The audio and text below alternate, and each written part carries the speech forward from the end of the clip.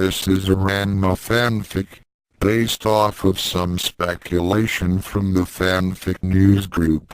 It involves time travel, multiple dimensions, and the children of Ranma Sodom getting themselves into a great deal of trouble. Descents and inversions does get a bit confusing at times, but then, no one ever said time travel and the Ranmavers were easy to understand. Just keep reading, and by the end you'll figure everything out. Hopefully, you'll even have fun. If you have any questions or comments, or need help with your math homework, I'm at ranma_and_ukyou.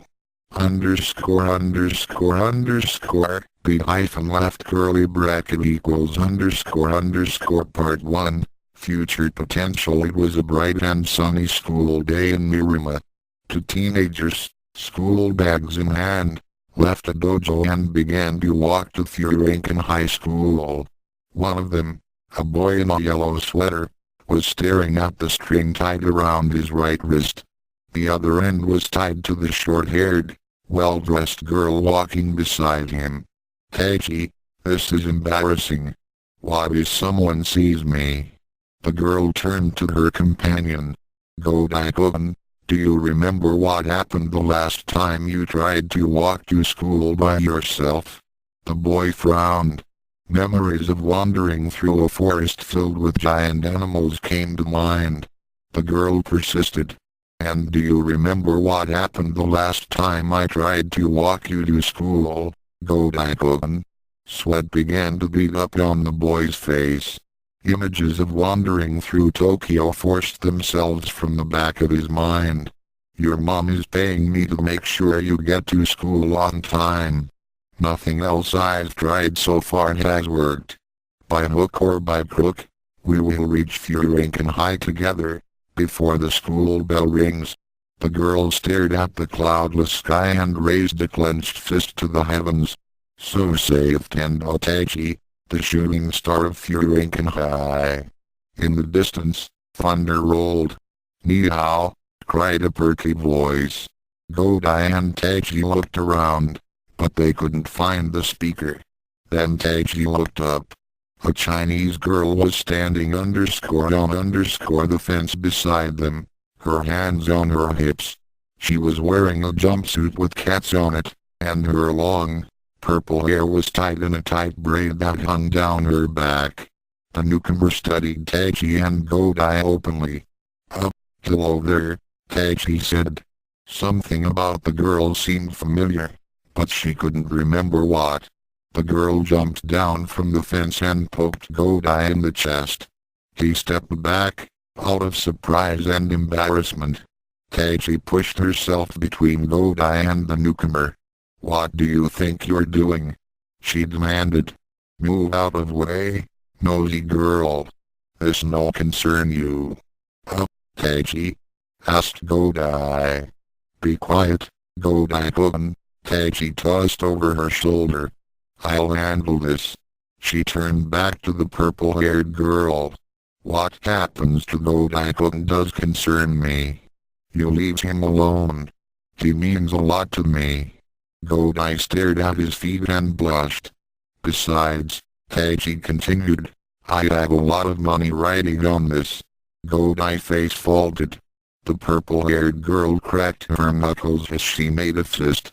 "If nosy girl not leave, nosy girl get hurt.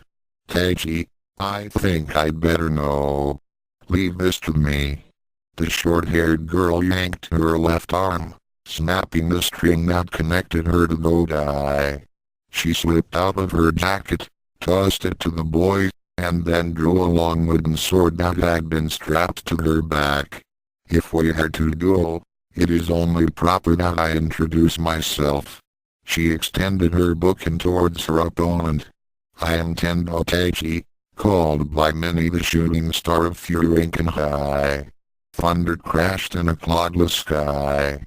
"I called spring." She bowed to Tachi, then jump kicked her. Tachi moved to block the attack, just like her father taught her. Something was wrong. Oh. Why had everything turned blue? It took the girl a moment to realize she was flat on her back, staring up at the sky. Her nose hurt. What? Taiji used her sword to push herself to her feet. Nosy girl persistent. Why she fight for boys? Taiji blinked, trying to get her eyes to focus on the purple blob in front of her. He is my cousin, she gasped. Cousin? The purple-haired girl thought for a minute. Cousin is good.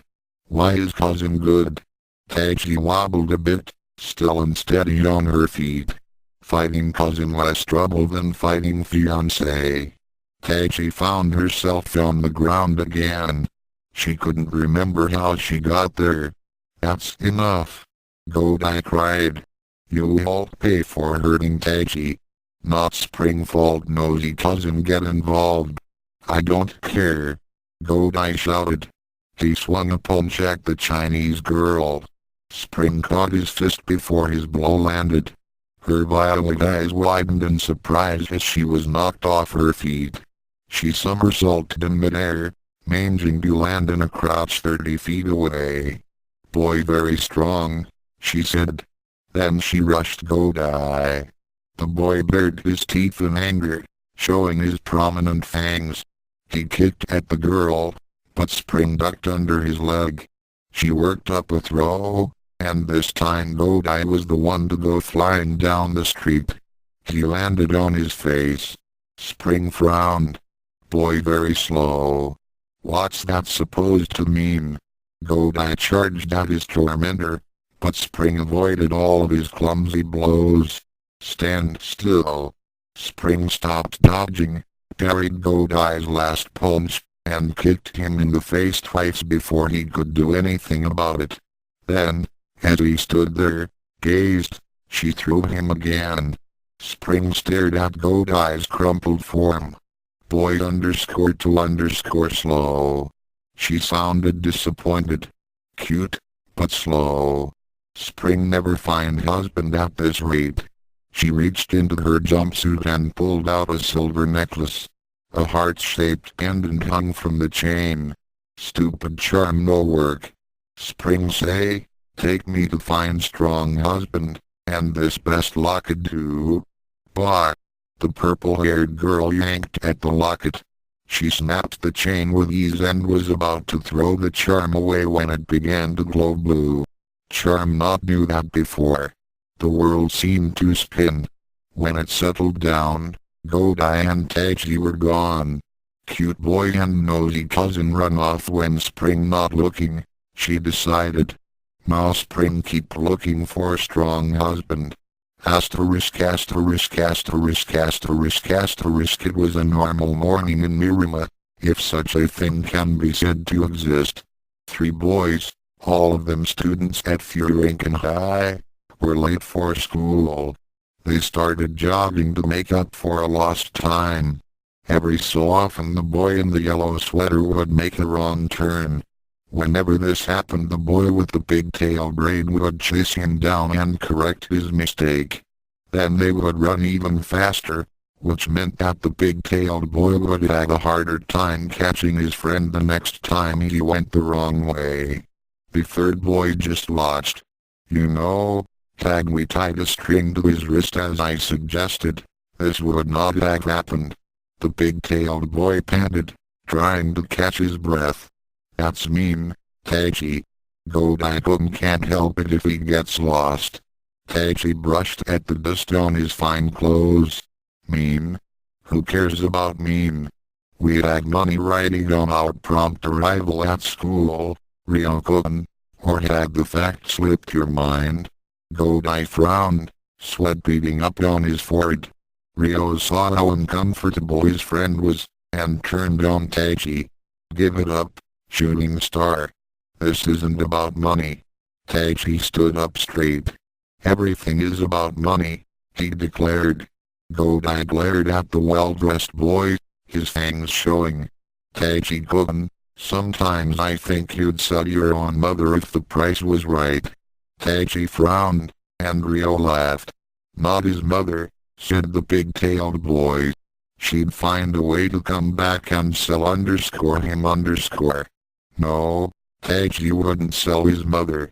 A girlfriend, maybe, or a fiancé. You need not flaunt the fact that you and Bell-chan had to be married, Taiji accused. Ryo sobered immediately. I didn't mean to rub it in, Taiji-kun. What's it like, being engaged? Asked Godai. Big-tailed boy engaged. That caused problems, said a perky voice. The three boys looked around for the speaker. Ryo and Taiji looked up at the same time. There was a girl standing on the fence beside them. She was Chinese, with long, purple hair she wore in a braid. What do you mean by that? Ryo seemed suddenly defensive. The girl didn't answer right away. Instead she studied the three boys for a moment, then jumped down. Why cute slow boy run away? She asked Godai. He just stared at her blankly. Then he blushed. Taiji couldn't help but needle his friend. Godai-kun, why did you not tell us you knew such a vision of loveliness? Ryo would not be put off. Who are you, and why is my Bell-chan a problem? He spoke with a cold intensity that boded ill for the strange girl. Fiancé usually get in way of marriage, the Chinese girl answered. I had no intention of marrying you. Ryo spoke slowly. I would marry you, declared Taiji. The girl stared at the well-dressed boy. Boy looked like nosy cousin. Hope boy fight better than nosy cousin. I, Tendo Taiji, the shooting star of Furinkan, have never been defeated.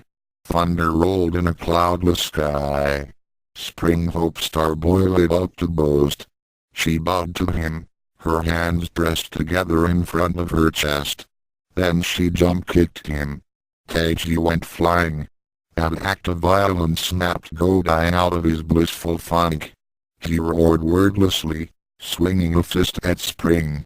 She ducked under his blow with ease and threw him across the street. Spring already beat cute slow boy. Ryo slowly made his hands into fists. I don't know who you are, but I won't let you beat up my friends. Nay, Ryo. This battle belongs to me, cried Taiji. The boy had pushed himself to his feet and taken off his jacket, revealing a book and strapped to his back. He drew his wooden blade and extended it towards the purple-haired girl. You caught me by surprise once, O treacherous goddess, but you shall not do so again. His soliloquy was spoiled only by the footprint across his face. Starboy talked too much, complained Spring. She rushed him, but Taiji managed to parry her initial attack. Spring seemed impressed. She launched a combination of punches at the swordsman, and smiled when Taiji blocked them all. Then she sweep-kicked him. Taiji lost his balance, and with it, the rhythm of his defense. Another combination of punches saw the shooting star of Furinkan sprawled on the sidewalk. By this time Godai was back on his feet. He rushed Spring a second time, with predictable results. This time the sidewalk cracked when he landed on it. Ryo stared at the unmoving bodies of his friends. He bent down to pick up Taiji's book and, spinning the blade in his hands to get the feel of the weapon, he paused, waiting for the purple-haired girl to make the first move. Spring advanced slowly. Big-tailed boy lacked patience. I don't like to fight. Spring launched a roundhouse kick at Ryo's head. He ducked under her foot, but she recovered before he could strike back. Spring attacked again, launching a combination of punches and kicks that Ryo was hard-pressed to defend against. She set up a foot sweep like she had against Taiji, but Ryo was ready for it. Spring's eyebrows shot up in surprise, and she jumped back to give herself some room. Big-tail boy best fighter Spring sees so far. Why he no attack? I told you, I don't like to fight. Fighting never solves anything. How Pigtail Boy win fiancé if he no fight. Ryo's eyes narrowed, and his face became grim. I told you to leave Bell-chan out of this, he snarled. The purple-haired girl perked up at that. Spring finally understand. If Spring kills fiancé, Pigtail Boy free to marry Spring. Ryo's knuckles grew white. He opened his mouth, but his fury had taken him far beyond language. With a wordless roar he hurled himself at Spring. Spring sighed. There was no strategy to Ryo's attack. He was flying at her feet first. It was an easy throw, and an easy win. That was why she was so surprised by the sudden blow to the stomach. Stunned, she could do nothing as Ryo's kick caught her on the face. Ryo landed hard. He'd put a lot of rage into that attack, and he hadn't had much thought for what would happen after kicking his opponent in the head. Truth be told, he hadn't been thinking, period. Picking himself up, Ryo wondered what had happened to Taichi's booking. As reason slowly returned, he remembered throwing it at the purple-haired girl. He looked for his opponent, hoping he hadn't killed her in his momentary rage. She was moving, which put her that far ahead of Taichi and Godai. Now what do I do ? Ryo wondered. Spring felt her nose. It didn't seem broken, for all the blood coming out of it. The boy with the pigtail is a better fighter than I gave him credit for, she muttered to herself.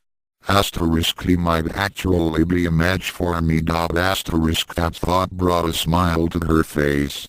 She sprang to her feet. Pigtail Boy ready for round 2. Round 2?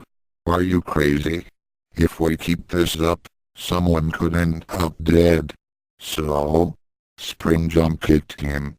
Ryo dodged out of the way, but the girl's attack had been a feint. She twisted in midair and lashed out at the boy. Her fist landed square on Ryo's jaw, and the pig-tailed boy slumped to the ground.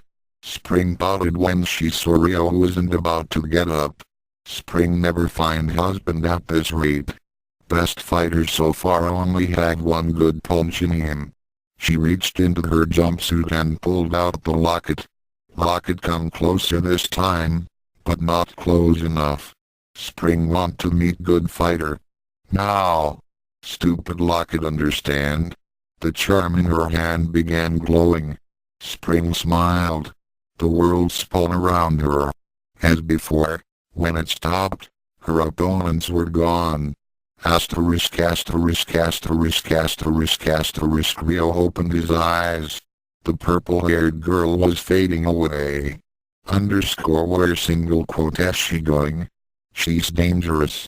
And she threatened Bell-chan ! Aloud he muttered. I'd better keep an eye on her. He staggered to his feet. The girl was gone, but a ring of fading light marked where she had been standing. Ryo jumped. The skies were clear and blue, but that meant little in Mirima, Tokyo. Rain clouds had a habit of appearing out of thin air, particularly whenever someone named Sodom walked outside. A boy and a girl were running to school.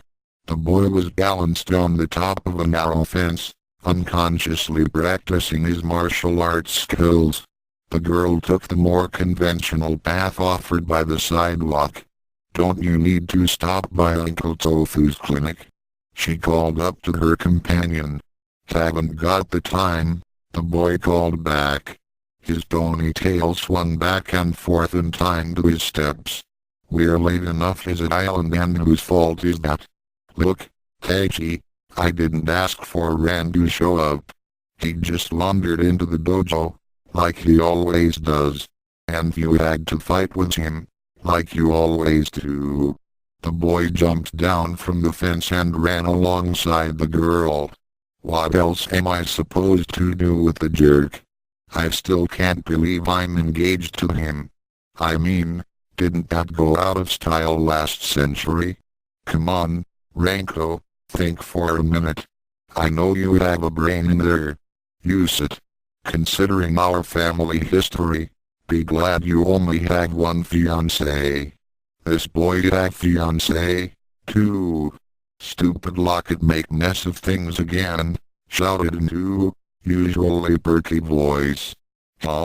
Said Ranko. He and Tachi stopped running. A purple-haired girl with a long braid stood in the middle of the sidewalk, blocking their path. She was holding an amulet in her hands. Glowing sparks were shooting out of it like tiny blue fireworks. She looks like pictures of Big and Tachi, but the well-dressed girl was cut off by a cry of anger and frustration. The glowing locket bounced off the sidewalk, taking chips out of the concrete as it skipped into the canal on the other side of the fence. It made a hissing sound as it hit the water. The purple-haired girl stared at Ranko and Tachi. Her hands balled into fists, and a sharp, almost feline growl escaped her lips. Tachi reached for Ranko's book bag. Here, let me hold that for you. This looks like something you're better at than I am. Ranko cracked her knuckles. Well, I am the best, he gloated. Good, the purple-haired Amazon cried. Spring tired of fighting weak boys. She pressed her hands together, bowed, and jump-kicked Ranko. The boy ducked out of her way with ease. Spring, surprised, almost fumbled the mid-air flip she needed to land on her feet. Spring impressed, she admitted. Said Ranko. You ain't seen nothing yet. Spring ran at Ranko, sending a shower of punches and kicks at the pony-tailed boy. He blocked them all, jumped over her sweet kick, and landed an elbow on the top of her head. Spring's eyes glazed for a second, but then she renewed her attack. She was even more ferocious than before, if that was at all possible. Tachi, meanwhile, had not been sitting on the sidelines idle. Her mind had been in overdrive, trying to find out how she could profit from the situation. Remembering the stories she had heard growing up, she quickly realized how close Ranko was to complete disaster. Profit was one thing, but Chinese Amazons were not something she wanted to deal with just now. Mom will be disappointed, but at least Dad will understand. Ranko. Trust me. She shouted. This is one fight you don't want to win. Huh? Any more eloquent response from the pony-tailed boy was cut off by the knee to the stomach Spring hit him with. Listen to me. If you win, she's got to marry you. Marry? That right? Announced Spring. Pony-tailed boy strong and fast. Make good husband. Husband? Who do you think I am? I'm not marrying anyone. Ranko punctuated that outburst with a kick that sent Spring flying back into the fence. The purple-haired girl looked shocked for a moment, but she quickly fell back into a combat-ready stance. Pony-tailed boy best fighter Spring see so far. Spring not go home empty-handed. Look, I'm not marrying you. I'm not even. There was a loud crack, like a home run being hit out of the ballpark. Shut up, Tachi hissed as she slid her book and back underneath her jacket. Can't you just call the fight a draw? A draw? Ranko seemed offended at the thought. Never. I'm gonna knock her into last week. No, last century.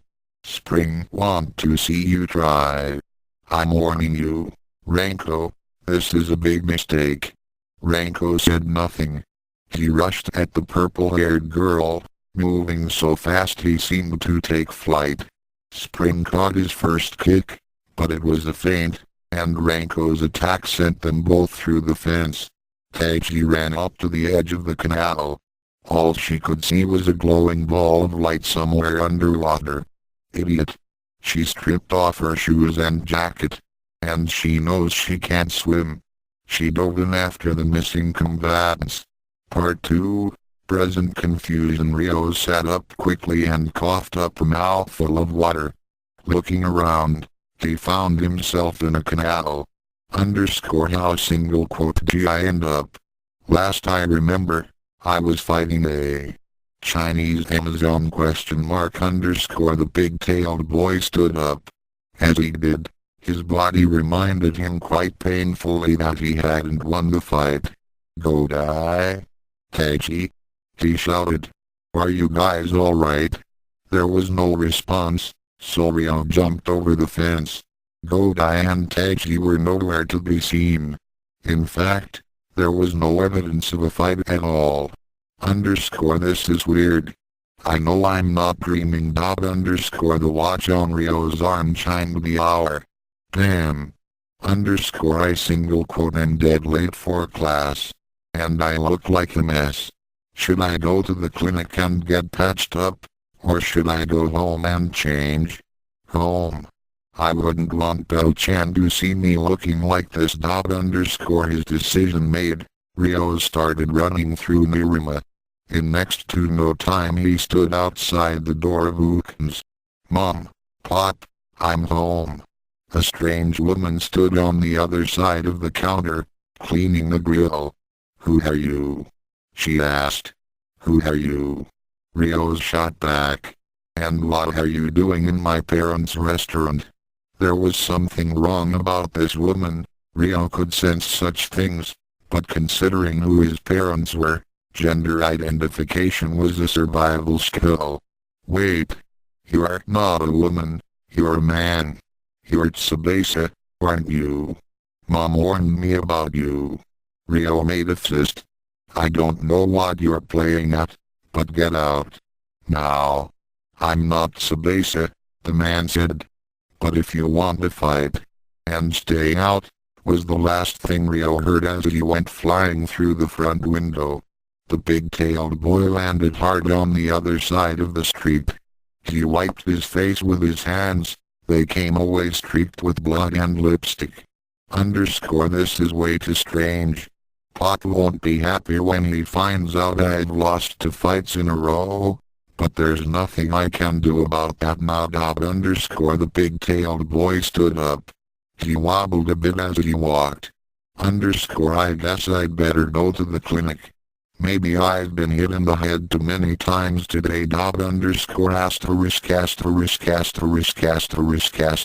Spring sat up. The water, which had been over her head a minute ago, was now only a foot deep.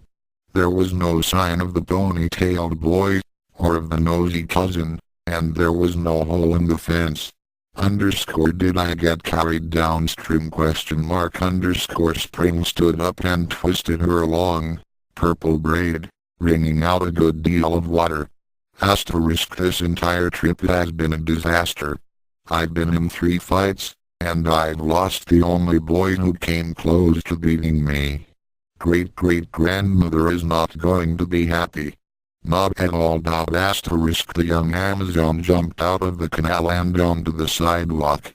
A loud growl from her stomach reminded her that she hadn't eaten breakfast. D better, no hyphen. Spring need find restaurant. A short time later Spring found a promising place. The sign even said Nakoyaden. It's just like home. Shampoo. A voice cried from inside the restaurant. There you are. I love you, Shampoo. A long-haired boy with glasses came running out the door. Spring did what any well-trained girl in Nirima would do, and too soon found himself in low Earth orbit. As it. I've had it with this stupid country. I don't know how great-great-grandmother expects me to find a husband. Spring began walking, not caring which way she went. Intervening walls and buildings paid the price of her frustration. Ranko screamed. There was water everywhere. Water was the mortal enemy of his closest kin. It warped the body in unnatural ways, and it sucked you under the waves, forcing itself down into your lungs. A wooden sword smacked the pony-tailed boy upside the head. Crybaby, Taiji taunted. The water's only a foot deep. I knew that, said Ranko, sullenly. Tachi scrambled up the bank of the canal, while Ranko took a speedier route and jumped to the top of the fence. I don't see that crazy girl anywhere. Ranko, you have no idea how lucky you are that she's gone. Tachi shook her head, trying to dry out her short hair. You have more than enough problems with that big of a fiancé you've already got. Throw a Chinese Amazon in the mix and, well, you know the stories as well as I do. Yeah, I guess so. And you owe me a month's worth of chores.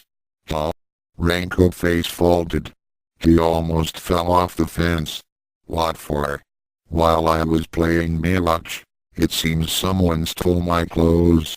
The two of them, still damp and bedraggled, decided to go to the clinic before going to school. Bell-chan should have some old clothes I can borrow, explained Tachi, wiggling her stocking toes. And we might as well change you back while we have the chance. Good idea, agreed Ranko. If that girl shows up again, I want to be in my best fighting form. This body's stronger, but it's too slow. Tachi shook her head. Get a clue, Ranko? The last thing you want to do is fight that Amazon in any form. If you do meet her again, the best thing to do would be to lose. Throw a fight? Never. I'm the best there is. And I'm the undefeated shooting star of Furanken High. But that doesn't mean anything. Off in the distance, there was a soft peal of thunder. Just think about it, okay, Ranko? Ranko's response was cut off by the sight of a man running down the middle of the street carrying a skeleton. We're almost there, announced Tachi. Ranko stared after Dr. Tofu. Man, Bell-chan's dad is a fruitcake. He's almost as nuts as your ouch. The ponytailed boy winced as Tachi slapped her bookin against the palm of her hand. What'd you do that for? You were saying? I was gonna say, and, oh, Tachi put her bookin away. She smiled. Sorry. No one answered the clinic door when Ranko knocked. Now what do we do? He asked. We go in, said Tachi, who did just that. It's not like Aunt Kasumi is going to throw us out or anything. The short-haired girl stopped and studied the room for a moment. Tachi, what's wrong? Look at this place, Ranko. You tell me what's missing. Ranko turned around in a slow circle. Well, it's a little messy. Tachi snapped her fingers. Exactly. When was the last time Bell-chan and Aunt Kasumi left any place looking like this? She stepped in the middle of the room and held out her arms. This place looks like a bachelor pad. So? It's not right. You figure it out, then. I don't think they moved the kitchen since the last time we were here, so I'm going to get some hot water. You do that, said Tachi. She began poking through piles of medical journals. There's got to be a clue here somewhere. Asterisk. A weary and beaten Rio stumbled up to the clinic. He knocked at the door. I hope Bell-chan is out. I don't want her to see me looking like this. The lipstick might be a bit hard to explain. His cousin Tachi opened the door. Yes? She asked. She? Rio's gender identification sense went into overdrive. Tachi Kuno was a boy. He knew that. They'd grown up together. The person standing in the doorway had the same face, but she was very definitely female. The damp blouse made that more than abundantly clear. Tachi? Rio stammered. Yes? She repeated. That's my name. If you're selling something, we're not interested. She moved to shut the door. Martial arts reflexes kicked in, and Rio's foot kept the door from closing all the way. You're Tachi Kuno? I said yes. Tachi gave Rio a closer look. Hey, You've been in a fight. She let the door open all the way, grabbed him by the hair, and pulled the pig-tailed boy down so she could study his face. With Uncle Konatsu, the world was just too strange for Rio, and he started babbling. There was a transvestite in the restaurant, and a Chinese Amazon, and you're a girl. His voice took on a plaintive note. Where's Bell-chan? Taichi shrugged. That's a good question. Ranko returned from the kitchen, a teakettle in his hands. Who's a girl? He asked as he poured hot water over his head. Rio saw the pony-tailed boy shrink, heard his voice rise in pitch, and could not help but notice the change in hair color. His gender sense flared beyond control. Splaying his fingers in shock, the pig-tailed boy slumped to the ground in a dead faint. What's with him? Asked the now red-headed Ranko. You'd think he's never seen a boy turn into a girl before. Taichi looked at the boy lying in the doorway. Help me get him inside, she asked Ranko. I think he's been hit on the head a bit too hard. The least we can do is give him an ice pack. Ranko grabbed the pig-tailed stranger by the legs and started dragging him through the clinic. Do you know who he is? It sounds like he knows you. The red-haired girl winked at her cousin. Oh, I get it. He's your boyfriend. That explains the lipstick cow. Would you stop hitting me with that thing? Taichi calmly put her book away. I only hit you when you deserve it, Ranko. I learned that from your mom. And no, he's not my boyfriend. At least, I don't think the island hall. Ranko hauled Rio onto the examining table. Taichi held out one of the medical journals she'd found in the other room. Look at the date on this. It's from last century. And this is the most recent one I could find. The titan-haired girl scratched her head. So that means Uncle Tofu was reading old magazines? No. Taichi slapped the journal down on a counter. It means we're in the past. Use your mind, Ranko. There's no sign that Kasumi or Bell-chan ever lived here. It all fits. The past? Ranko thought for a moment. She liked the idea. Yes. I can keep Dad from taking me on that trip to Hulch. Oh, be quiet. I only used the magazine this time. The short-haired girl had a dreamy look in her eyes. Besides, you're thinking small. Do you know how much money I can make here? Taichi Tendo, the undefeated shooting star, will make the financial world tremble at the mere whisper of my name. In the distance, a massive roll of thunder shook the skies. Hello? Asked a soft voice. Dr. Tofu. A beautiful woman with long brown hair walked into the room. Oh, hello, she said. Have you seen Dr. Tofu? He was running down the street with a skeleton, said Ranko. Oh, my. I wonder why he was doing that. Well, he must have had a good reason. Kasumi walked over to the examining table and brushed the hair out of Ryo's face. What happened to this poor boy? Taichi shrugged her shoulders. I think he was hit on the head a few too many times today. We just found him, and figured he ought to rest here for a while. That's a good idea, agreed Kasumi. She took a damp cloth and wiped the blood and lipstick off his face. Ryo stirred at the sound of Kasumi's voice. His eyes fluttered open. Bell-chan? He asked.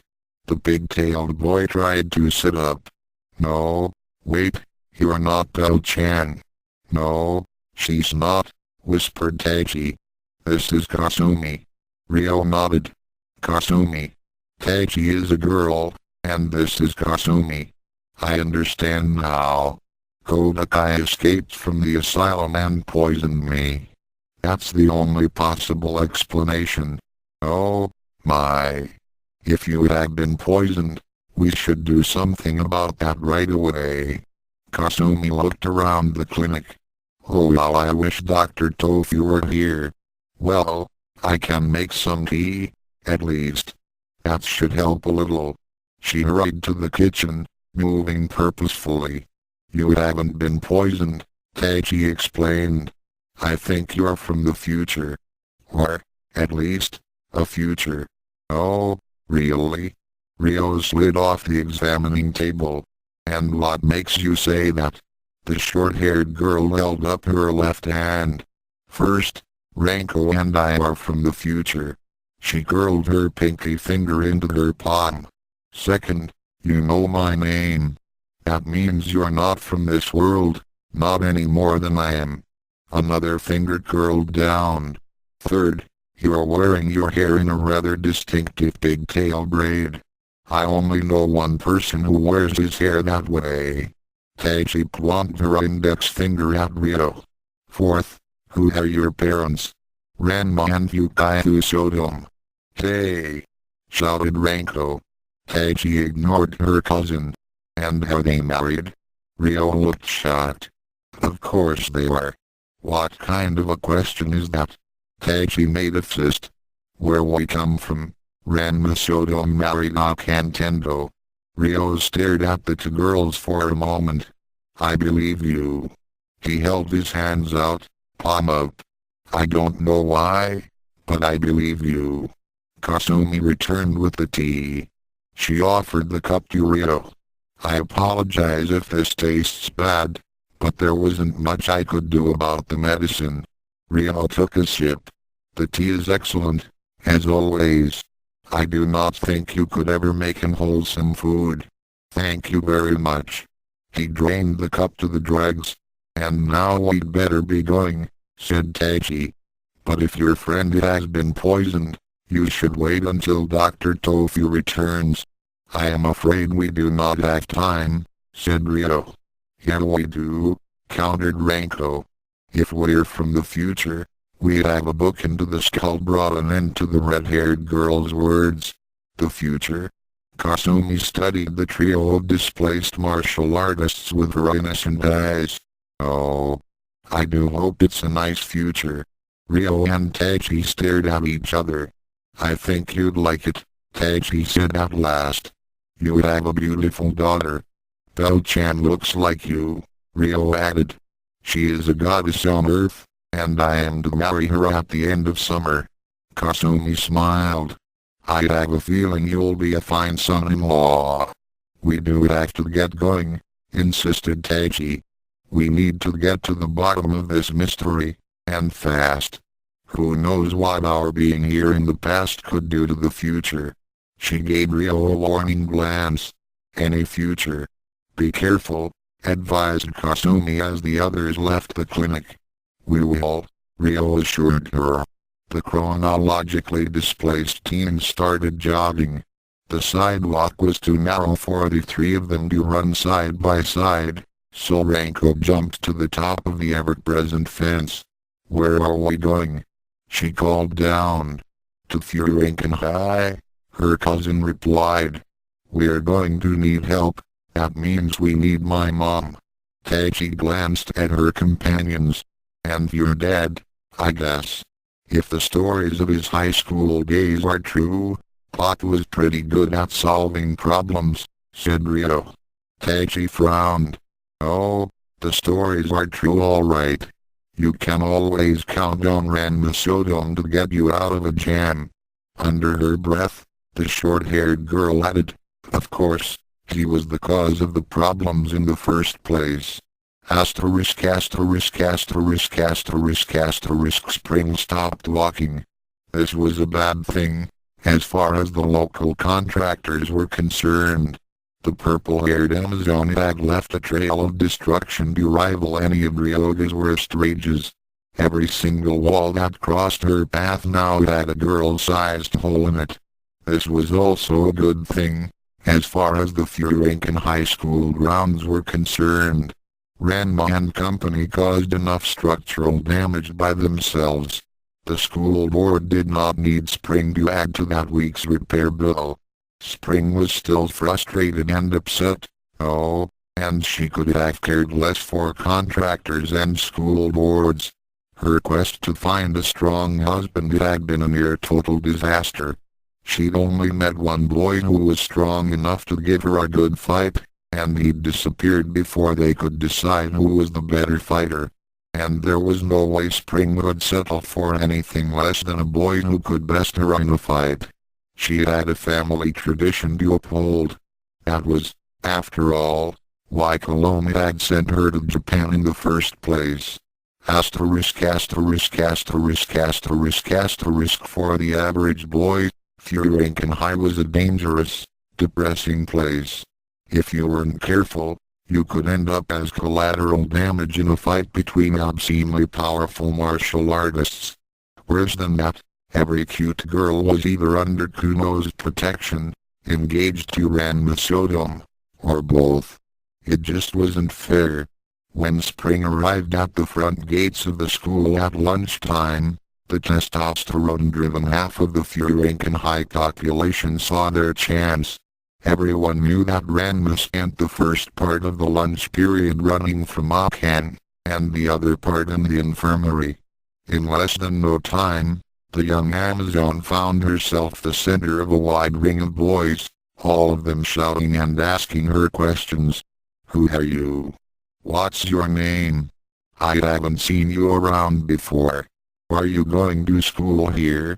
Are you from China? You look like you're from China. Spring, for all her training, was not very good at languages, particularly Japanese.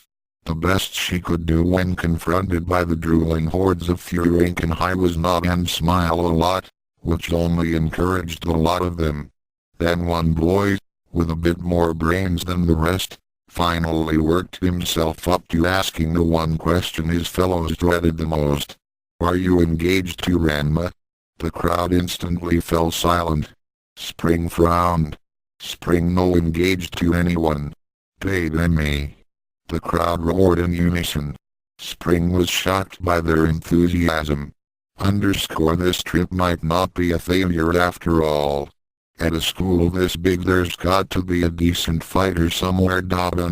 Spring only date boy who beat her in fight, she declared, having to shout a bit to be heard over the crowd.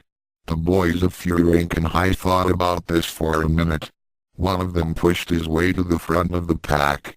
I'll fight you, he announced. Spring bowed to him, then attacked. The boy went down hard. Me next, shouted a half-dozen boys at once. That started a melee the likes of which hadn't been seen since the days before Ranma enrolled. Spring was busy for the next few minutes. She'd never had to fight that many people at once before. Asterisk asterisk asterisk asterisk asterisk Ranma sat under a tree on the Ranma High School grounds, contentedly munching on an okonomiyaki. He looked up at Ukyou and smiled. Once again she had saved him from starvation or worse. Akane had made his lunch today. A cry of, Ranma, you jerk, split the air, and the baka in question barely managed to avoid being driven into the turf by a rather large hyperdimensional hammer. What I do? He mumbled around a mouthful of food. What did you do with the lunch I made you? Akane took another swing at her fiancé. The hammer was starting to glow blue with Cherenkov radiation. Ranma jumped up, somehow balancing on the side of a tree. He plumped behind Akane, and his fiancé paused in the middle of her anger-driven assault. Slowly she turned around. There, sprawled on the grass, was Kuno. On his face was a mixture of pain and pleasure that would have truly frightened anyone who didn't know Kodakai. Clenched tightly in his hands was the remains of Ranma's lunch. You gave the lunch I made for you to Kuno. Ranma took a hasty step back. Akane's anger flared so brightly he was sporting a second shadow. He winced in anticipatory agony. There was no avoiding what came next, not without taking steps he would never use against a fiancé. or anime. It really wasn't his fault, Nabiki told her sister. Ranma owed me a favor, and Kuno was hungry. It was a way of killing two birds with one stone. He still shouldn't have done it, Akane grumbled. Look at Kuno, accused Ukyou. If I hadn't shown up, that would have been Ran-chan curled up in agony. Well, Ranma _ curled up in agony, noted Nabiki. The middle Tendo daughter nudged her possible brother-in-law with her toe. There was a large hammer-shaped impression on the side of his face, and his fingers were splayed in a traditional display of surprise and warding. Akane ignored her sister. She was busy confronting Ukyou instead. Are you saying my cooking is bad? If the poison fits, I'm not going to stand here and be insulted. Leave, then. It'll be safer for Ran-chan. Akane made a fist. That does it. Ukyou drew her battle spatula. Anytime, tomboy. Nabiki sized up the combatants, trying to decide what sort of odds she should give. Then she noticed something strange. There was about to be a rather nasty catfight, and the student population of Furinkan High was not swarming the combatants. She shaded her eyes with her hands and searched the school grounds. The only people she saw were gathered around the front gate, and all of them were girls. _D better postpone this, Nabiki decided. If Ukyou and my sister duke it out without an audience, I won't make a profit. And I want to see what's going on. She took a step in front of Akane, blocking the girl's line of fire. Hold on a minute. Ukyou paused in mid-swing. Get out of the way, Nabiki. The mercenary Tendo girl stared at both Ukyou and Akane in turn. What's gotten into you two? You'd think you were Ranma and Ryoga. Now cut the macho act and follow me. Nabiki marched towards the large crowd of girls. She wanted to know what was happening, and if she could turn it to her advantage somehow. Akane and Ukyou, both shamefaced, dragged their feet after her. Akane also dragged Ranma. I'm sorry, they both said at once. It's just that Ranma gets me so mad sometimes, Akane continued. Tell me about it. Ukyou looked off in the distance. I've been on edge all morning, too. Konatsu threw some nut out of Ukens today, just before I left for school. It wasn't anyone we've seen before, and Konatsu said he was talking like a crazy man. The whole thing's made me a little worried. Did you see him? None. I was in the back, and it was all over by the time I could take a look. I can see why you'd be scared. I know _D be worried. Akane held out her hand. No hard feelings, then? Ukyou smiled. Nope. She took Akane's hand. With all the weird things that happen around Ran-chan, the last thing I need is another enemy. Nabiki elbowed her away to the front of the crowd. What she saw surprised her. Not the pile of unconscious boys, that was commonplace at Furinkan High. No, it was the girl knocking the boys unconscious that surprised her.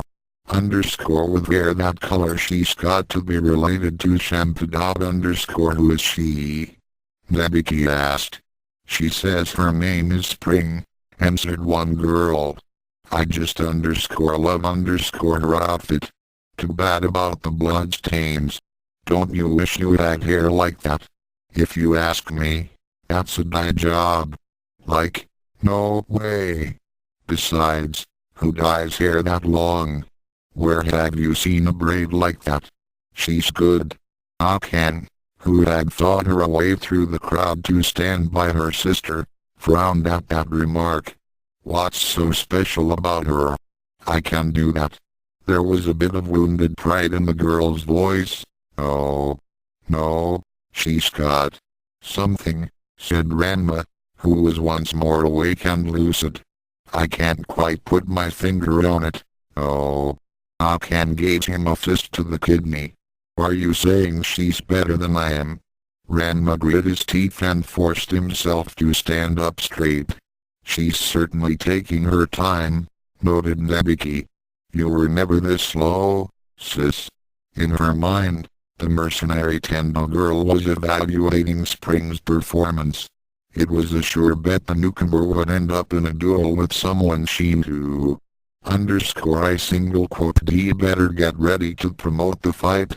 Once she tells us who or what she's after. A boy went flying towards the crowd. Ukyou spatulated him to the ground before he could hit anyone. That's the last one. I wonder what happens now. Asterisk. Spring felt her heart breaking. Of all the boys she'd just defeated, not a single one was even remotely in her class. Even the nosy cousin with the funny wooden sword had put up a better fight. The young Amazon looked around the crowd, hoping against hope that she had missed a boy somewhere. She saw Ranma. Spring took a step towards him, then stopped. The boy looked familiar. He reminded her of the big-tailed boy she'd fought, and the bony-tailed boy who had knocked her in the canal. Well, they are Japanese, she told herself. Of course they're going to look alike. At least this one has the sense to wear normal clothes. You. Spring won't doubt Ranma. You fight with Spring now. There was a weariness in her voice. It was almost too much to hope that this boy was any better a fighter than the others she'd just beaten. You win. You marry Spring. Ranma face faulted, giving Ukyou a chance to step in. Ran-chan is engaged to me. She spun her battle spatula in a slow arc.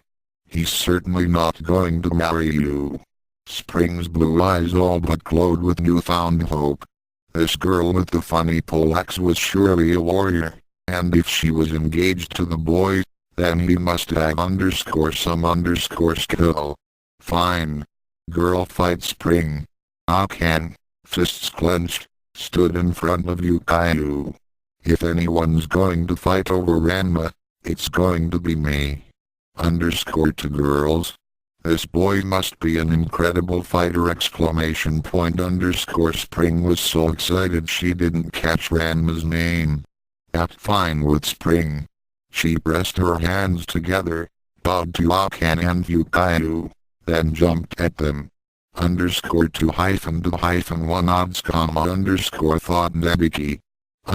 What sort of a point spread should I consider? Akane and Ukyou were worried. Not that either of them would admit it, of course. They were both martial artists with years of training behind them. They were also engaged to Ranma, and while that usually involved prodigious amounts of aggravation and inconvenience, it also gave one a superhuman level of endurance. People like that don't like to admit it when they bite off more than they can chew. This strange new girl, Spring, was eating them alive. Oh. The first few minutes of the fight were a period of testing. Akane threw a few punches, Spring threw a few kicks, and Ukyou threw a few spatula shuriken. No one got hurt. Nabiki figured out the odds, gave the home team 5-4, and started taking bets. Ranma studied the fighters and started to sweat. He never liked sitting out on a fight, especially not when he was the prize. Jean Sung wanted to be the master of his own destiny. Letting other people decide his future made him uncomfortable, particularly when his strength and skill could make a difference. There was something about this girl that made Ranma worry for Akane and Ukyou. It wasn't just the hair, which reminded him of Shampoo. That in and of itself was cause for concern. No. There was something about the way this new girl moved. She was fast and graceful, like a cat, or a tiger, and just as fierce. It was only when Spring upped the tempo of her attacks that Ranma finally put the pieces of the puzzle together.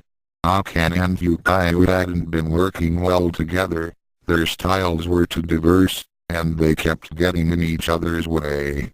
Spring played one of them against the other, moving fast enough to not get hit, launching attacks just to keep the fiancés on their toes.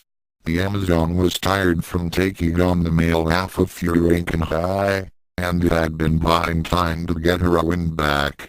Then Ukyou tried to sweep Spring's legs with her battle spatula.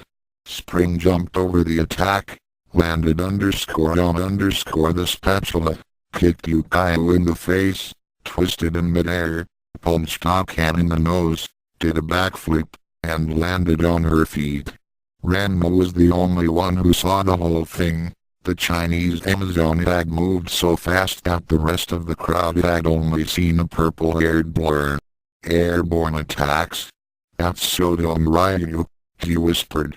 Nabiki heard him over the crowd. Are you sure? Hey, I know these things. Ranma studied the fight for another minute, wincing as Spring launched a flurry of kicks at Ukyou. One made it past the Okonomiyaki chef's guard, catching her on the sternum. Nabiki thought for a bit. Just how bad is it going to get?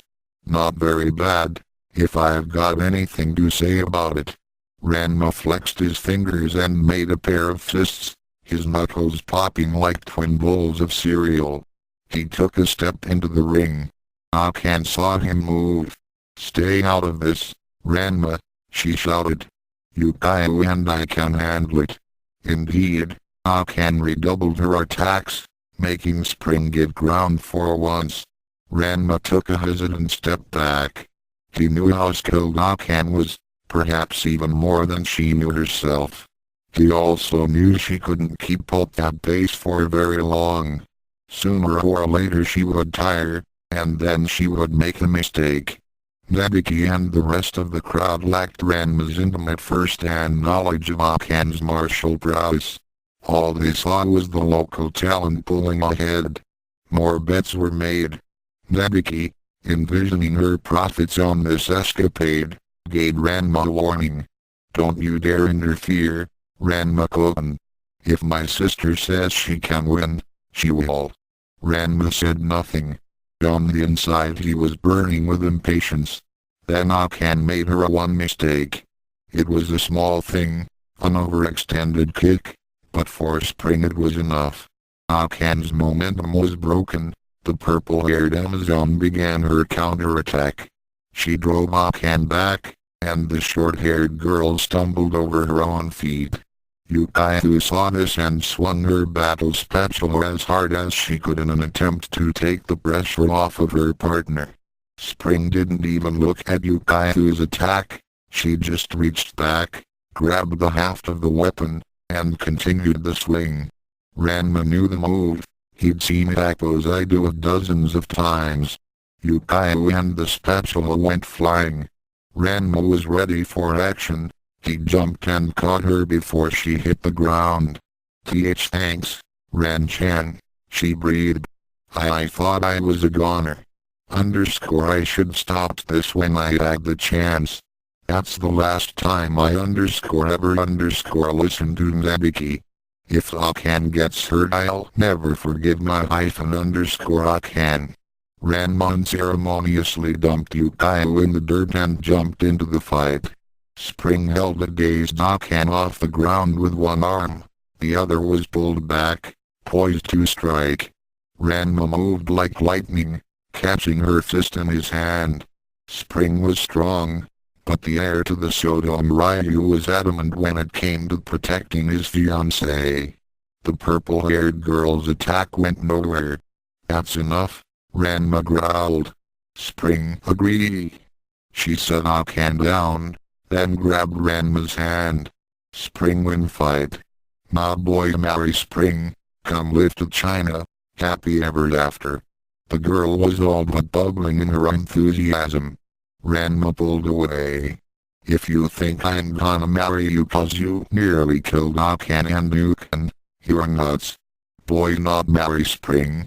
I said, no. The young Amazon bowed her head and turned away. What can I do? I've already lost track of one good fighter. I'll be damned if I let this one go. To stealing her courage. Spring spun around.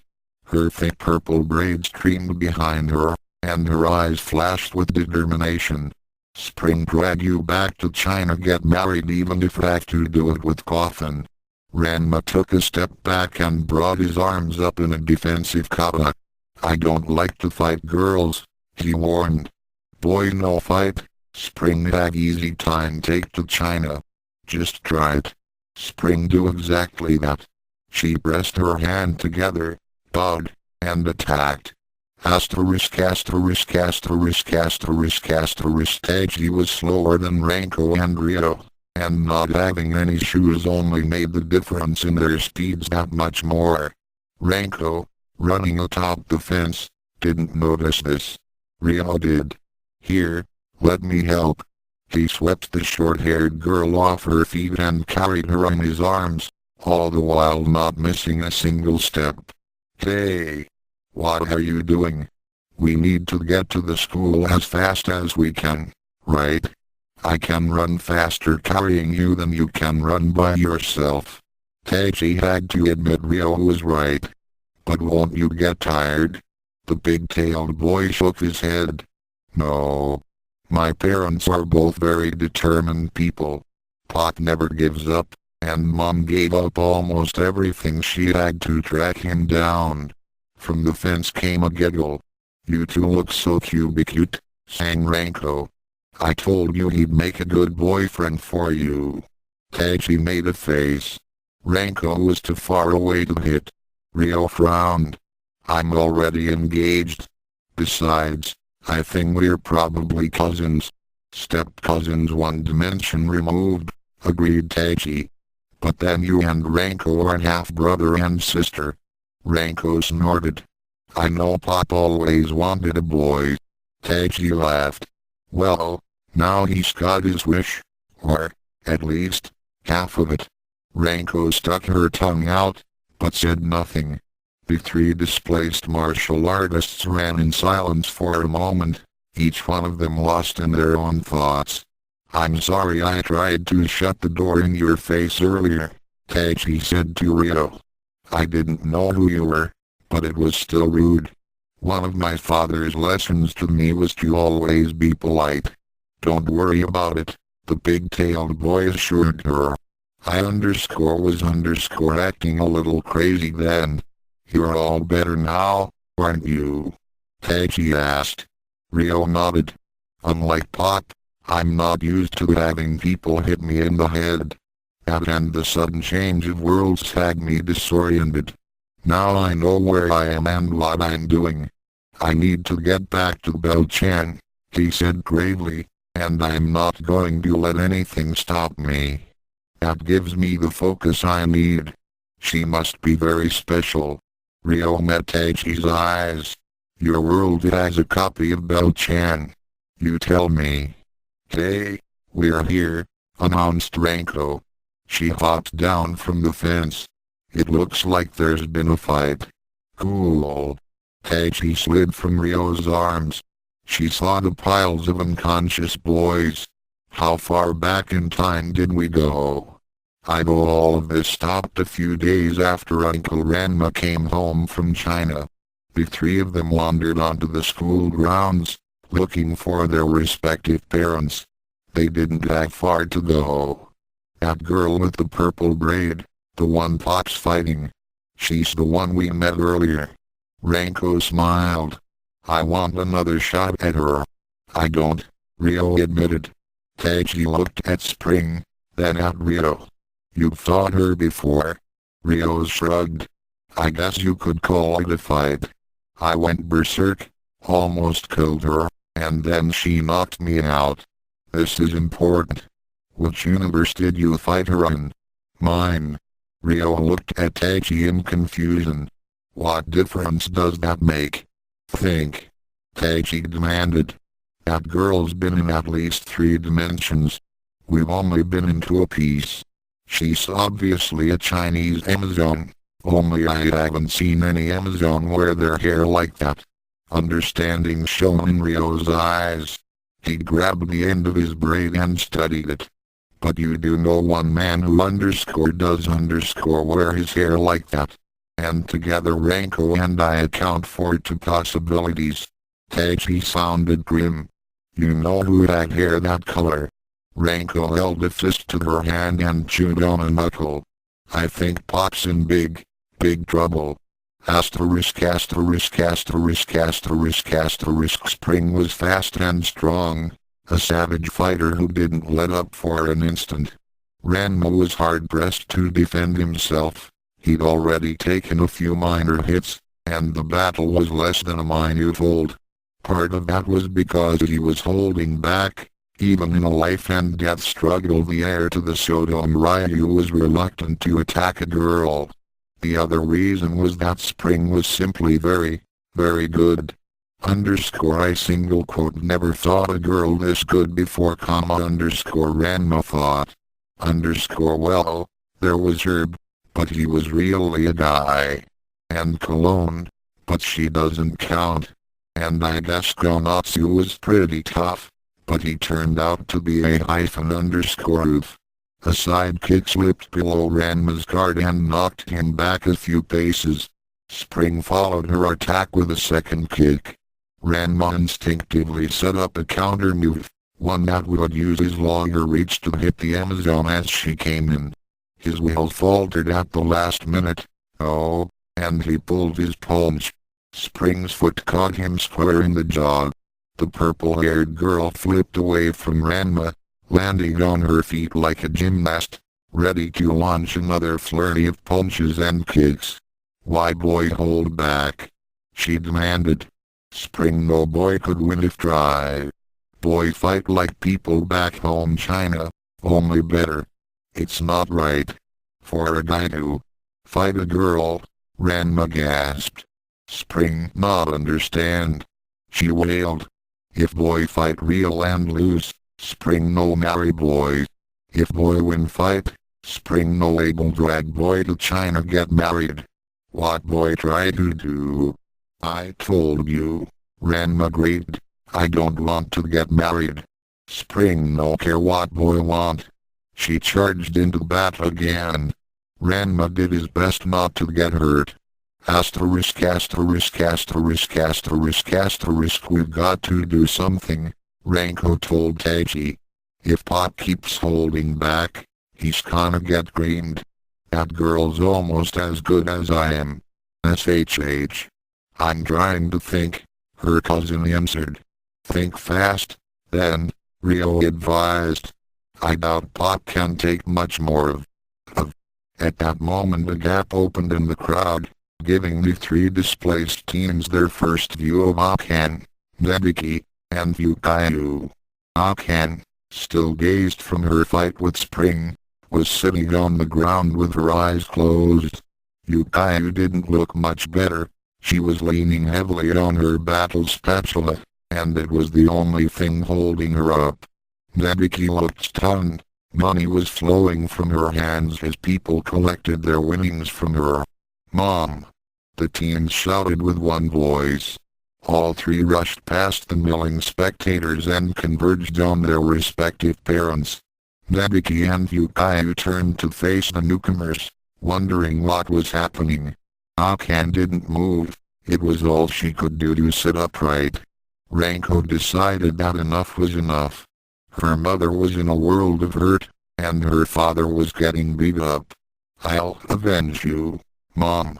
The red-haired girl cried, but before she could throw herself into the fight, Tachi spatulaed her into lower orbit. Thanks for teaching me that, and Ukyou, she said as she put her book away. It wouldn't do for Ranko to jump into the fight. She'd just add to the confusion. Ukyou blinked at Ryo a few times. I must be dreaming. I'm too young to have a son as old as you. And with that braid. She shook her head, trying to clear her thoughts. This can't be true. Ryo reached out and touched her lightly on the shoulder. It's true, Mom, he whispered.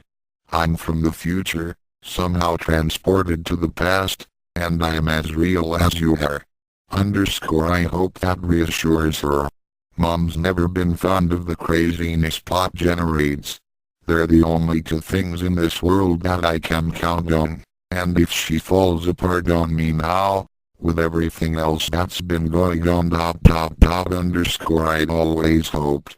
Ukyou's voice trailed off. The shock of Ryo's sudden appearance, plus her injuries from the fight, were too much for the okonomiyaki chef to take at once. Ryo caught her before she fell, then he gently set her down on the grass. Spring is to blame for this, the pig-tailed boy thought. She single quote s hurt my mother, I'll find a way to make her pay. Transdimensional half-sister or not exclamation point Nabiki was more lucid than Ukyou in her skepticism. You're from the future, huh? The mercenary Tendo girl crossed her arms and stared up at Taiji. Prove it, she demanded. Taiji reached into the collar of her blouse and pulled out a slender golden chain. Hanging from the chain was a 10-yen coin. Nabiki grabbed the necklace and stared at it. Then she pulled a similar chain from around her own neck. The coin she carried was newer than Taiji's, less worn, although they were both polished so they glowed. Where did you get this? Nabiki asked. Taiji shrugged her shoulders. You gave it to me when I started school. The shooting star of Furinkenhai looked away, unable to meet her mother's stare. You told me you'd want it in a bet, and that it was more valuable as a reminder than as money. Well, now, this changes things. Nabiki studied Taiji closely, looking her up and down. You're pretty tall. Then she got a good look at the book and I married him after all. She sounded surprised. Taiji held her hands together in front of her stomach. People say he's gotten a lot better. You hadn't Kodakai institutionalized. Father wasn't being poisoned on a constant basis, and that made a big difference. Nabiki nodded. I take it we had money. I assume, then, that you can afford proper clothes, young lady. Nabiki's tone was light, making her words more banter than lecture, but Taiji still stared down at her stocking feet, blushing. Then a sudden burst of inspiration came to her, and she looked into her mother's eyes with confidence. You can bill Uncle Ranma for the shoes and jacket. And why can I do that? I lost them while saving Ranko from the canal. She owes me, and since Ranma's her dad. Nabiki's eyes twinkled. There's no doubt about it. You are my daughter, all right. I hate to break this up, interrupted Ryo, but my transdimensional half-sister is winning the fight. Transdimensional half-sister? Nabiki asked. It's a working theory, explained Taiji shyly. Ryo here is from a world where Uncle Ranma married Aunt Ukyou. In my world, Ranma married Aunt Akane. We saw the hair and the braid, and figured that this spring must be Shampoo's daughter. So she's fighting to marry her own father. Not even Kodakai's that sick. Ryo shook his head. She probably doesn't recognize him. And Nabiki. From all the stories I've heard, Shampoo was never very observant. Pop isn't all that much better, so I can't imagine any child of theirs being very bright. We need to end the fight, Mom, and we can't think of a way how. I don't think Spring is going to listen to reason, and Uncle Ranma won't fight back. He won't throw the fight, either, added Ryo. One or the other would solve his problems, only Pot would refuse to do both. Nabiki studied the ground. That's easy enough to solve. She found the spot she was looking for and scuffed it with her shoe. Can one of you make a big hole right here? Ryo nodded. I can. But why just do it? Nabiki commanded. Bakusai Tenketsu! Shouted Ryo. The earth erupted under their feet. The pipes for the sprinkler system were twisted beyond repair. Cold water splashed everywhere. Asterisk asterisk asterisk asterisk asterisk. Ranma looked awful and felt worse. The Amazon just wouldn't stop hitting him. I gotta fight back, but I can't hit this girl. I just can't do it! Ranma began to sweat. Their single quote has something about her. What is it? Why does she seem so familiar? Spring leapt at Ranma. He knew the move. It was pure Shodom Ryu, something Ranma had taught him years ago. Ranma couldn't make himself counterattack. Oh, and Spring's punch knocked him back into a tree. Spring stood over Ranma. Boy, had last chance. Her eyes burned with conviction. Boy, throw fight. Spring no marry coward. Never. Ranma managed to grunt. Then Boy asked for it. Spring began a kata that Ranma knew would end with him in a world of pain unless he did something to stop her. Boy, go to China if Spring had to drag every step of way. Shodom secret technique. No, I can't escape carrying both Akane and Ukyou, and I don't dare leave them behind. Damn it. There's got to be something I can do. Then it started to rain. Ranma felt himself change. Great. I needed this like a hole in the head.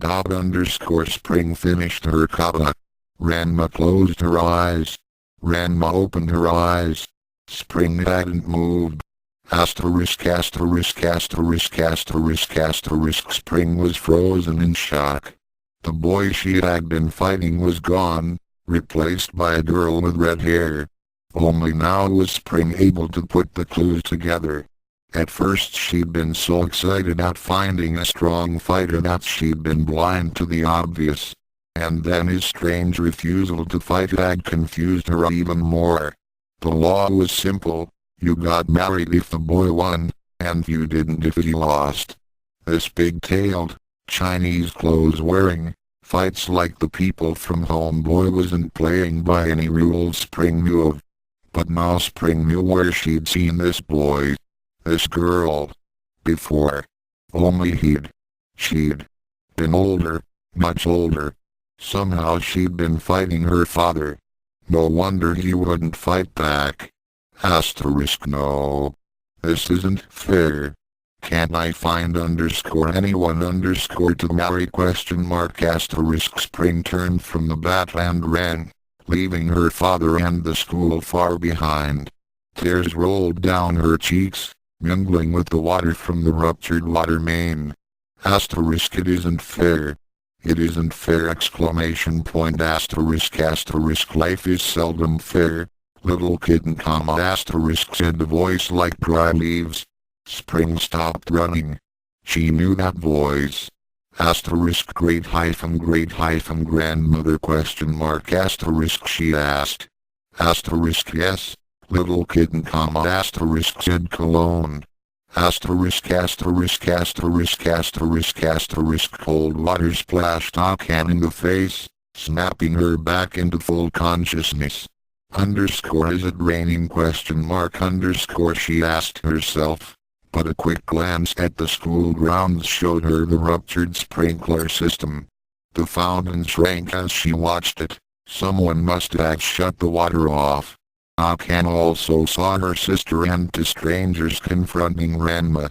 At least that girl is gone. Akane shivered at the memory of her fight with Spring. The purple-haired warrior had been unstoppable. It was like fighting Ranma, only she hit back. What was with that crazy chick?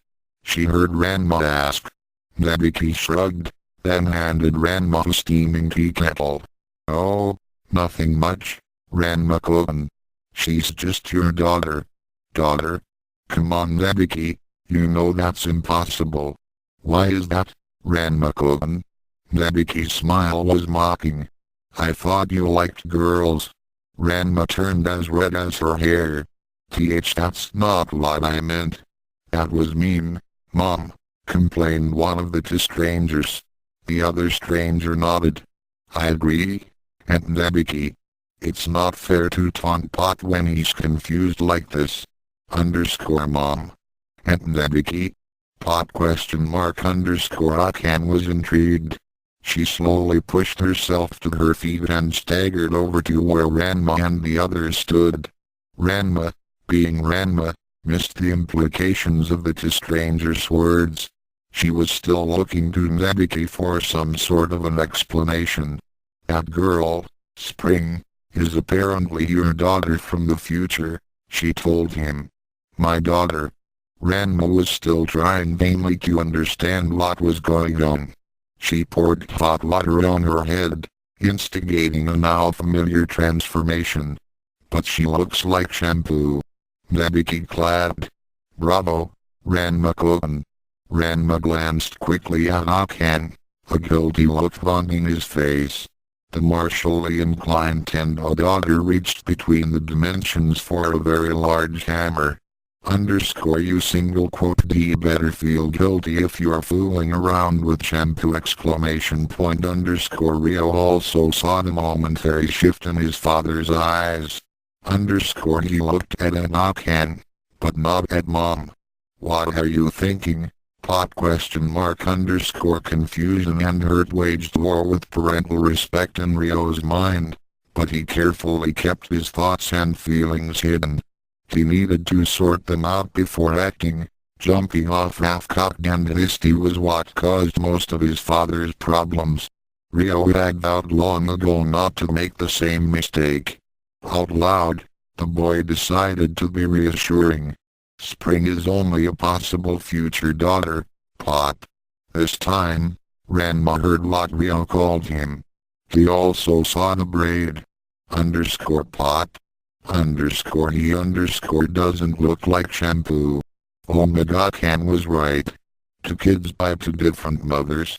I am a pervert ! Akane, too, chose this moment to study Rio. He looks like Ranma, alright, and a little like Ukyou. The hyperdimensional hammer slipped through Akane's numb fingers, never materializing in the wrong neighbors.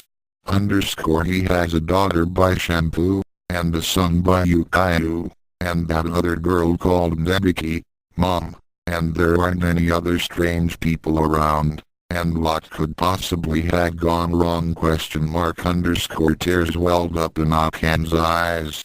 Don single quote do I have a son or daughter? Incoming. Yelled aloud, brash voice. Everyone looked up as Ranko returned from low Earth orbit. The ponytailed girl executed an Olympic caliber flip as she landed, accidentally splashing Akane with muddy water. Akane wiped the mud and tears from her eyes. When she could see again, a young man with dark hair pulled back in a ponytail was standing in front of her. Ah, sorry about that, Mom. Akane took a step back in surprise. The new boy's parentage was obvious. She could see herself in Ranko's face, and Ranma in his posture. Mom. He called me. Mom. DH that's okay, she stammered. Then realization hit. Weren't you a girl? Ranko looked down at the mud. Tachi tried to explain. Uncle Ranma took her on a training trip. It was an accident, Ranko mumbled. Akane locked eyes with Ranma. The Tendo girl reached into the hammer space for the largest mallet she could find. What did you do to my daughter? She demanded. Ranma turned very pale. Ranma, you jerk. Cologne poured a cup of tea, then hopped over to the table where the purple-haired girl Saturday your heritage is obvious to anyone with eyes. Little kitten, she said. But I am still curious. What brings you from the future? I don't know. Spring's voice was choked with tears. She had been crying since leaving Furinkan High. Cologne set the tea in front of Spring, who wrapped both her hands around the cup like it was a rope dangling over the edge of a cliff. Asterisk, I understand that you are upset and confused, little kitten, but you must tell me what you know.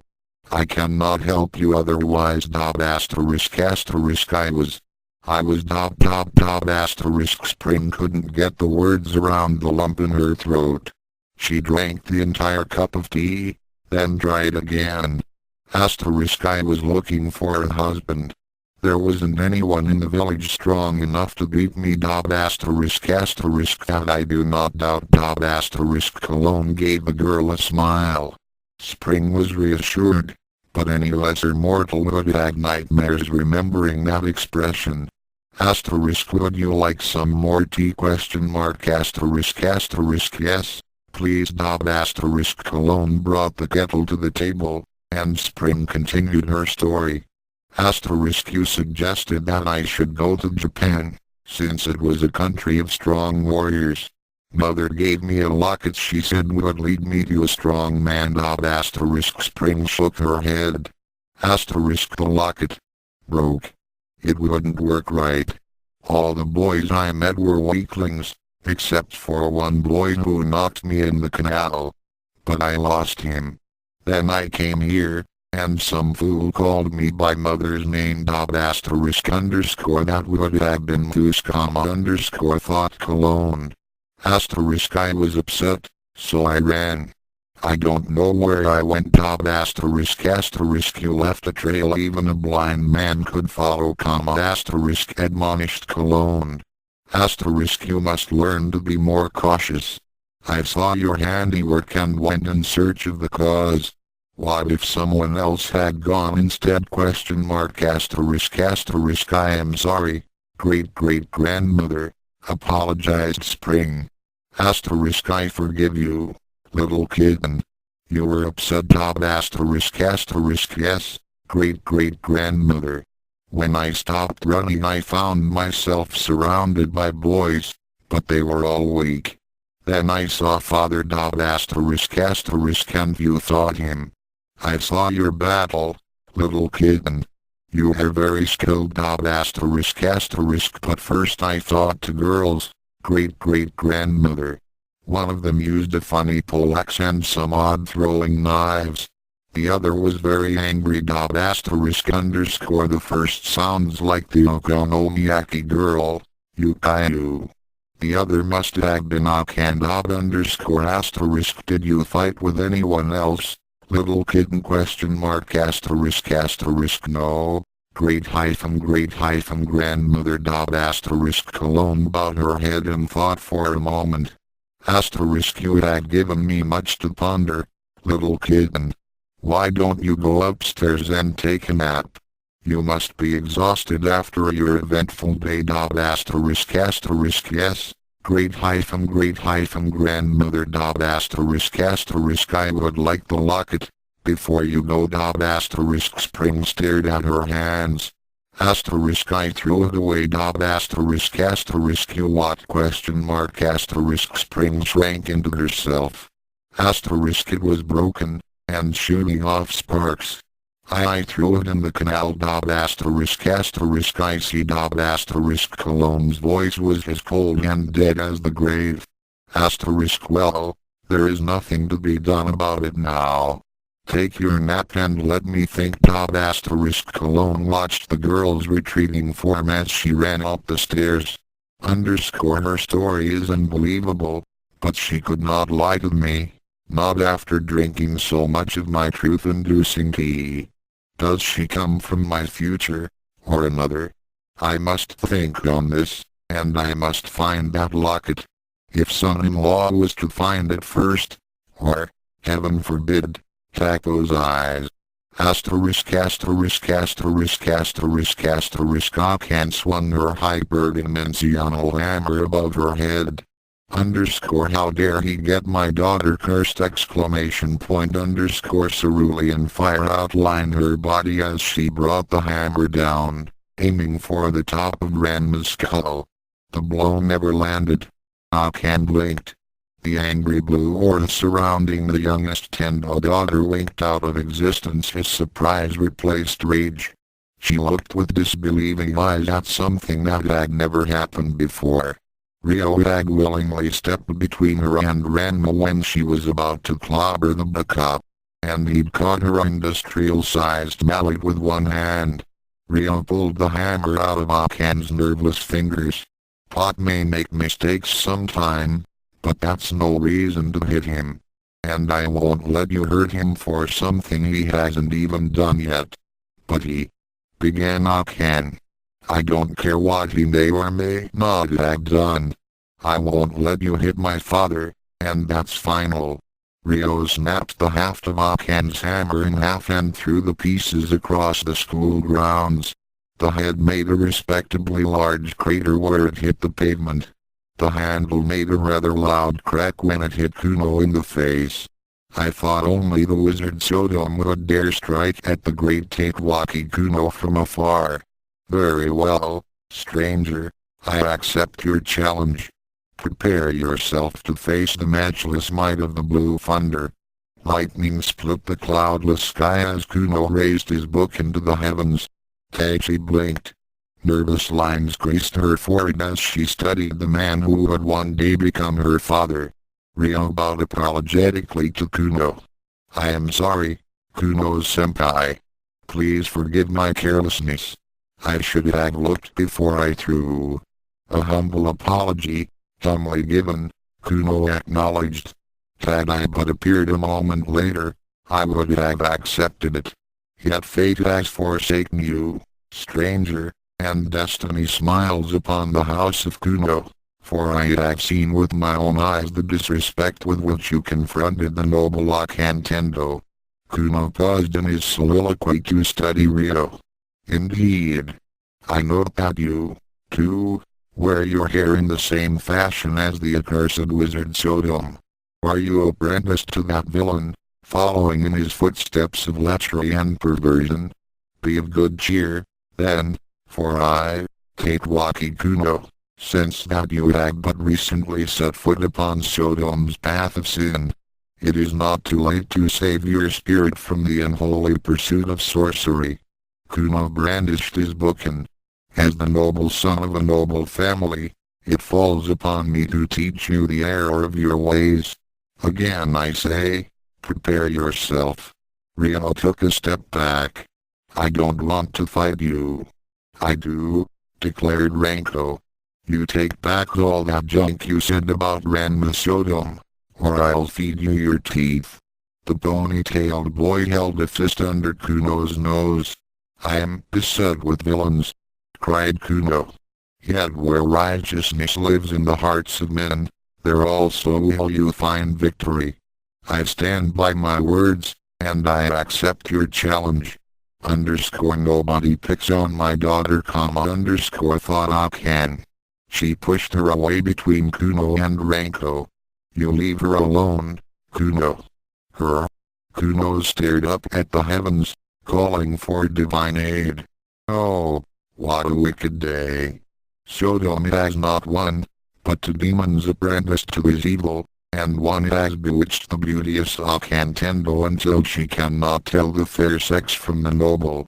I ask you, when shall the land of the rising sun be free of the plague that is called Sodom? Tachi nudged her mother with her elbow. Mom, do something. Father's making a fool of himself. Nabiki shrugged. Why should I? He's not hurting anyone, and it's fun to watch. But, Mom, SHH. You'll miss the best part. Great-grandmother, I home, Shampoo called. There was no response, so Shampoo sprang up the stairs to her room. She needed to change out of her working clothes if she was going to entice Ranma into taking her out on a date that night. The bedroom door was open. That single quote as funny. I thought I shut the door when I left this morning.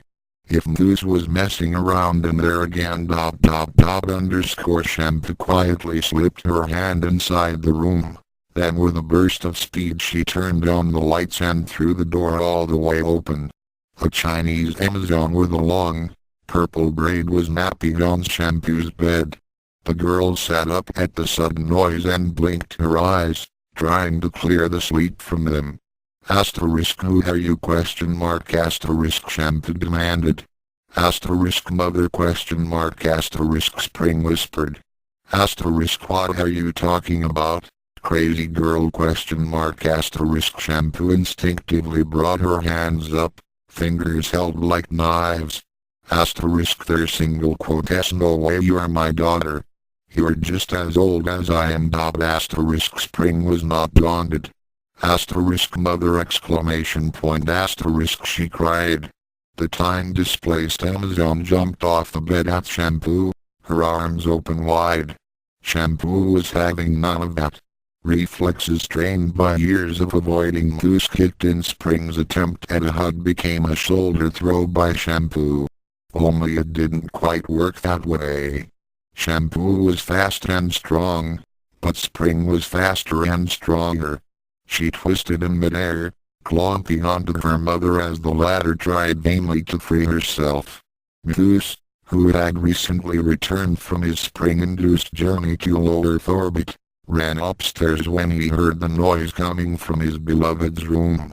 When he saw the cause of the commotion he froze in ecstasy. "'Tis Shampoo's," he crowed. "Two.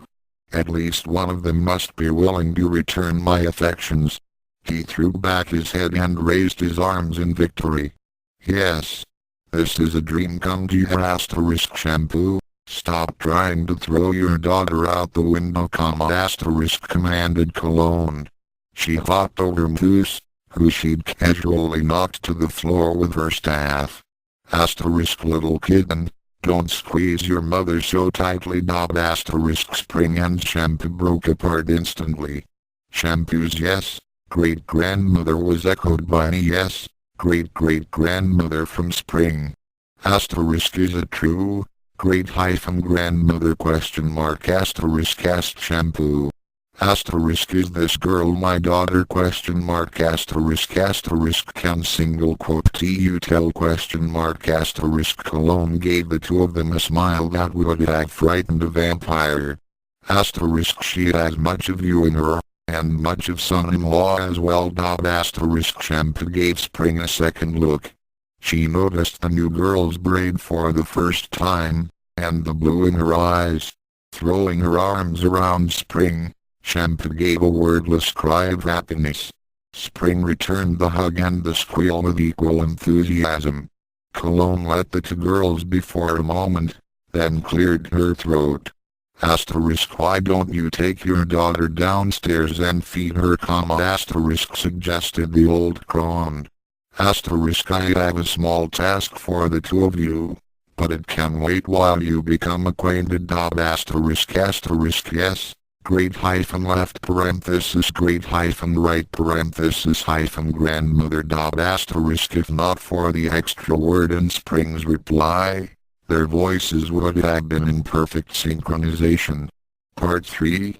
Past conflicts. Ryoga sat on a bench in a park, waiting for Akane. He'd been camped out by the fountain for the past 2 days. The eternally lost boy had set up this date a week in advance, and he knew better than to leave once he'd found the place. He looked at the handful of flowers he'd picked in his wanderings. They were beginning to look a little wilted. Should I give these to her? Maybe she'll be upset that they aren't fresh. But if I throw them away I won't have anything else to give Akane. What should I do? He roared in frustration. But aside from a few startled pigeons and chipmunks, no one paid any attention. This was the wrong neighbors, after all. Cries of frustration were rather commonplace. The decision was taken out of his hands, literally. Akane had snuck up on Ryoga while he was lost in his own mind. For me. She held the flowers under her nose and inhaled their scent. Ryoga looked up, his heart in his eyes. Thank you. Ryoga's fire engulfed Ryoga's world. He could not see for the brightness of the blaze, could not hear for the roaring of the flames. He felt his mind freeze and shatter, every drop of his blood cold as ice. When the storm was over, he found himself alone on his hands and knees beside a park bench, a collection of flowers scattered by his side. What am I doing here? What happened? Wasn't Akane just here? Panic flared in Ryoga's heart. We were supposed to go out on a date. I know something's happened to her. I just know it! He pushed himself to his feet. Ranma. His cry echoed across Mirima.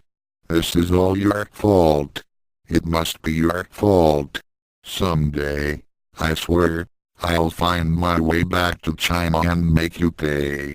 Quickly stuffing his belongings into his backpack, the eternally lost boy set out to find his love and his revenge. Ranko had been dreaming of this moment. All her life she'd heard stories of Nabiki Kuno, and how both her parents destroyed him on a regular basis. The Kunos she knew was her rich uncle, the father of her best friend. Sure, he was arrogant, and he sometimes forgot they were living in the 21st century, but he was a nice guy. You don't go beating up nice guys. Idiot swordsman who insulted your father. Now, those were the people you should beat up. Pop always said he could take Kuno in one shot. I need to know if I'm that good. Pop never would say if I'm as good as he was when he was my age. And I know he won't fight me now. He wouldn't even fight Spring, and she was trashing him. Kuno was shouting to the sky. Got just one chance at this. I've got to make it count. Ranko waited until Kuno was looking at him. Then the ponytailed boy drove her fist into the swordsman's solar plexus. Kuno went down, hard. Good shot, said Ranma. Ranko smiled at the compliment. Taiji was not quite so enthusiastic. You hit my father, she breathed. I can't believe it.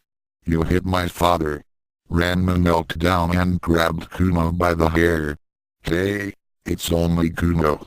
He pulled the would-be samurai's head off the ground. See? He's okay. It's not like I don't smack the jerk around all the time. You hit my father, Taiji repeated. Hey, you saw how he was acting, cried Ranko defensively. He was talking trash, and he needed to be taken down.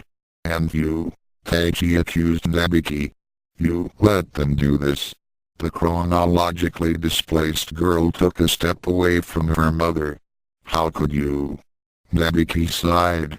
What should I have done? That's just the way Kuno-chan is. He babbles like a madman, then somebody knocks him out of his misery. After a few minutes he gets back up, with no real harm done. I don't believe any of this, cried Taiji. She turned and ran, her stocking feet sliding on the muddy grass. Taiji, don't leave mad, yelled Ranko. Look, I'm sorry. The ponytailed boy swore under his breath, then ran after his cousin. Akane watched her future daughter leave. Wait, she called after him. Don't go. I don't even know your name. Then she, too, started running, following the other two. Ranma took a step in that direction, but stopped when he saw Ryo. The big-tailed boy was picking Ukyou up in his arms. Is she alright? Ranma asked. She will be, Pop. Ryo shifted his burden until Ukyou seemed to be resting comfortably. She passed out, so I hit a nerve center to keep her sedated until the danger was gone. She'll be better once I take her home. Oh. Ranma blinked. That's okay, I guess. Then he started running after Akane and the others. Ryo frowned. Why didn't he stay with Mom and me? You've got me there, said Nabiki, who was idly brushing Kuno's bangs away from his face. "Will he be alright?" Ryo asked, nodding at Kuno's prawn form. "Of course. This does happen all the time." Nabiki looked away. "In a few minutes he'll wake up and start asking for Akane and his big-tailed goddess. Then I'll take my mother home to Ukyou's. If you see my father..." Nabiki nodded. "I'll give him your message. For 500 yen. 500? Taichi doesn't charge that, even with 20 years of inflation changing the value of the currency. Then I haven't taught her very much." Nabiki stared at the horizon. Ryo corrected. "The Taichi I grew up with is a boy. I'll remember that." Ryo started walking away, moving slowly so as not to disturb his mother. "I don't doubt you will." Cologne had a very simple mission for Spring and Shampoo: find the locket and bring it back. Moose volunteered to go with them, but Shampoo emptied the bucket on his head and left the duck tied to a co-track. "I think I threw it here.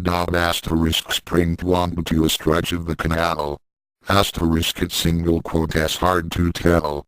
The streets all look alike, and I was fighting at the time. Well, I'll have to go in the water and look, Shampoo reminded her daughter. I can Spring jumped over the fence and carefully slid into the canal. The water came up to her knees, occasionally splashing higher as she moved about. I don't see it here, but it's hard to tell. And the locket wasn't very big to begin with. Keep looking. Shampoo sat on the top of the fence, watching her daughter work. You were telling me that you couldn't find anyone to marry. Spring paused in her work. There were plenty of nice boys around, but they weren't. The transdimensional Amazon took a few steps downstream. I wanted someone like Dad, and there just wasn't anyone. Ranma is very special. There was a dreamlike longing in Shampoo's voice. "Shampoo!" roared a voice filled with darkness and rage. Shampoo spun around and stood up, balancing on the top of the fence. Ryoga stood on the sidewalk below her, his feet planted firmly on the ground. His hands were curled into white-knuckled fists, and they quivered with pent-up fury. "What Ryoga want?" she asked. "I thought you'd gone back to China with Ranma," he growled. "Well, if you're here, then he must be around somewhere. Tell me where he is. Tell me where Ranma is hiding." Shampoo no what Ryoga talking about. Spring jumped out of the canal to stand beside her mother. "Who is this boy? He just some friend of Ranma.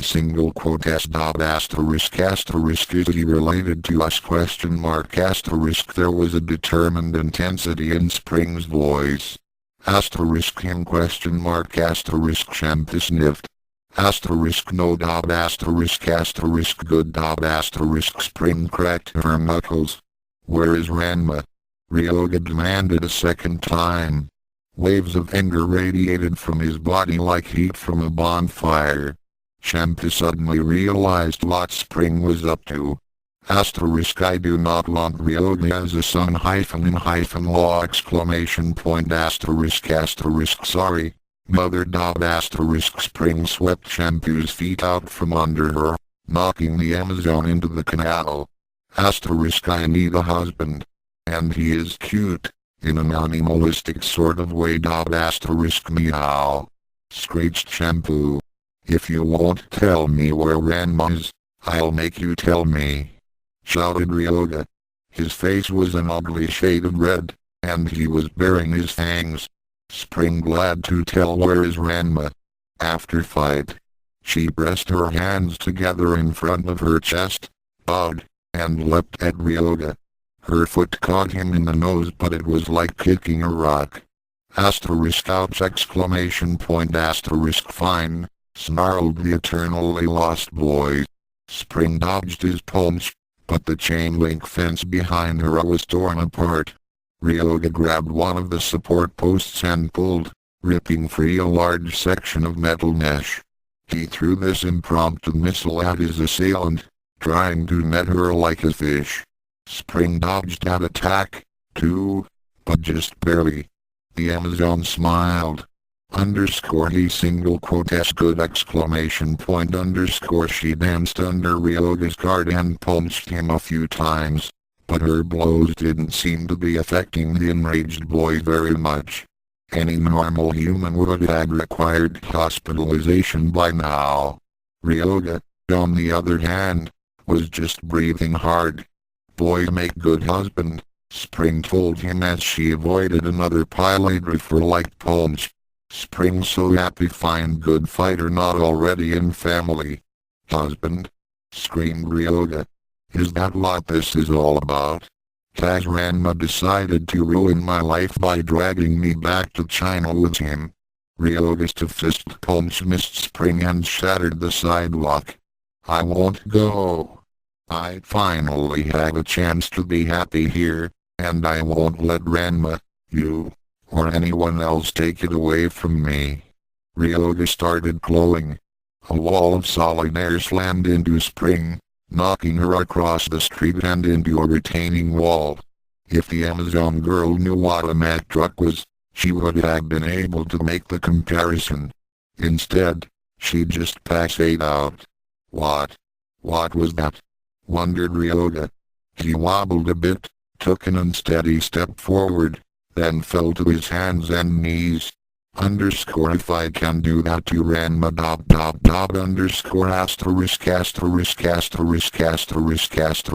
************************************************************************************************************************************************************************************************************************************************************************** as he slowly regained consciousness. So I really did marry him after all. Into dimensions nonetheless.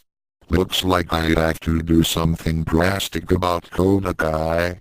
Then, if what e.t.c told me is true Kuno began to stir, and Nabiki pressed a cool washcloth against his forehead. Stupid dreamer, she muttered under her breath. I know the first two things he's going to ask for. And I'm not either of th. Ouch. The mercenary Tendo girl pulled her hand away from Kuno. Her fingers felt like they'd been burned by dry ice. What was that? Kuno's eyes snapped open and he sat up, reaching for Nabiki's hands. Akane Tendo, I would date with you, he declared. That short speech temporarily exhausted him, and the sign of a once noble house fell back on his cot. He immediately popped back up, once more reaching for Nabiki. The girl looked away. Here it comes Nabiki, my goddess of finances, where are you? Kuno slumped down a second time, but Nabiki hauled him up by the front of his robes. What did you just say? She demanded. Kuno stared at Nabiki, reason slowly creeping into his eyes. He crushed the girl to his chest. Oh, my short-haired angel of mercy. How blessed I am to have you care for me when Black Ma Kuno collapsed like a pulpit with his strings cut. Nabiki set the dented water pitcher back on the washstand. Her eyes were wide and filled with confusion. I heard what he just said. I saw what he just did. If it's true, I'm set for a life. But how do I make the most of this question mark underscore and do I want to question mark underscore asterisk asterisk asterisk asterisk asterisk she ran as fast as she could. But the short-haired girl knew she'd never outrun Ranko. Having no shoes made for treacherous footing, and her cousin, in either form, was much faster than she was. I will not talk to her. I will not. How could she even think of hitting my father like that question mark underscore a passing taxicab was the answer to Taichi's unvoiced prayers. She hightailed the driver and jumped in, shouting, "Floor it," as Ranko reached the sidewalk. The driver was obliging, and Ranko was left breathing exhaust fumes. "Where to, miss?" the driver asked. His Japanese was thickly accented, and it took Tachi a moment to understand the question. "Home," she sighed. Asterisk asterisk asterisk asterisk asterisk. Rio jumped from rooftop to rooftop with Ukyou cradled in his arms. The streets were too crowded to move quickly, and people would have asked difficult questions. Right now the pig-tailed boy was in no mood to explain why he was carrying an unconscious girl through Nerima. He reached Ukyou's without incident. Setting Ukyou down, he tried to pry one of the second-story windows open. It wouldn't budge. What gives? The sill looks like it's been painted over. Mom would never be that sloppy. Ukyou's is her pride and joy. Rio thought for a moment, then decided to risk the front door again. If that transvestite wants to make trouble, I'll pay him back in spades. I need to get Mom home, and I'm not going to let anyone stop me. He jumped down to the sidewalk, then slowly opened the door. At least, that was his intention. The doorknob was ice cold. Oh, and he jerked his hand away with a curse. After flexing his fingers in an attempt to get some feeling back, he tried again. The door was locked. Rio grumbled a bit in irritation, then fished his keys out of his pocket. As he did, he noticed the sign in the window that said, "Closed." The keys didn't fit. Rio took a deep breath to calm his angered nerves. Of course they would have changed the locks at least once. He reached up into the awning for the spare key, and smiled when he found it. At least this much is working right. And if the shop is closed, then that Konatsugai must not be here. Rio turned on the lights as he walked inside. What he saw shocked him. The restaurant was drab. Bare bulbs showed him what little effort had been used in planning the decor. The walls were covered with different shades of off-white paint, not the wood paneling he remembered from his childhood. The tables and chairs were mismatched and worn, as if they'd come from a half-dozen garage sales. There were no plants to give the room a much-needed sense of peace and tranquility. I know I was a little dazed this morning, but I'm sure the place looked different when I first came in. I'll have to ask Mom about it. Then the reluctant martial artist climbed back up to the roof, reclaimed Ukyou, and carried her inside. Ukyou's bedroom had been decorated by the same Spartan artist who'd designed the restaurant. A single futon was the only piece of furniture, and from the way clothes were piled around the room, it looked like she'd been living out of a suitcase for a while. Rio swept some travel brochures off the bed, then set Ukyou down. China? Why would Mom want to go to China? He made his mother as comfortable as possible, then struck the nerve center Tofu taught him years ago. Time to wake up, Mom. I need some answers. Ukyou's eyes fluttered open. What happened? She asked. Who are you? She saw Rio's braid, and remembered. You're not a dream. Rio smiled. No, I'm not. Are you feeling any better? Rio clenched his fists reflexively. That girl's spring hurt you pretty bad.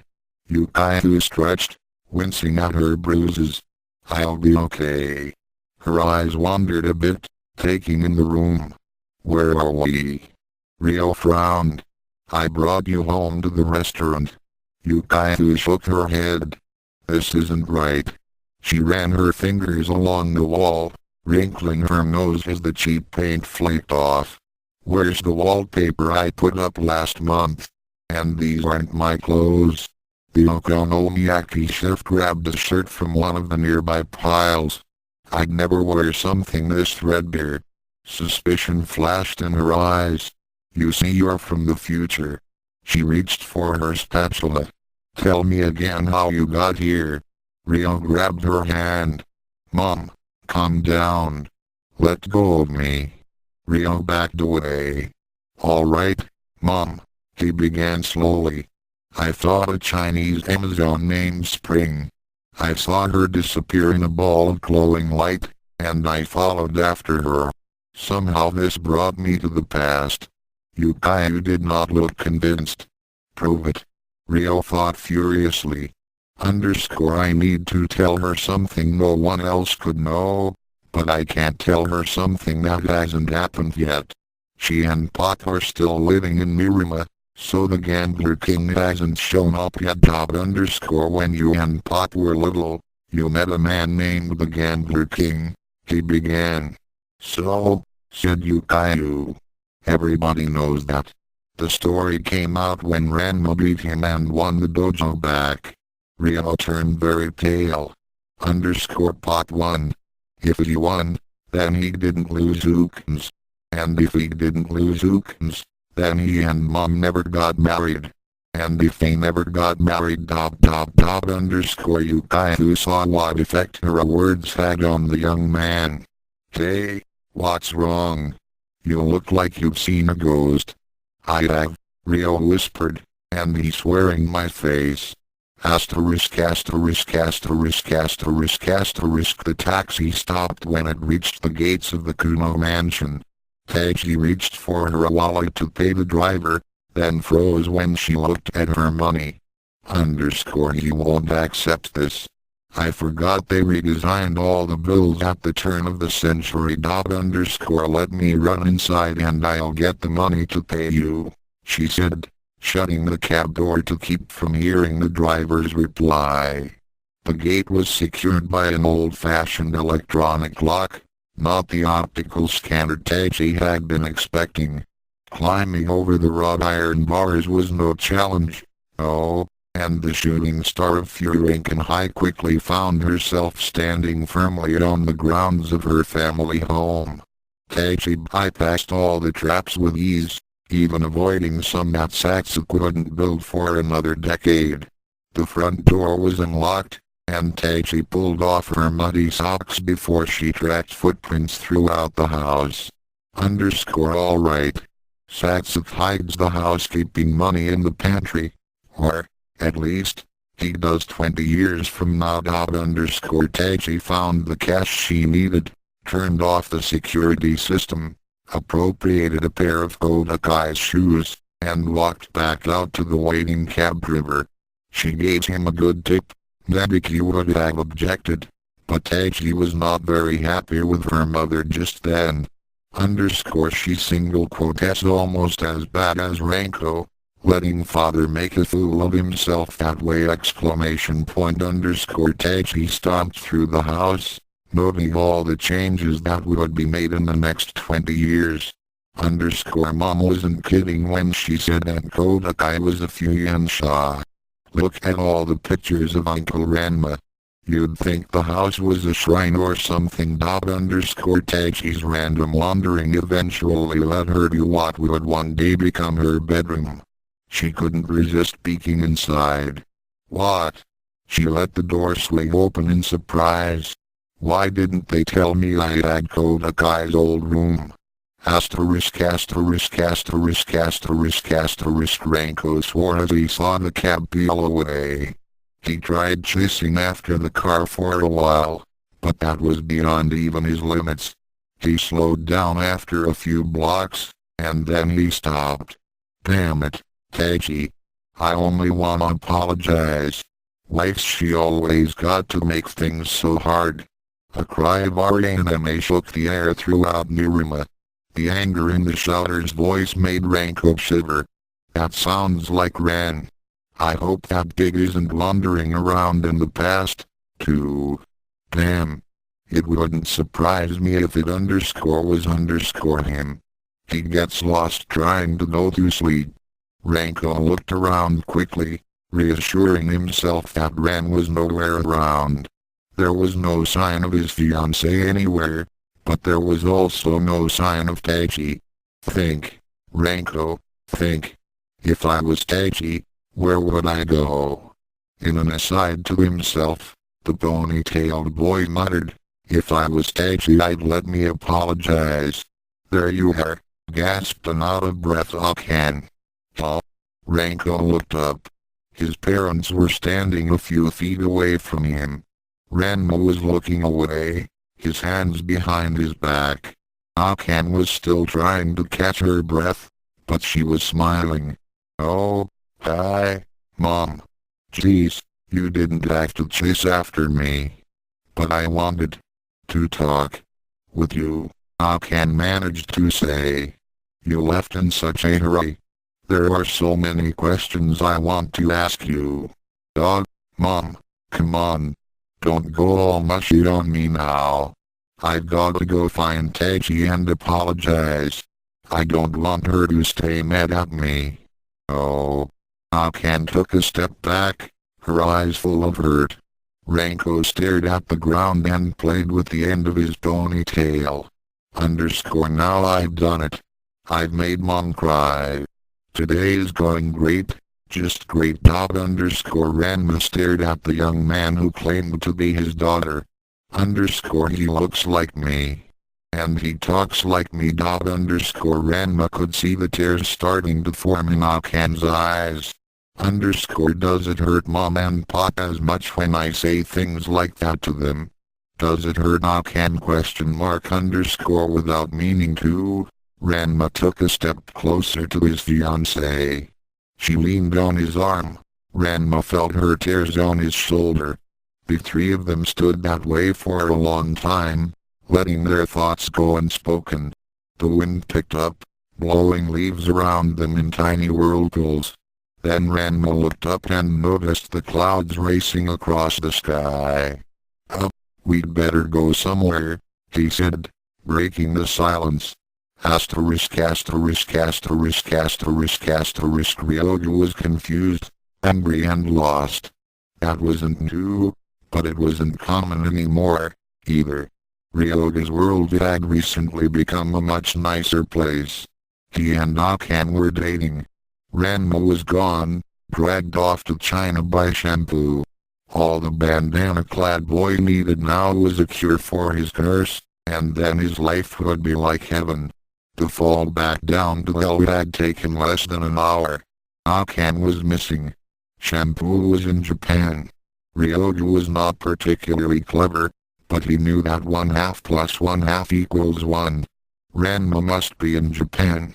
After all, everything bad in Ryoga's life could be traced back to Ranma. Who else would want to shatter Ryoga's happiness? The eternally lost boy charged through Mirima, mainly searching for his nemesis. Where was Ranma hiding? Walls, telephone poles, street lights, and the occasional parked car were reduced to dust, left ruined in the wake of Ryoga's vengeful quest. As fate would have it, Ryoga's unique sense of misdirection led him right to his quarry. Ranma, Ranko, and Akane were hurrying home to the dojo, trying to beat the incipient rain. The eternally lost boy, blinded by his own expectations, saw nothing but his archenemy and his beloved. Of course he jumped to the wrong conclusion. Then he jumped into battle, shouting, "Die, or enemy." The punch he threw, had it landed, would have crumpled if folks were gone. Instead Ranma avoided the blow with ease, vaulting over Ryoga's fist. "Jeez, Ryoga. What'd I do this time?" Ryoga would have shouted, "How dare you mock my suffering?" But he was too angry for words. Instead he answered Ranma's question with a sidekick that came nowhere close to hitting. Ranma frowned at his sometime ally's futile attack. What gives? I'm better than Ryoga, but not this much better. It's like he's too mad to fight. He dodged another rage-powered kick. Well, if he wants a fight, I'll be glad to give him one. Ranma blocked Ryoga's next hand strike, then counterpunched. He didn't expect a fist in the face to hurt his opponent. Ryoga was too tough for that. It would break the lost boy's momentum, Oh, giving Ranma the room he needed to plan something more effective. Ryoga's momentum was broken. Alright. Along with his nose. Ranma looked at the blood on his knuckles. I know I didn't hit him that hard. He took a half step forward, holding out his hand to help Ryoga pick himself up off the sidewalk. The lost boy was having none of that. Oh, and lunged at Ranma head first. Ranma's offer of aid instinctively turned into a power parry that would have knocked Ryoga back to the concrete. Neither blow landed. Instead, Ranko jump-kicked his would-be father-in-law. Jerk. He was only trying to help. Ryoga stared at his new opponent, seeing him for the first time.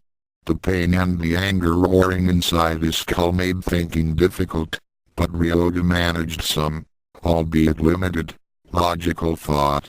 He looks like Ranma. Does Ranma have a brother? 2 against 1. That doesn't matter. I must save Akane!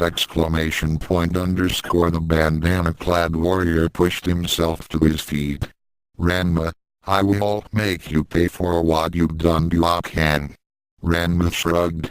Sometimes there was no arguing with Ryoga, you just had to hit him a bunch of times. The pig-tailed martial artist wiped his hands on his pants, not caring that they were now stained with Ryoga's blood. Ranko stepped between the two warring teams. Let me axe him, Pop. Ranma blinked. Huh? I don't need any help. Please. Ryoga attacked before Ranma could respond. Ranko was the nearest target, so the eternally lost boy struck at him first.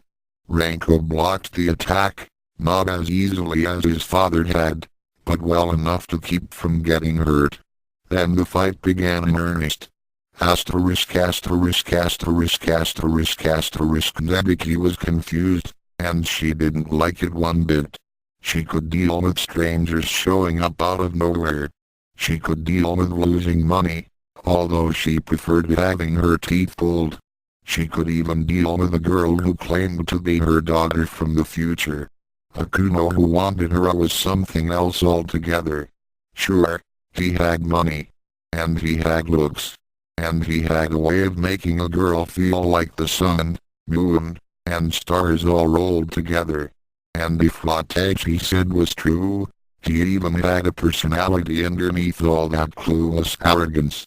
He had everything Nabiki wanted in a man. Using him would be child's play. Loving him would mean taking a chance. But I never take chances. Nabiki waved goodbye to her friends half-heartedly as she left the school. She stared at the ground as she walked, replaying the scene in the infirmary over and over.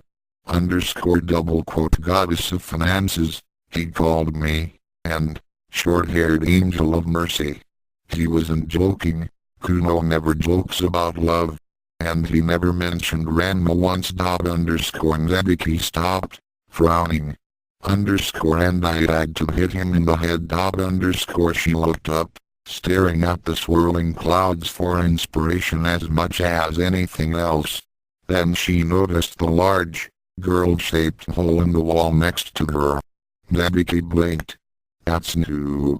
She walked over and took a closer look. Even when Noglin the mercenary Tendo girl's instincts for investigation were strong. There was a second girl-shaped hole behind the first one, and a third after the second. As far as the eye could see, there were signs of casual destruction. It didn't take long for Nabiki to recognize the path Spring made on her way to Furinkenhai. The short-haired Tendo girl thought for a moment, then shook her head. Of course I'll check it out, she told herself firmly. It could be important, and he's only a dumb jock. After all, a softer voice said, a liar, but Nabiki had years of practice at ignoring her conscience. An insistent purring brought Spring back to the waking world. She ran her fingers through her bangs, trying to focus her thoughts. Asterisk what hit me, comma asterisk she finally managed to ask. The cat sitting on her chest answered, meow. Memories came rushing back, filling Spring's head.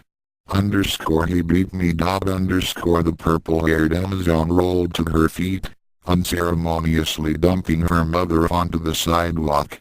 Spring looked around, making sure Ryoga wasn't there. Underscore I lost. He managed to walk away while I was unconscious, so I lost dot underscore the young Amazon scooped her mother up and hugged her tight. Asterisk I can get married. He's not related, so I can get married dot asterisk Shampoo screeched. Spring was a strong girl, and Shampoo was a small cat. Asterisk sorry, mother dot asterisk Spring spun the two of them around in a happy circle. Asterisk I single quote and just so excited dot asterisk Shampoo hissed, and gave her daughter a dirty look.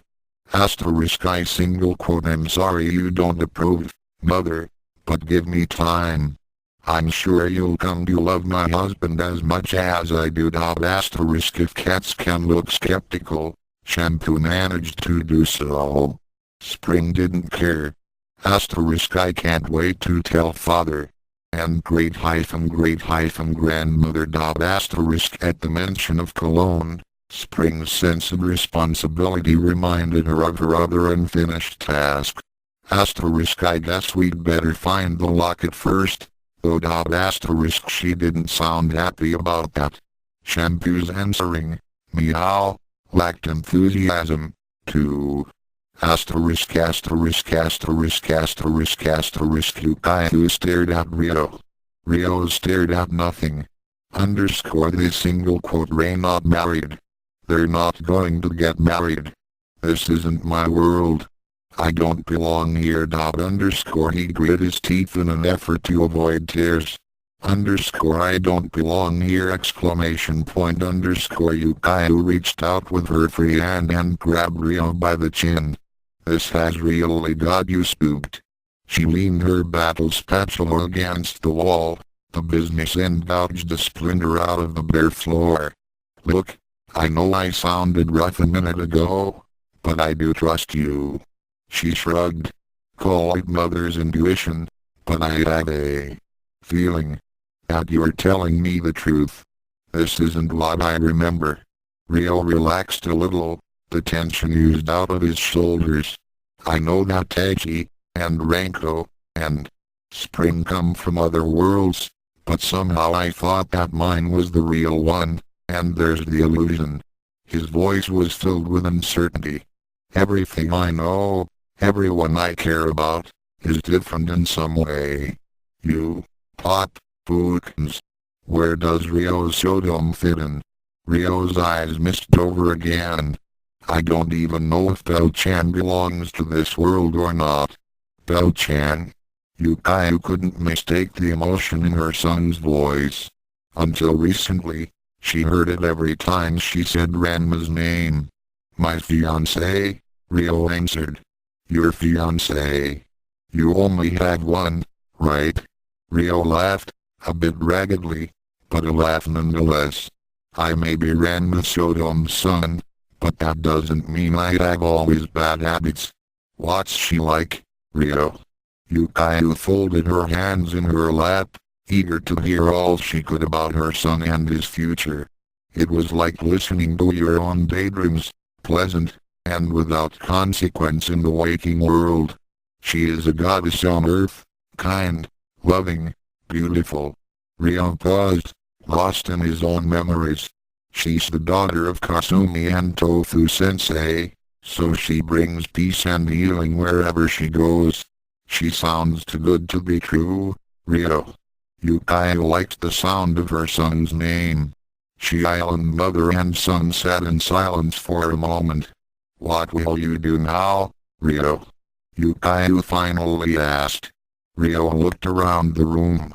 There are still a lot of unanswered questions. I know how I got here, but I don't know where here is. I miss Bell-chan, and I want to go home, but I need more information. My memories don't fit this time. Mine don't, either, Ukyou interrupted, gesturing around the room. I was afraid of that. Something is very wrong. There are a few more people I need to talk to before I do anything drastic. Oh. If it involves spring, count me in, we'll see. Sorry, Mom. But the last thing I want to do is let that sociopath near you. I hope you resolve this without bloodshed. That's not the way your father would handle it, Rio. Rio gave his mother a half smile. You made sure I didn't catch any of his bad habits. He stood up. I'd better be going. It was nice talking with you, Mom. But the sooner I get going, the sooner I can get home. Ukyou stood up, too. I'll go with you. Rio shook his head. No, there are enough mysteries here at Ukyou's for you to solve. I'll come back soon, and you can tell me what you've discovered. You're right, and this place is a mess. She reached up on tiptoes and kissed Rio on the forehead. This might not be your world, Rio, but I'm still proud of you. Rio smiled, but said nothing. Then he left. The skies were gray and heavy with clouds. Freezing air tore through his clothing, making Rio wish he'd worn a jacket this morning, or 20 years from now, depending on how you counted. Beside him, a sign reading, Okonomiyaki Ukyou twisted in the wind. The big-tailed boy ignored it. He felt miserable. His mother was proud of him. And he'd lied to her face. Spring exclamation point Rio's silent cry of vengeance echoed through his mind. Taiji rummaged through the kitchen, searching for something to eat. She was wary of any prepared food. Horror stories of Kodakai's potions and poisons had given her nightmares as a child. In the end, all she could find were potato chips and a six-pack of baka pepper hidden under a loose floorboard. Satsuki must have stashed this stuff here. I'll have to remember to thank him. Food and drink in hand, Taiji settled down in the TV room. The clock chimed the hour. Great. I've got plenty of time to relax before everyone comes home from school. And maybe I can come up with some sort of plan for getting home. Images of Ranko and Nabiki came to mind, but Taiji forced them away. I don't want their help. I can do this on my own. Computer, give me business news, she enunciated. That always helped when she was in a bad mood. The screen remained blank. Computer, give me business news. Please. Again. Nothing happened.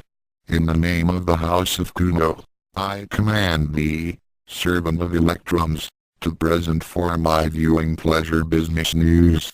Not a flicker. Taiji thought the screen was mocking her. Then she saw the remote control. What was I thinking? Did my parents even have cable growing up? Taiji bent down to pick up the remote.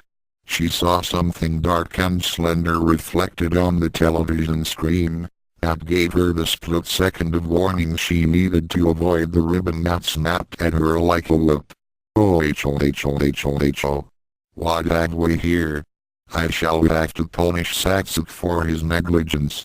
Imagine, letting a peasant girl wander through the mansion. Who are you calling a peasant? Taiji's book appeared in her hands like magic. She took a step to the side, waiting for her opponent to make the next move. Why? No one in my family would ever dress that way, Kodakai replied. Are you one of those silly girls vying for my dear brother's attention? Taiji said nothing. She had been afraid of this more than anything else that could have possibly gone wrong. And Kodakai scared her. Losing all her money, facing one of the monsters that sometimes came hunting after Uncle Ranma, eating Ranko's cooking, All of those were bad. But Aunt Kodakai's laugh gave her more nightmares than everything else put together. And she'd only heard it 16 times in her life. Once a year every year on Kodakai's birthday, when the family would visit her in the sanitarium. Of course you are, Kodakai continued. Oh ho. I have half a mind to leave you wrapped up like a present for my dear brother to find. The ribbon snaked out, ripping out the seam in the left sleeve of Tachi's blouse.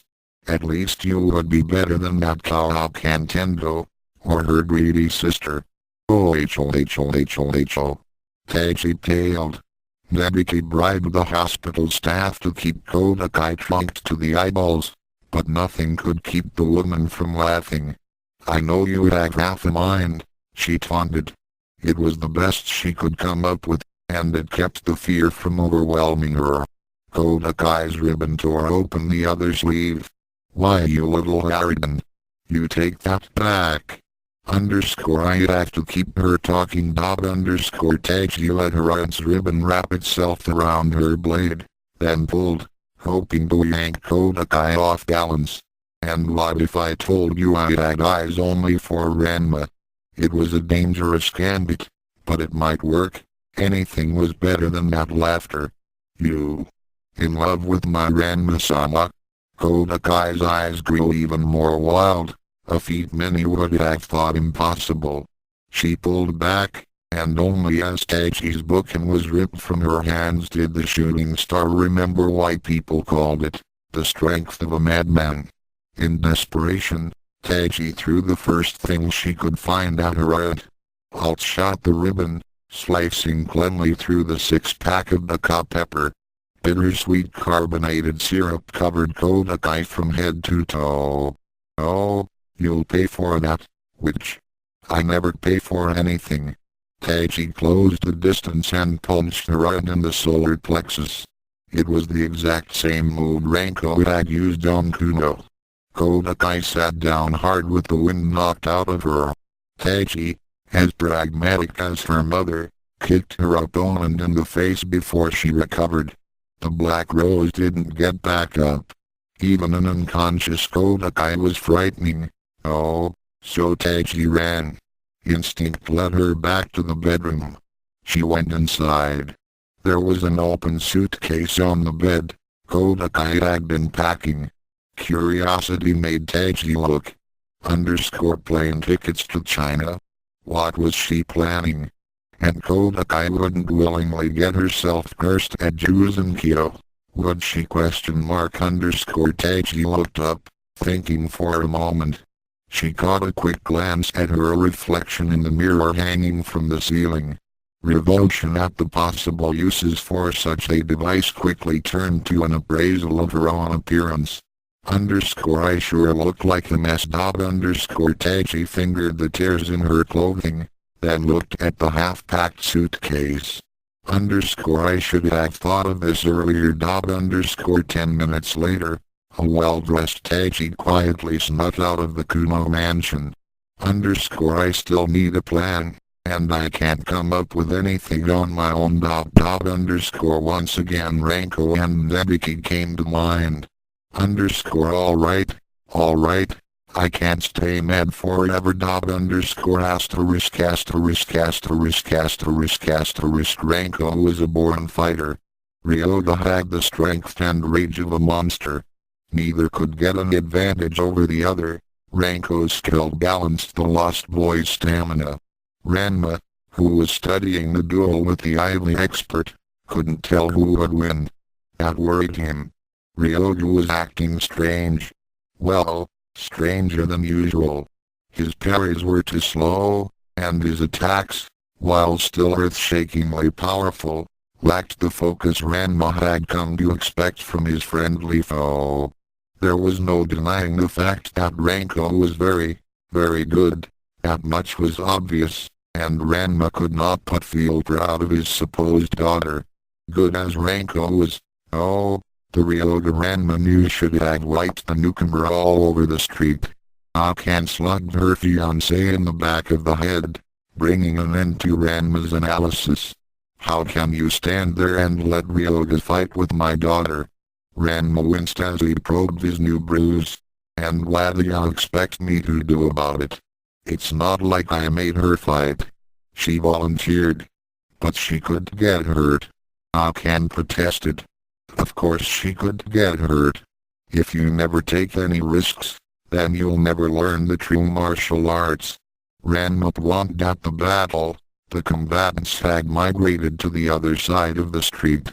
Look at her, she's doing fine. You know I'll step in if she's in trouble. I mean, when you get in over your head, don't I always? Ranma shut his mouth and looked away. Akane blushed. Meanwhile, the two brawlers continued their no-holds-barred conflict. Ryoga bared his fangs and growled, his frustration redoubling his strength. Ranko met his attacks with renewed determination. Kuno was just the warm-up act. This is the real show. Anyone can beat Tachi's dad, but Ryoga was in Pop's class. If I can beat him ... Ryoga's thoughts were much less structured. Must kill Ranma. Must save Akane. Must kill Ranma's brother. Must save Akane ... Both combatants gave no quarter, but the battle couldn't last forever. Someone had to lose. Ranko wanted to match Ranma's skill more than anything else in the world. Ryoga was torn between his desperate love for Akane and his desire for revenge. The time-displaced heir to the Sodom Ryu was the more focused of the two, but the eternally lost boy lived his life in a bottomless pit of despair. Ryoga had somehow learned the Shishihokoden. Ranko didn't know the Mukouta Kabisha. A bolt of solid despair slammed into Ranko and knocked him back across the street. Ryoga, bloody, battered, and drained, stared at Ranma. "You're next," he managed to gasp. "In your dreams, P-chan." One punch from Ranma sent the bandana-clad teen to dreamland. Akane, meanwhile, sat on the sidewalk cradling Ranko's head in her lap. "Please be alright," she whispered. "I just met you. I don't want to lose you now." Then it started to rain. As I bounced from rooftop to rooftop, a bag full of stolen underwear slung over his shoulder. Life was good. Oh, he missed Ranma alright, but the boy had been a nuisance.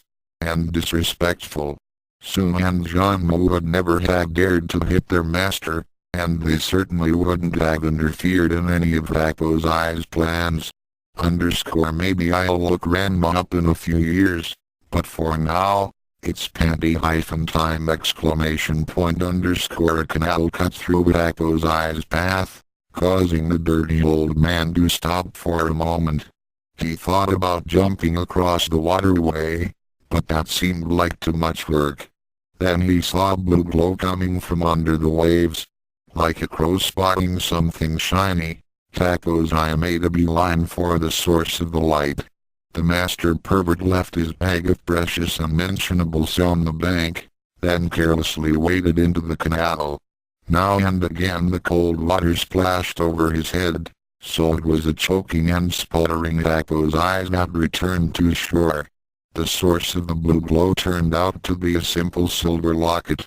It was rather battered and abused, the chain was broken, and the latch was bent, effectively locking it shut.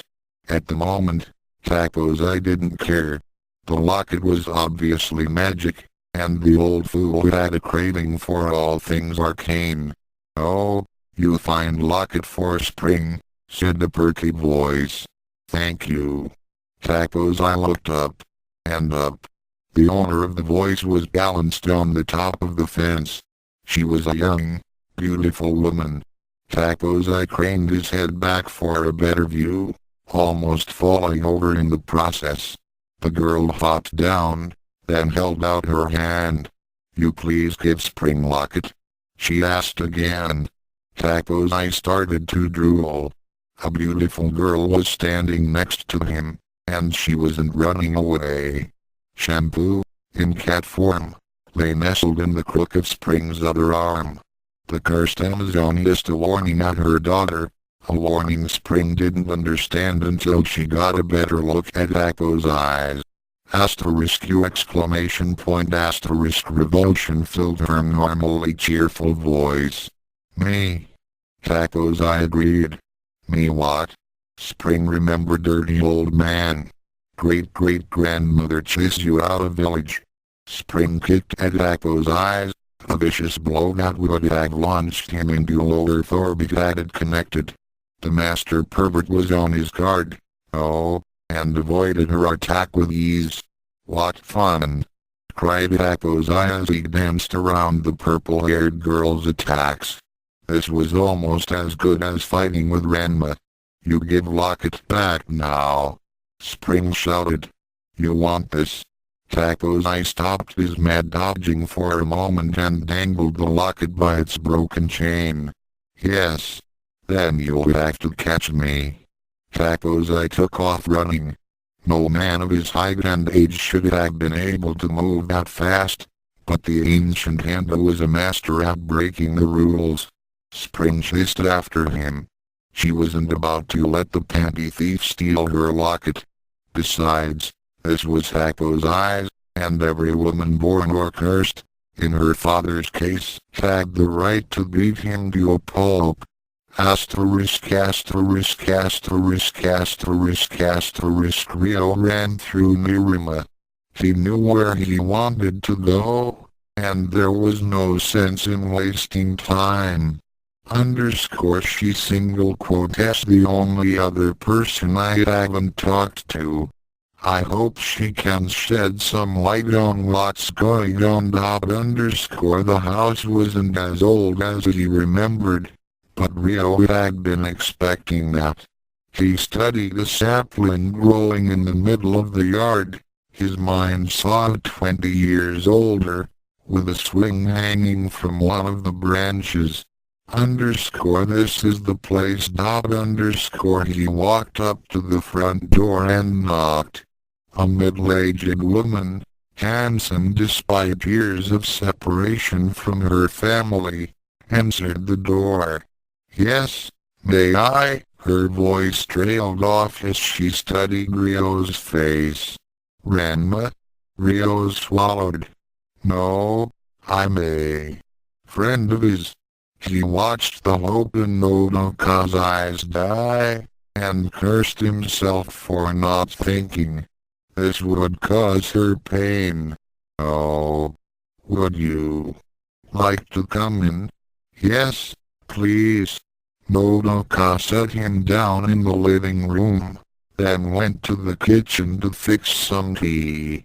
She poured a cup for Rio. Do you know where Ranma is? Rio shook his head. No. We were friends in junior high, and I haven't seen him in a while. I was hoping you could tell me where he was. Nodoka bowed her head. Ranma's father used to send me postcards. Months ago he said they were going to China.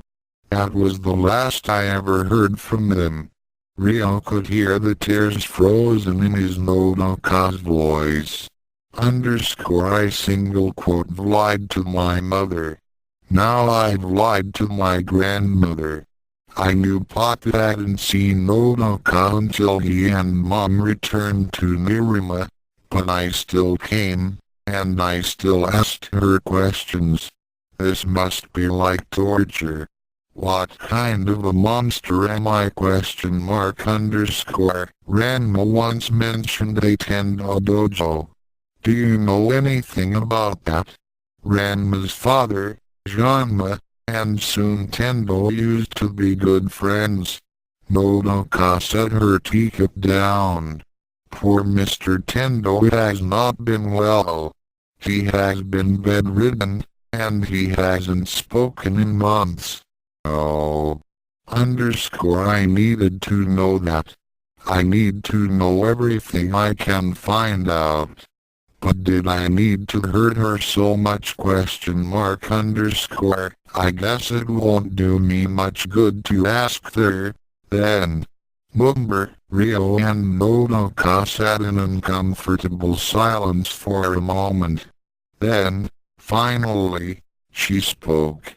Could you please tell me about my son? I haven't seen Ranma in so long.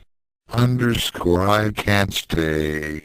Every time I turn around I find a new lead to chase, and I'm running out of time. I need to find a way home. I need to find that purple-haired Amazon and pay her back. I need to find out why Mom didn't recognize Ukins. I need to get back to Bell-Chan ! I need to be a human being. Ranma looks a little like me. He wears his hair in a braid like mine. Well, he started first, so I'm the one copying him. He's never lost a fight in his life, but he's not a bully. He's kind, and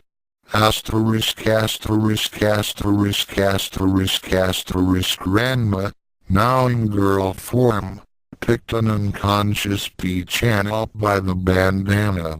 You're lucky Akane wasn't watching, she muttered as she kicked Ryoga's clothes behind a convenient bush. Now behave yourself. I've had a bad day, and I don't want you to make it any worse.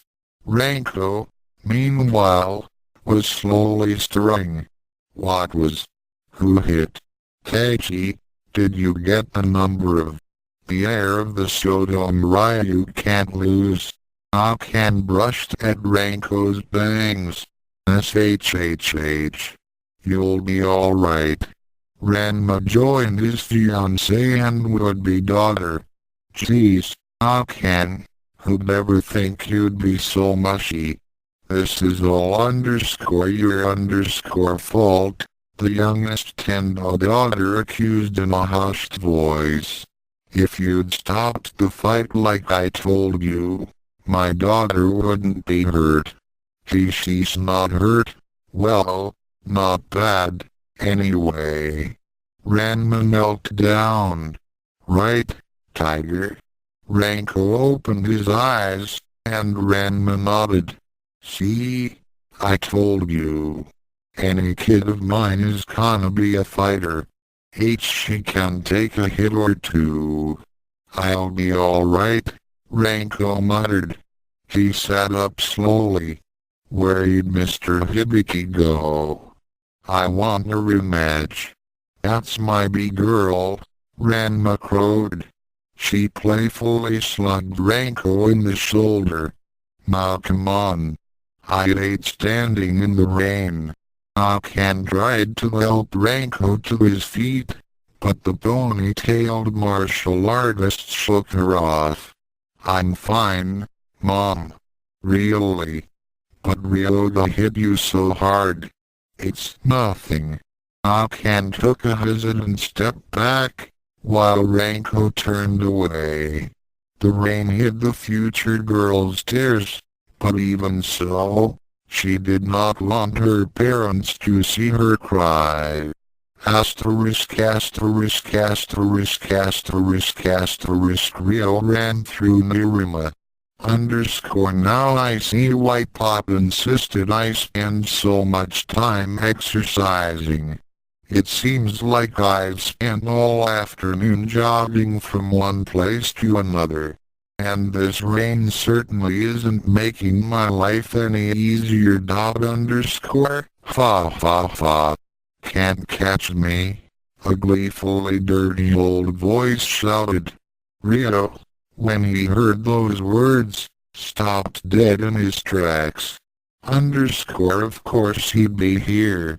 It's his century, after all. The big-tailed boy looked around for a good spot to stage an ambush. I don't know what the sick pervert is up to this time, but whatever it is, He's got to be stopped. A nearby lamppost looked ideal.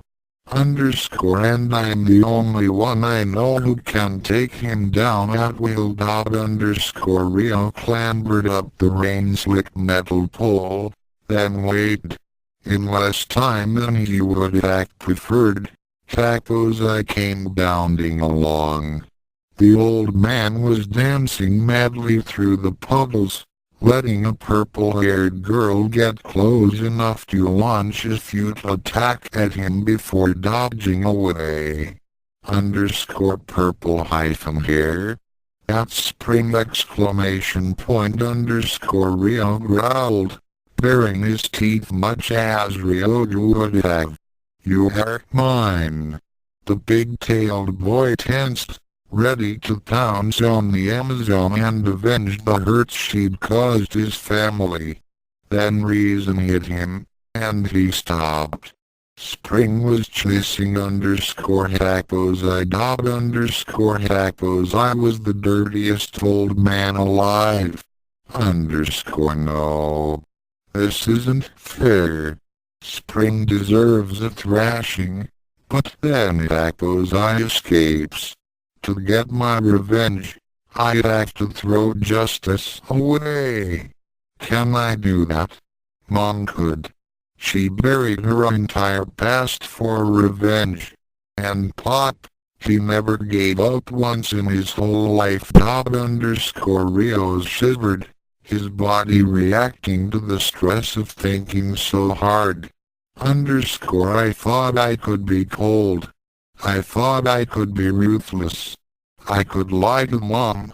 I could lie to Grandmother, all in the name of vengeance. Well, I wasted an hour I couldn't spare just to cheer Grandmother up, so Rio's Sodom isn't as cold as he claimed to be. But am I ruthless enough to let I go? The chase carried itself under Rio's perch, and the boy jumped. No, I'm not. What does that make me? His late kick caught I square in the jaw, and the little old man went down with a splash. Something shiny flew out of the pervert's hand. Spring jumped up and caught it. Thank you, big-tailed boy, she called back over her shoulder as she ran away. Dirty old man is strong opponent. Spring no think she could beat by self. Great, Rio muttered. Like I didn't feel bad enough about this already. I picked himself up.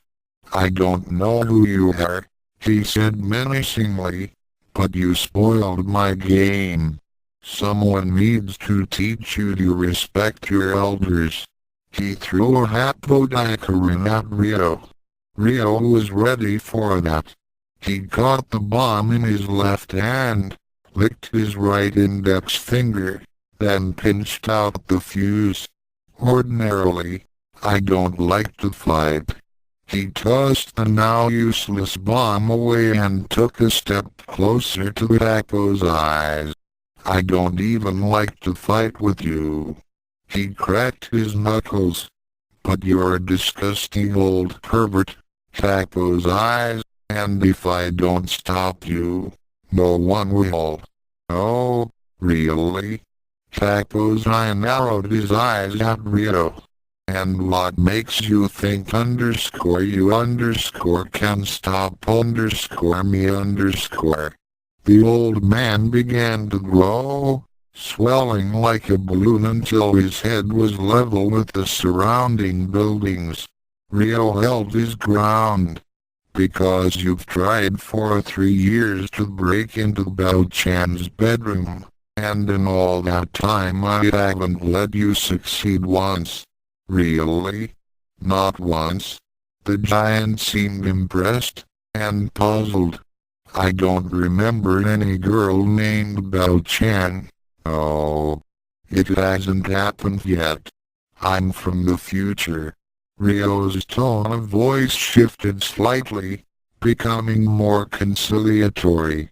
I hear you're something of a time traveler yourself. I had this wonderful magic mirror, Taco's I lamented, but it got broken. I found a magic locket that reminded me of my poor mirror, but I lost that, too. You don't say? Yes, and it's all your fault. Taco's Eye's voice echoed across the neighborhood. If you hadn't kicked me for no reason, I'd still have it, and that lovely girl with the purple hair would still be chasing after me. Rio blinked. I knew this was all Spring's fault, but I didn't know how. Now I need to find her more than ever. Yes, it's all your fault, Taco's I continued. You're almost as much of a spoilsport as Ranma. Rio risked a quick glance at his watch. I should be, he taunted. I'm his son. Well, then. Taco's I raised a fist the size of a small car, then stopped. A loud hiss filled the air, and the ancient pervert started to shrink, deflating like a tire with the air let out. Oh, is right. Rio walked over to the exhausted old man. I told you I didn't like to fight. He picked Taco's Eye up and stuffed him in a nearby mailbox. But with you, I don't have to. Taco's Eye protested weakly, but Rio ignored his begging.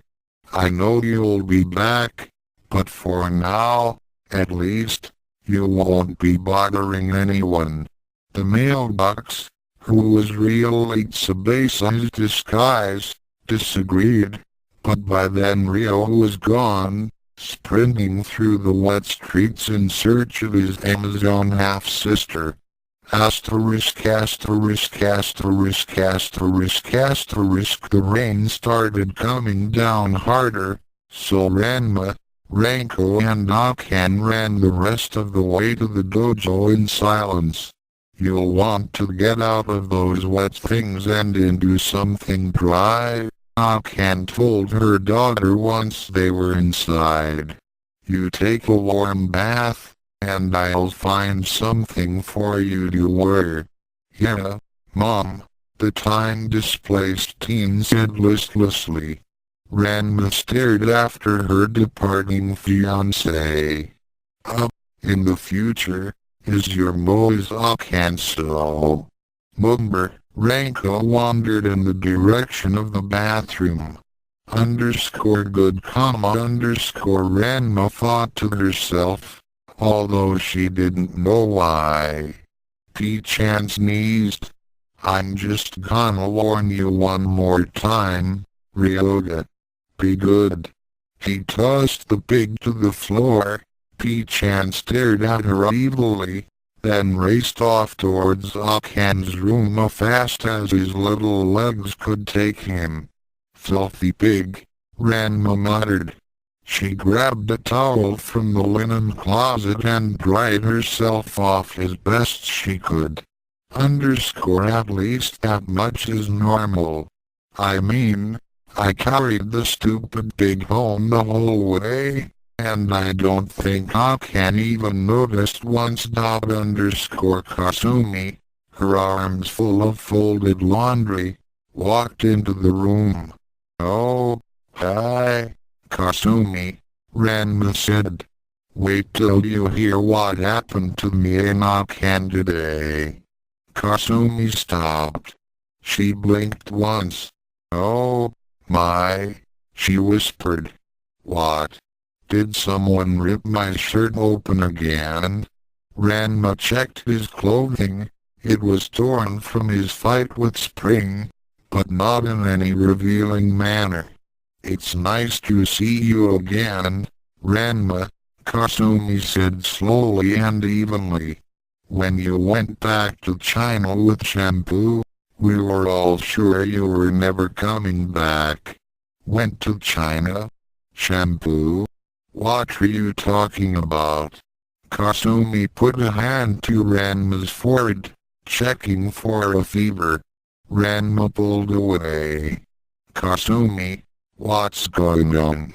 Soon answered for his daughter. You and your father have dishonored us, Sodom.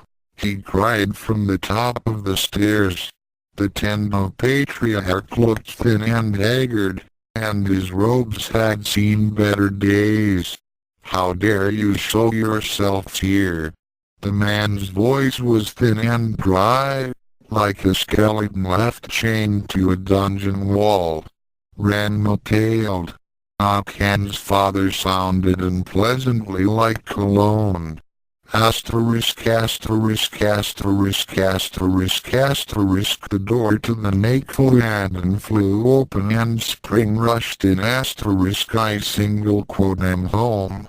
Great hyphen grandmother comma asterisk, she called out. There was no immediate response, oh, except for some plaintive quacking coming from a closet. Spring ignored Moose and set Shampoo down. Together mother and daughter quietly crossed the dining room, leaving puddles of rainwater on the floor to mark their way. Asterisk great hyphen grandmother question mark asterisk. Cologne's voice came floating from the living room. Asterisk in here, little kitten dot asterisk. Now that she was assured that everything was as it should be, Shampoo padded off to the kitchen in search of hot water. Spring, on the other hand, followed the trail of the old crow's words, proudly carrying the battered silver charm by its broken chain. Asterisk I have the locket, great-great-grandmother, and I have a husband exclamation point asterisk asterisk. Do you? Not question mark asterisk. Cologne sat cross-legged in the center of the living room. Her gnarled staff balanced across her lap. She stared out at an incense burner, carefully monitoring it as it filled the air with pungent smoke. Asterisk bring me the locket comma asterisk, she commanded. In a softer voice she added, asterisk and tell me about this husband of yours dot asterisk. Spring handed Cologne her locket. Asterisk his name is Ryoga, and he's really cute dot asterisk. Spring blushed at her own enthusiasm.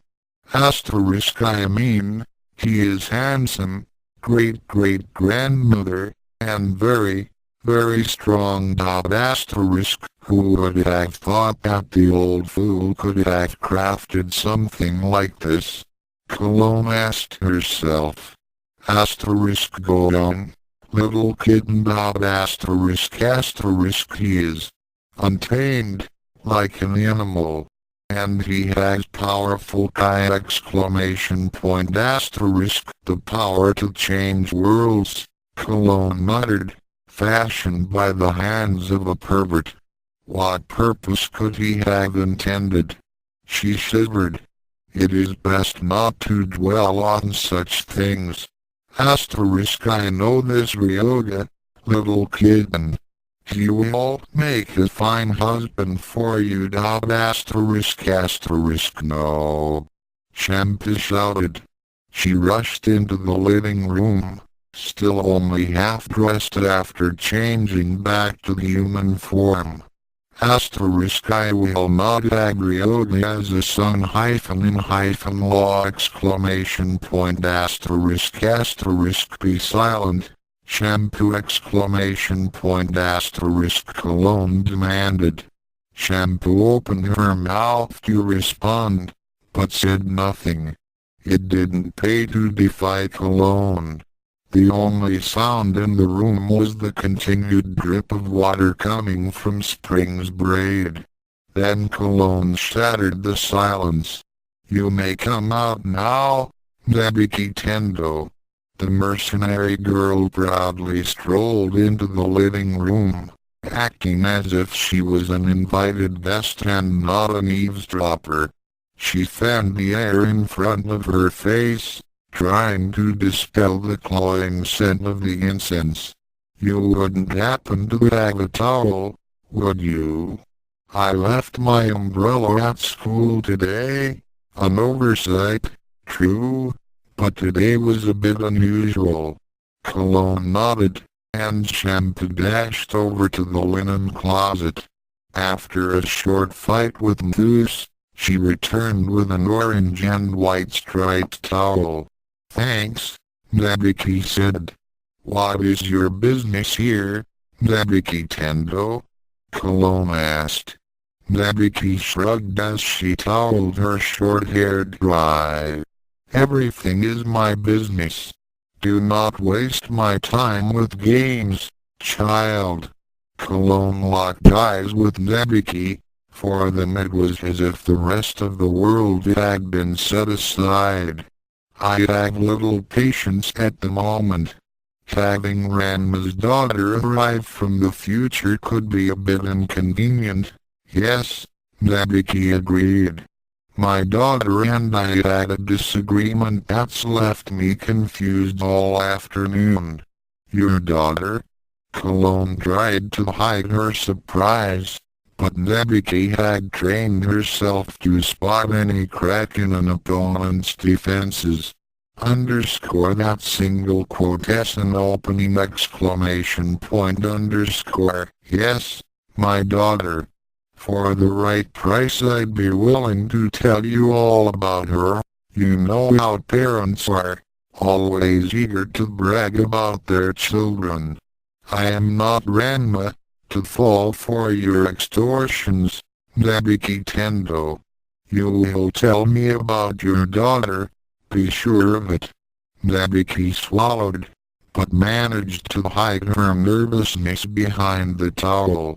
You'll want to know about the other time travelers, then, about Akane's daughter and Ukyou's son. Yes, you will tell me about them, too. Cologne's threat hung heavy in the air. Akane rummaged through her closet, looking for something pretty for her daughter to wear. There was a large pile of discarded dresses on the floor. One landed on top of P-chan as he rushed into the room. Squee! He shouted. Akane bent down and picked him up. Oh, P-chan, isn't it exciting? She asked as she held the big clothes. I have a daughter. P-chan's response to Akane's announcement was a brief surge of panic, followed by desperate anger and more panic. He wriggled out of her grasp, then ran from the room. What's gotten into him? Akane wondered. Then, setting that thought aside for a moment, she went back to sorting trough dresses. Eventually she found one that would do. Akane bundled it up with a dry set of clothes for herself, then carried the whole package to the bathroom. I'm coming in, she called as she slid open the door. Ranko, wrapped in a towel, stared at the dress Akane had brought for her. A dress? Mom, you've gotta be kidding. How can I fight in a dress? You don't like it. Genetic imperatives kicked in, causing Ranko to speak before she recognized the hurt in her mother's voice. Oh, Mom. Like, when have I ever worn a dress? Oh. Akane handed her the shorts and t-shirts she'd picked out for herself. Will these do? They're better than nothing, I guess, unless you've got any of Pop's clothes. A shout of, Ranma prepare to die, drowned out any response Akane would have made. Asterisk asterisk asterisk asterisk asterisk Rio, soaked through, stood hunched over a payphone as he searched through the directory. I single quote got to find spring. And fast. Now what was the name of the restaurant Shampoo used to work at? Mako something, I think. He flipped pages, trying his best to shield the phone book from the rain. Mako added. Rio turned to the appropriate spot, then choked back a very vulgar curse. The page he needed had been torn out. Asterisk asterisk asterisk asterisk asterisk. What do you mean? Dishonored? Ranma asked. I didn't do nothing. Liar. Soon croaked. You left us, so dumb. The Tendo patriarch took an unsteady step down the stairs. You broke your engagement to Akane when you married that Amazon. Soon continued his wobbly descent. You shattered the pact that would have united our houses. His eyes burned red, as if all the tears had been torn out of them. You had no honor, so dumb. I should kill you where you stand. Father, please, Kasumi said as she rushed up the stairs to steady him. You're not well. You should be resting. You bet he's sick, Ranma said. He's talking crazy. Don't taunt him, Ranma, Kasumi all but begged. Can't you see your being here has made him worse? Huh? Ranma was never quick on the uptake. Not unless there was a fight involved. Kasumi, I don't get it. He was fine this morning. Liar, Soon wheezed. He tried to pull away from Kasumi, but his frail and wasted body had no strength. It was all he could do to stay upright. Then Ryoga's shout of, "Ranma, prepare to die," filled the house. Asterisk asterisk asterisk asterisk asterisk. Taiji took her time walking through Nirima. She enjoyed playing tourist. The 20th century had been so charmingly archaic. The full charge in her umbrella field meant she could stay in the rain as long as she wanted, and it cleared the streets of pedestrians, leaving the short-haired Kendust alone with the sights and her thoughts. She passed a building with a girl-shaped hole in it. "Ha! That looks like something Ranko would have done. I guess the acorn doesn't fall very far from the tree." Then she frowned. But I am not like my mother. She's a cold, heartless, opportunist. The next building had a hole in it, too. And the one after that. Taiji started following the path they made. She ended up in front of a restaurant. "Make Fuyaden," she read. This is where the Chinese Amazons lived and worked while they were in Japan. She peeked in a window, then froze. Nabiki was inside. What single quote as she upped the question mark. Taiji looked around for another way in. She spotted an unlocked window, pried it open, and slid inside. Thank you, Satsukama.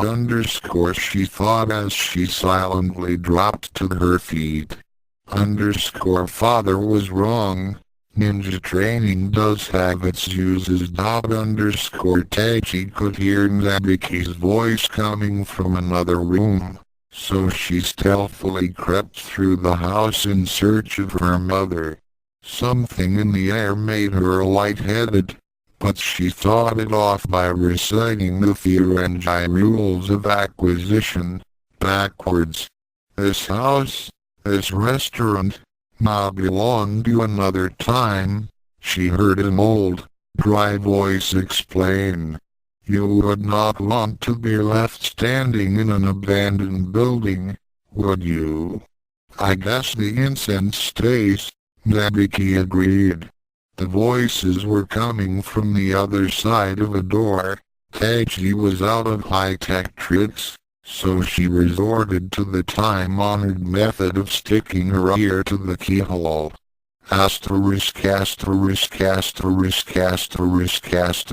P-chan ran through the house, and he didn't get lost. Akane had recently painted a series of snout-high arrows along the wall. All the little pig had to do was follow them and he could go anywhere he wanted to on the first try. In this case, he wanted to go to Ranma's room.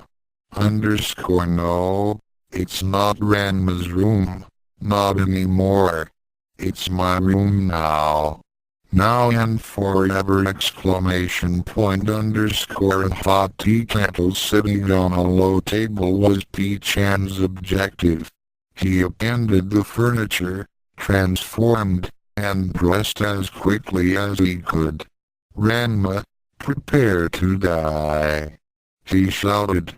Ryoga ran back out into the hall, this time following the arrows painted on the ceiling. They led him to the staircase, where he saw Kasumi and soon. The weak, older man was leaning on his daughter. He needed all his strength to keep from falling down. Ranma, you'll pay for making Mr. Tendo get out of bed! Ryoga vowed. A red-haired girl wearing nothing but a towel launched a fist at Ryoga's face, shouting, "Rematch time, Mr. Hibiki." Ryoga saw spots, and responded with a blow that would have ground her bones to dust had it hit. Normally the eternally lost boy would have died before attacking a girl, but that restriction did not hold against Ranma or his Amazon allies. They deserved everything they got. Die, Ranma. Who are you calling, Ranma? The girl punctuated her words with a kick to the jaw. I'm not falling for your tricks, Ranma. Your disguises won't fool me this time. This is the end. Yo, Ryoga, Ranma called from the bottom of the stairs. Stop picking on my daughter. If you want to fight me, I'm down here. Ryoga's mind was a mass of confusion.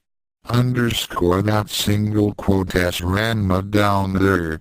But I'm fighting Ranma. Are there two Ranmas? No, then one of them would be a boy. And these are both girls. I know Ranma has a brother. Does he have a sister, too? Oh my gosh. What if I've attacked an innocent woman? Who are you? I'm Ranko. She punched Ryoga in the kidneys. Are you related to Ranma? Yes. She punched him again. Ryoga sighed in relief. She was guilty, then, by association. His conscience clear, the bandana-clad warrior kicked Ranko in the stomach. Akane ran between the combatants. You leave my daughter alone. Akane is defending this girl. The Amazons must have brainwashed her again. They'll pay for that. Ryoga pushed his girlfriend aside so that he'd have a clear shot at Ranko. Akane didn't like that. She hit Ryoga hard. Ryoga's heart of glass shattered. E.t.c felt her blood run cold. Nabiki was discussing the end of the world with some ancient Amazon, and the mercenary Tendo girl was treating it like a business deal. So you're trying to tell me that everyone and everything now belongs to another universe? I don't buy it. I mean, I still have all my old memories. My great-great-granddaughter was the nexus of this change. You and all those who encountered her had remained unaffected. Well, then, this hasn't done you much good. Everyone who's anyone has had a run-in with Spring. I know Ranma certainly has.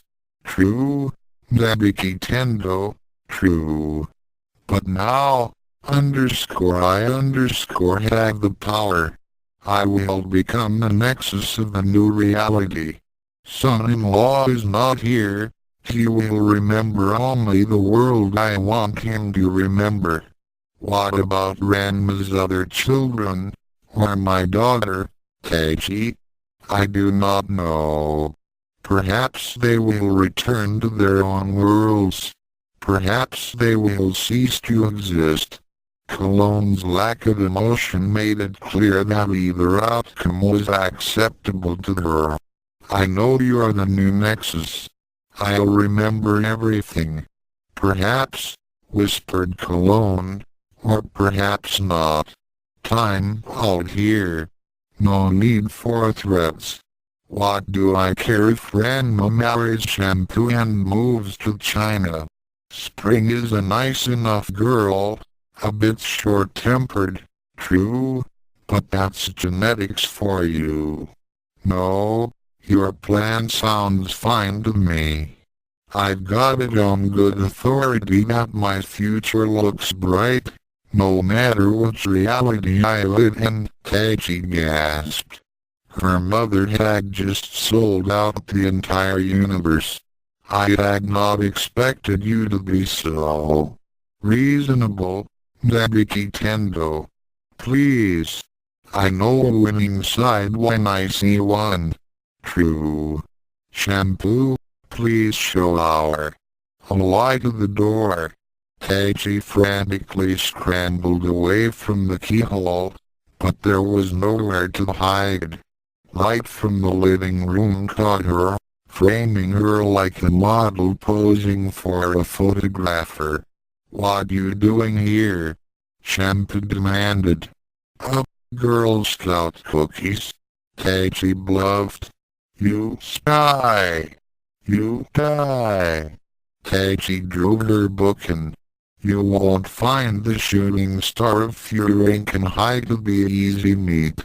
Outside, lightning ripped the rain-filled sky apart. Kids these days, Nabiki sighed as she slipped past the combatants. Keiichi spun her sword in a slow circle, waiting for Shampoo to make the first move. The future girl knew she was good, perhaps even great, but Shampoo was a legend. At least I'm armed. Shampoo's first attack knocked the book in from Keiichi's hands. So much for that idea. Keiichi closed her eyes and prayed. She knew exactly how much of a chance she had against Shampoo in an armed combat. A snowball and a burnous would last longer. Meow! Screamed a very angry cat. Don't just stand there, Nabiki said as she dropped a now empty bucket over Shampoo. Run! The two girls raced through the Nakoadan.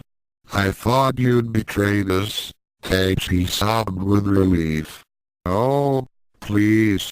What kind of a businesswoman would I be if I couldn't lie convincingly at will?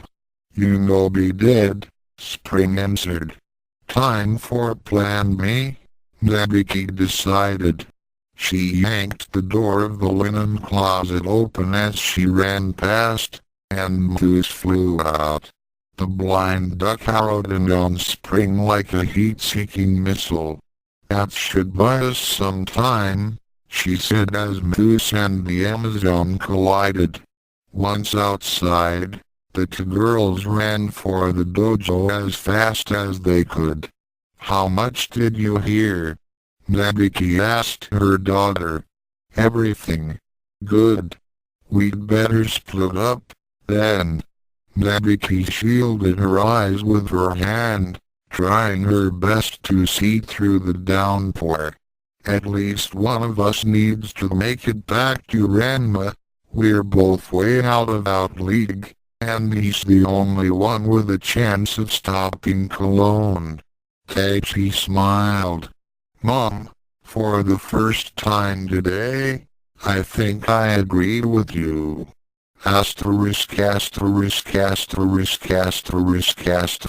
Ryoga stood frozen as his life crumbled around him. She hit me. Akane hit me. Hey Akane-chan, why? I told you to leave my daughter alone. Your daughter? Yes, my daughter. Mom, would you please get out of the way? Ranko complained. I'd like to finish the fight. Your daughter? Hey, Akane, how hard did you hit him? Ranma asked. Ranma, shut up, Akane snapped. Ryoga, are you alright? No, Ryoga managed to say. Then the eternally lost boy ran down the hall, crying. There was a loud crash, and a gust of cold, wet air blew through the house. Come back here, Ranko shouted. We have to finish our fight. Akane grabbed her daughter by the ponytail as she ran past.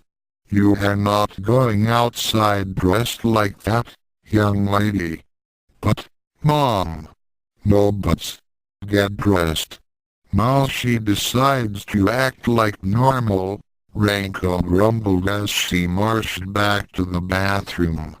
Below them, Soon swooned. Today had just been too much for the man's frail constitution. He splashed through the wet streets. Why didn't Kodakai have any practical shoes? Ahead of her, she could just make out the Tendo Dojo. I'm almost of. The future girl tripped over something small and landed face first in a large puddle. That much water shorted out her umbrella field, and Taichi's new clothes were soaked through. Damn! What did I trip over? Taichi turned around and saw an unconscious pig. That looks like Mr. Hibiki. She picked P-chan up by a bedraggled bandana. It is Mr. Hibiki. What is he doing out here? Nosy cousin won't put pig down now? Spring asked. Taichi's next few thoughts did not bear repeating. Let's not even pretend that I am going to put up a fight, she said. Why don't you just take me back to the Nakoland and let your great-great-grandmother deal with me? Does that sound good to you? Spring thought for a moment. Okay, she decided. But try trick Spring. I wouldn't dream of it. Mom was right. They are dumb as sheep. And this way I get to bring Ryoga with me. Part 4. Immediate action. Shampoo frowned as she lit yet another candle. The purple-haired Amazon would have rather gone chasing after Nabiki, but the rain made that impossible. Shampoo was given the boring job of preparing the restaurant for some sort of ritual. She'd already cleared the dining room of furniture, and next she had to help draw mystic symbols on the floor. The last candle flickered a bit, but then it settled down and started burning brightly. Shampoo sighed at the sheer drudgery of the work. She took the time to kick a small wooden cage as she left the dining room to fetch more supplies. Stupid moose. If duck no interfere, Nabiki no get away. Moose just quacked. There wasn't much else he could do. Grandmother, I'm home, Spring called as she dragged the reluctant Tachi through the door. Cologne looked up from where she sat meditating in the center of the living room. So you are, little kitten. The old ghoul hopped to the doorway on her gnarled wooden cane. She studied Tachi for a moment. You must be the daughter Nabiki Tenbo spoke of. I am impressed that you managed to sneak up on me before. Few have managed to do that. Thank you, Tachi said primly. She hugged P-chan a little tighter to mask her nervousness. The heartbroken pig, lost in the depths of blackest depression, just cried little pig tears. What should I do with her? Grandmother ? Japanese, little kitten. Speak Japanese in front of our guest. Cologne gave Tachi a wide, mirthless smile. That is the only polite thing to do, after all. Wouldn't you agree, Tachi Kuno? There is no need to discomfort yourself on my account, The short-haired girl answered back in perfect Chinese. Cologne's owl eyes narrowed. I am impressed. And I'm an idiot, Tachi told herself. Sure, I did the honorable thing, and father would be proud of me. But mom wouldn't have revealed her secrets so soon. That's one Trump wasted. Grandmother ?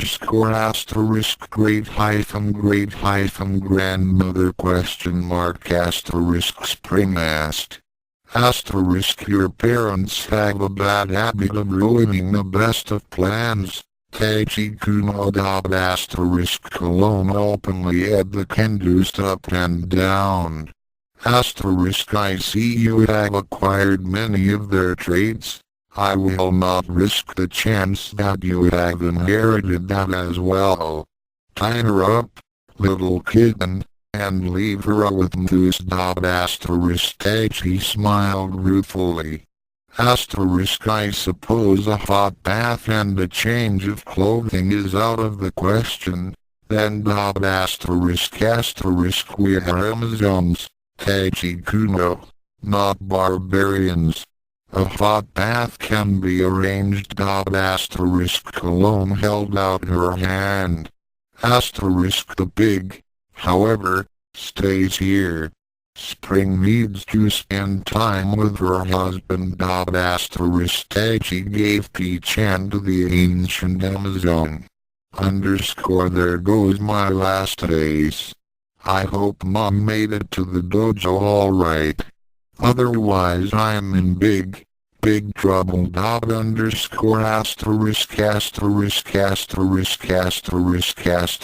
Akane and Ranma helped Kasumi carry Soon back up the stairs. I don't understand, Kasumi, Akane asked her sister as they tucked the weakened old man in his bed. Daddy wasn't sick when Ranma and I left for school this morning. The eldest Tendo daughter put her hand on Akane's forehead. You don't have a fever, she said, puzzled. Ranma, did you use some sort of Chinese magic on my sister? Of course not, she protested. Why would I want to do something like that?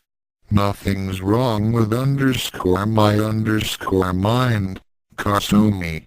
It's everyone else who's acting crazy. Kasumi led the others downstairs. I'm going to call Ono, she told them as she picked up the receiver. He should be able to explain everything. You do that? Ranma said. Meanwhile, I'm gonna get changed. She met Ranko as the Titian-haired girl was leaving the bathroom. All yours, Pop, she told him. Fine. I'm gonna grab a dry set of clothes first. Oh. Ranma walked down the hall, wondering at the arrows painted all over the walls and ceiling. What gives? It's like Ryoga moved in or something. Then Ranma reached her room. Or, to be accurate, what had been her room. If Ranma had been raised by her mother, she would have shouted something along the lines of, "Where the heck's all my stuff?" Unfortunately for her, Ranma had a much coarser vocabulary than Nodoka. Ranma's exact words at this point were very colorful and descriptive. They were also very, very obscene. Akane and Ranko came running into the room. Kasumi followed a moment later at a more dignified pace. What did you expect, Ranma? She asked her. You moved to China with Shampoo, and your father ran away. Your old room was just sitting here empty, so when Akane started dating Ryoga, we set it up so that he could sleep over when he needed to. Why does everyone keep saying I moved to China with Shampoo?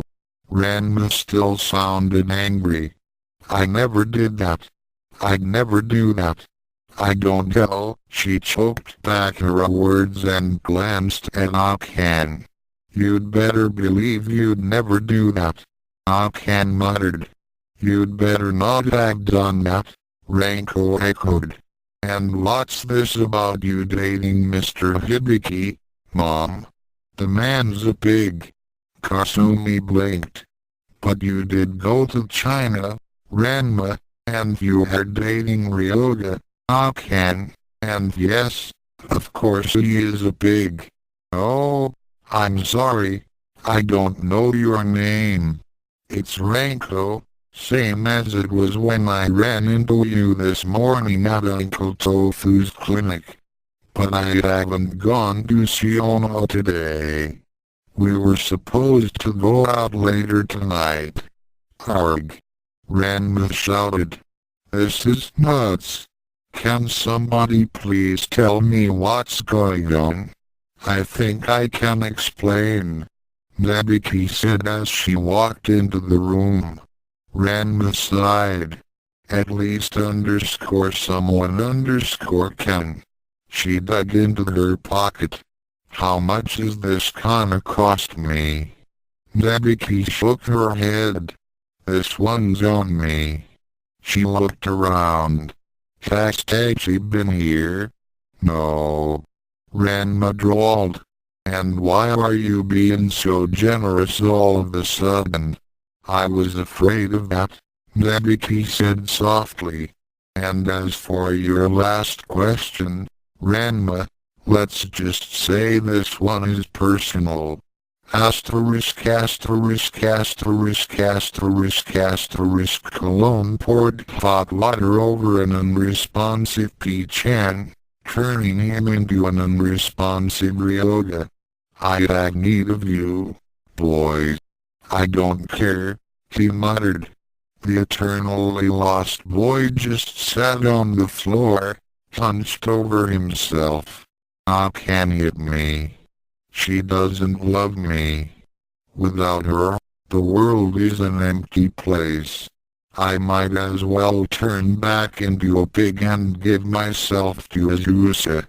I can think of many more full alternatives, boys.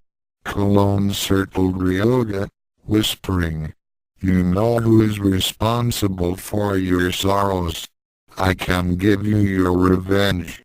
For a small service, or two." Revenge. Ryoga tasted the word. Somehow the old ghoul made it sound so new, so enticing. "Ranma is coming here." Cologne continued circling Ryoga. "He intends to spoil my plans. I will be busy, defenseless. You can stop him. You can have your revenge." Revenge. Ryoga stood up. "Our enemy. I will have my revenge." Spring poked her head into the kitchen. Great-grandmother, is everything all right? The Amazon blushed red when she saw what her newly won fiancé was wearing, or, rather, wasn't wearing. Little kitten, why don't you get your groom some clothes, Cologne suggested. I have much to do, and little time to do it, and she chuckled dryly at the irony.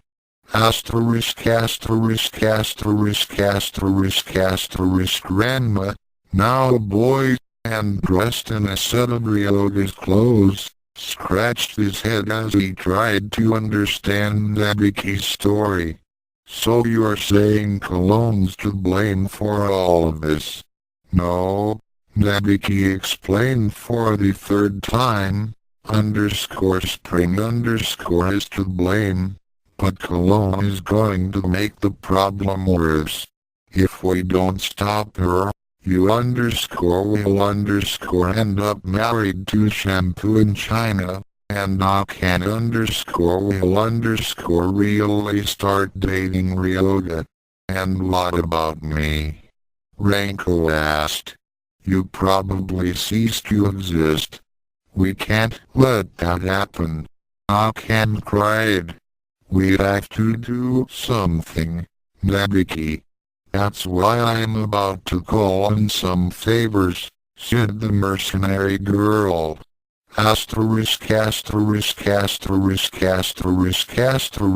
"Meet you at the Naked. Sure, Nabiki." "No, Rio isn't here. He left to find some answers. I thought he was going to the dojo. Don't we have time to look for him?" "I see. All right, I'll be there." Ah,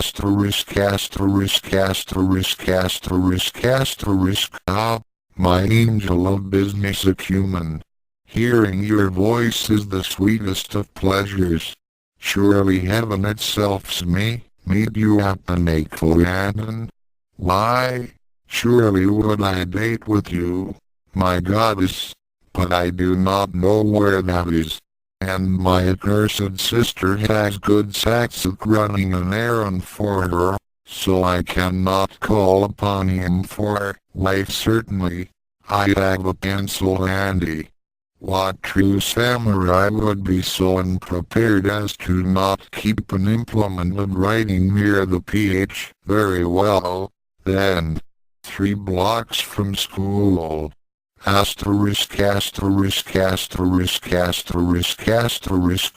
you said Ryoga disappeared? Nabiki asked. Akane nodded, so the middle Tendo daughter crossed his name off of the short list she'd compiled. Well, that's 6. You, Ranma, Ranko, Kuno, and Ukyou. Ranko frowned. That's only 5. I'm going to, Nabiki said. Cologne has my daughter. I'm getting her back. Fine, Ranma declared.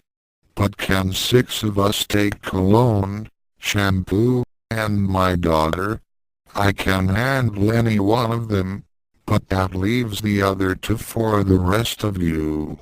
No offense, Nabiki, but even I cannot eat you alive. Hey, His fiancée shouted.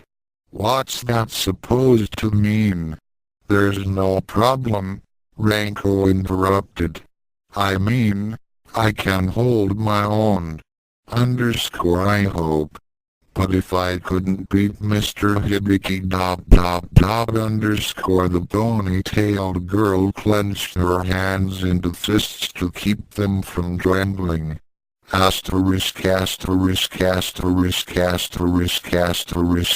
tore open yet another phone book. 5 tries.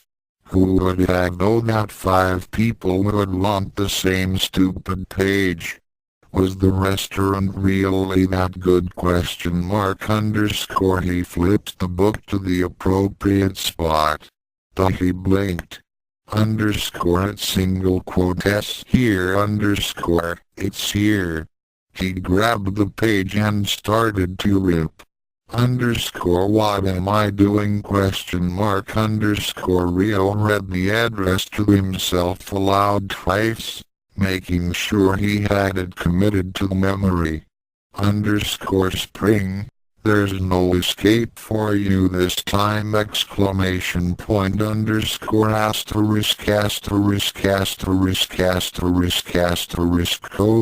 watched her brother rush out into the rain. Where is he off to in such a hurry? She wondered out loud. Well, there's only one way to find out. The gymnast reached into her closet for an overcoat.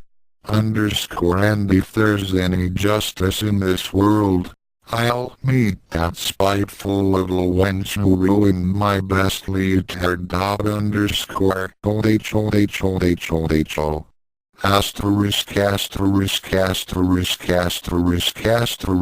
Be careful, Kasumi said.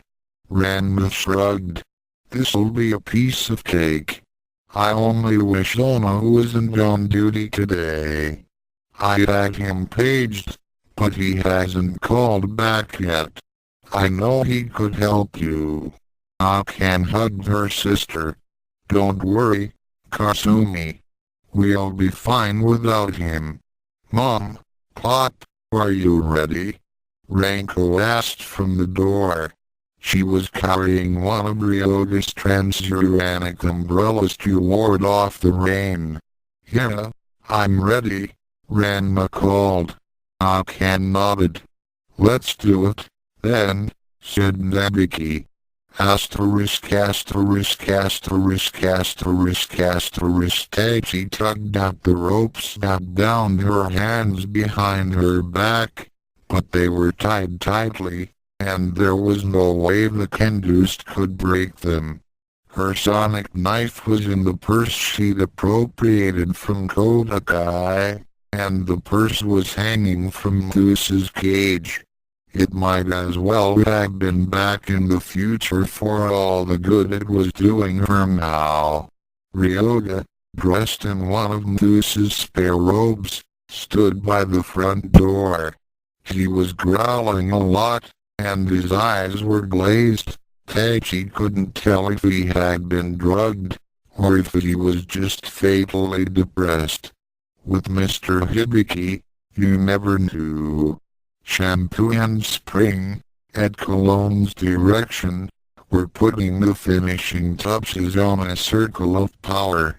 The mystic diagram took up most of the dining room floor.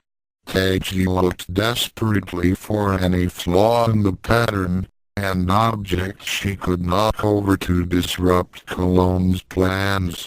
She found nothing. The ancient Amazon was good at lots she did. Quack, Muse wailed. You said it, Taichi agreed. Ukyou was waiting for Ranma and the others a block away from the Nakoyadan. What's all this about, Ranshin? We have to save reality, Nabiki explained. The Okonomiyaki chef threw her a sour look for interrupting. That helps a lot, Nabiki. Could you be any more vague? The mercenary Tendo girl took on a lecturing tone. Look, reality is not what it used to be. Take your restaurant, for example. I'd be willing to bet that it doesn't look the same now as it did this morning. Ukyou frowned. You'd win that bet. It looks like it was decorated by a cheapskate. All the kitchenware is substandard. And Konatsu is missing. It's like he was never here at all. He probably wasn't. We're living in a different world, now, one where Ranma married Shampoo and moved to China. Nabiki swept her hand around in a circle, taking the five of them in. We remember the way things used to be, because we've all interacted with Spring. She frowned in the distance. Other people didn't. Kuno saw his two loves and came charging down the street, heedless of the driving rain. Akane. Nabiki. Oh, what sweet rapture is mine. Now I need not choose between Urk. Nabiki returned Ukyou's battle spatula while the other's face faltered. Case in point. Kuno likes _you_. Ranma asked. Stranger things have happened, Nabiki said, a touch defensively. She picked the Kendus up by the lapels. Now, does everyone understand the plan? What plan? Ukyou asked. It's easy, and Ukyou. We run inside and beat everybody up. Ukyou stared at her childhood friend. Ranshin, did you come up with this plan? Ranma shrugged. Hey, it's worked before. Asterisk asterisk asterisk asterisk asterisk. There was a knock at the door. Our anime, die. Ryoga shouted. He charged towards the front of the building, but Cologne tripped him before he went very far. You do not want to go outside just now, boy. Turning into a pig will not help you. Let them come to us. Come they did. Ranma swaggered into the Nakoyanan, Ukyou and Akane flanking him. Hey, you old egg, he called. Nabiki told us what you're planning, and I can't say I like chaos hit. Shampoo leapt at Ranma, only to be intercepted by Akane before she could clomp onto the pig-tailed boy. Ranko, who had been left outside as part of a surprise attack, saw Ryoga pick himself up off the floor and jumped him through the window. Shards of glass ran off her transuranic umbrella like raindrops. Ukyou threw a handful of spatula shuriken at Spring, who knocked them out of the air with her bare hands. Dop it, Ranma finished. Oh, well. He cracked his knuckles. Cologne pointed a bony finger at Ranma. Do you really think your allies can stop mine, son-in-law? She swept her staff around the room, taking in all the combatants. Ranko was holding her own against Ryoga, but Shampoo was forcing Akane back, and Spring was taking Ukyou apart. Damn! Ranma ran across the room and grabbed Ukyou, catching a kick in the side from Spring as a reward. Go help Akane, he told her. But I want that girl, Ukyou argued. Bukan, you're way out of your league. He blocked another kick from his daughter, and jumped over a foot sweep. Don't argue, just go. Asterisk, why are you trying to stop us? Father ? Asterisk Spring asked. Asterisk this way we can be together. Asterisk she sounded confused, but she didn't slow her assault down one bit. Huh? Was Ranma's only reply. He couldn't speak Chinese. Ranko swung her umbrella like a club, smacking Ryoga in the side of the head. This time we finish it, Mr. Hibiki. No escapes, no interference. Ryoga let the pain wash over him. Cologne told me what you are. His eyes seemed to glow with righteous indignation. You're an evil spirit Ranma conjured up to confuse me and Akane. Well, I won't believe any of your lies, not anymore. I'll send you back to hell, and then I'll send Ranma after you, and everything will be right again. Ranko kicked her would-be father-in-law in the stomach. Wake up and face the real world. Ryoga punched the Titian-haired girl in the face. My world was heaven, until you stole it from me. Stupid pig. Ranko stabbed with the umbrella. Demon. Ryoga grabbed the umbrella and broke it in half. Then the fighting and the name-calling got really nasty. Cologne watched the battle rage around her.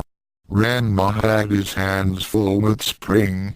He could not bring himself to hurt his daughter, so his advantage over her was wasted. Ryoga and the red-haired girl were evenly matched, trading blow for blow with equal savagery. Shampoo was hard-pressed, but then she was facing 2-to-1 odds. The ancient Amazon studied the locket in her hands.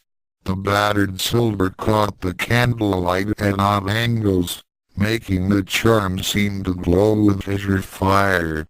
Can I use this to end the fight? She wondered. No. I still know too little about the power it contains. I'd at best end this fight myself, the old-fashioned way. She twirled her staff like a baton. Hold, troll, and go no farther. I take Kuno, the blue thunder of fury can I say to you, cease. Thunder rocked the Nakoyadan, blowing out some of the candles. Cologne turned around slowly. I should have expected this, Nabiki Tendo. Son-in-law led a front attack, but that attack was a diversion, allowing you to sneak him through the back. Nabiki tugged at the ropes holding Taichi captive. Ranma's rather good at tactics, she agreed. And we all knew I wouldn't do any good coming in through the front door. Indeed. Cologne's staff shot out like a snake, neatly disarming Kuno and hitting him in the head. The Kendust fell like a rotting tree. And it seems you will do little good here. Nabiki took a step back and held up her hands. Can't we make a deal? The time for deals is past, Nabiki Tendo. Cologne raised her staff and struck. I couldn't agree more, Amazon, Ryo said as he intercepted the blow. The big-tailed boy twisted his wrist a fraction, and the gnarled cane shattered like a toothpick. Kodakai didn't know what was going on, but she knew she should be involved. That horrid Tendo girl and some peasant with a giant spatula were double-teaming the Amazon who had stolen her Ranma-sama away. Ordinarily the Black Rose would have cheered such a move, but another, more beautiful possibility danced before her eyes. If I defeat the Tendo girl by honorably hitting her from behind, Then I can take her place in the fight against the Amazon. Both of the women I despise most in the world will be at my mercy. Oho. Kodakai threw off her overcoat and attacked, her ribbon snapping like a whip. Akane heard the laugh. Kodakai? She turned, blocking the attack at the last moment. What do you think you're doing? Kodakai smiled. It was a beautiful sight, in much the same way that many poisonous flowers are beautiful. Why, Akane, I'm just clipping away at all the dead wood that stands between me and my Ranma-sama. Ukyou and Shampoo were hurt. At one time or another during the fight, both of them had fought against a force noticeably more powerful than themselves. Now, with Akane out of the picture, the sides were even. Ukyou left her battle spatula. Round 2? She asked. Shampoo smiled softly as she raised her bonbari. Shampoo always ready. Anything else they had to say was drowned out by the ring of metal on metal. Cologne studied her new opponent. You, too, are the child of Ranma. Would you strike at a helpless old woman? Rio laughed dryly as rainwater pooled on the floor. I don't know you Amazons very well, but I know you're far from helpless. Cologne narrowed her eyes. You are much less rash than your half-sisters. That's because I'm a scholar, not a fighter. A pity for you, then. Cologne darted forward and around, striking Rio in the small of the back with one finger. Rio should have fallen to the floor, paralyzed. He didn't. Rio grabbed Cologne by the wrist. I told you I was a scholar. Tofu-sensei taught me quite a bit about anatomy. He saw the locket in her hand, a heart-shaped piece of silver. I've also learned a little about magic, enough to recognize power when I see it. Cologne scratched at the pig-tailed boy, pulling away. You don't know the forces you're dealing with. I know enough to want to keep them out of your hands. Cologne reached into her robes and threw a small packet of powder to the floor. A white cloud of smoke appeared, hiding her. That will prove more difficult than you think. Rio picked up Kuno's book and... That's what you think. Ranko and Ryoga broke apart. Their fight was inconclusive. Neither could get the upper hand. I did something today, Ryoga thought. Twice. What was it? What did I do? Desperation fuels self-doubt. I must beat this demon. I must. If I don't, I'll lose Akane forever! This is my last chance, Ranko thought. I single quote got no excuses now. I'm in my own body, and nobody's interfered. I know I'm good. Pop said so. I can beat this guy. I know I can! Earlier that day, Ranko had been on the receiving end of a Shishi Hokoden. She was Ranma's daughter. She picked up new combat skills as quickly as Tachi picked up spare change. She was also Akane's daughter. Her kai was strong. Shishi Hokoden met Mukauda Kabisha. Ranko knew what she was doing. Ryoga didn't. A bolt of solid confidence ripped through the lost boy's despair, knocking him across the room. Candles went flying, and the outer ring of the mystic design was torn, rendering Cologne's ritual useless. Yes! Ranko shouted. Who's next? Akane was tired, and Kodakai was fresh. What my Ranma-sama ever saw in you I'll never know, the Fey girl said as she threw a set of clubs at her opponent. Akane blocked with her arms. He's not yours.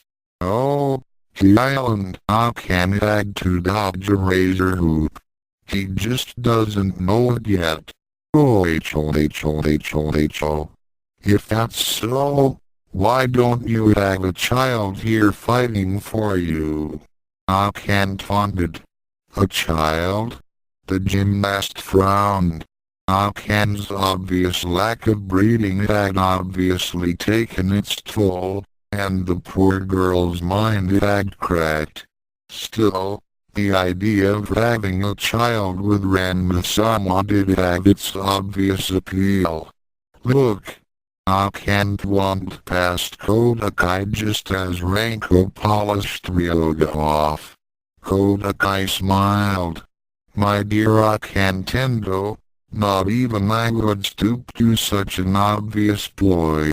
She struck with her ribbon, but Akane ducked the blow. Her weapon wrapped around something. Oh. Cologne was worried. For every trick she tried, the big-tailed scholar had a counter. Blinding powder didn't work. He closed his eyes. Pressure points didn't work. He knew them all. Poison darts were no use. He knocked them out of the air. Even hot and cold water were of no use. This boy had never been to Ukyou. Had left the locket. Cologne raised it above her head. If I can use it to summon others from my tribe. Kodakai's ribbon wrapped around the charm, and pulled it from the ancient Amazon's hand. Ranma heard Ranko's cry of triumph. Hey, tiger, I'll trade you, he shouted as he blocked another kick from Spring. You're on, Pop. The Titian-haired girl pounced, knocking her transdimensional half-sister to the floor. I'm gonna roll now. No, the purple-haired girl argued. You don't Spring. Get off. What do I ask here? Kodakai wondered. She didn't have long to ponder the locket.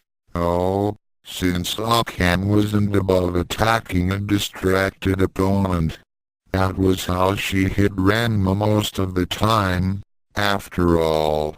Kodakai's last thoughts before consciousness faded were about the strong children she and Ranma would have. Ukyou had given her childhood to the study of okonomiyaki-style martial arts. Shampoo was a warrior born of warriors, trained from birth in the ways of fighting. One-on-one, Ukyou never had a chance. Ryo saw this. Mom, he shouted. Just then, Kodakai's ribbon ripped the locket from Cologne's hands. The big-tailed boy couldn't have cared less. Leave her alone, he shouted. Book and raised, Ryo leapt at the Amazon. Shampoo met his furious attack, parrying with one mace while striking with the other. Ryo felt the bonbari as it connected with his skull. That only added to his rage. Ranma looked around. Akane was fine. Ranko was fine. Kuno was out, but that didn't matter. Nabiki was still trying to get her daughter free. Ukyou was hurt, but her son was here, and he seemed to have that situation in hand. That left Cologne, and the guy in the mask and cape with the long, black hair. The guy in mask and cape ? Who are you? Akane asked. The newcomer stood up straight, his flowing hair snapping like a flag as he brushed it back with his hand. I am the devilishly handsome business sweet warrior, Shotaro Kamen, he declared. You have struck down my mother, a queen among women, and us. Even though it pains me to harm such a beautiful girl, in the name of the House of Kuno, I will punish you. He made passes in the air with his hands, ending his soliloquy by pointing at Akane. Ranma bust up laughing. What are you gonna do? Throw roses at us? I will teach you to mock the fighting style of Shotaro Kamen. The boy waved his hands some more. Ranma laughed harder. Akane was worried. The stranger looked an awful lot like Kodakai. Black roses sailed through the air, stapling both Akane and Ranma to the wall. Akane struggled a bit, but she couldn't free herself without doing irreparable harm to her clothing. Ranma didn't have that problem. The roses holding him up went through his flesh. Ranma roared, anger covering the pain he caused himself as he ripped free from the wall. You're gonna wish you'd never been born, he grated. Shotaro Kamen held his arm out straight, and a fancy cane appeared in his hand. We shall see about that. Nabiki cursed under her breath. She still couldn't get the knots undone. There's a knife in the purse, Taichi told her. Use that. Nabiki grabbed the bag from where it hung on Moose's cage and appended the whole thing. I don't see a pocket knife, she said as she rummaged through the pile of cosmetics, checkbooks, and credit cards. It's not a pocket knife. It's a sonic knife. It looks like a highlighter. Oh. Nabiki held up a short green piece of plastic. Is this it? Taichi shook her head. No. That underscore is underscore a highlighter. Wait, Mom. Forget about me. And Kodakai has the locket. Go get her. But I can't leave you like this. I left you earlier today, and look what happened. Mom, we're talking about all of reality here. That's more important than me. Go.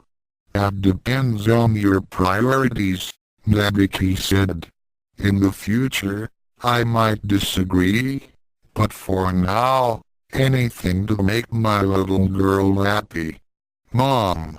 Taichi whined. I'm gone. Ranko and Spring rolled around on the floor like a pair of wildcats.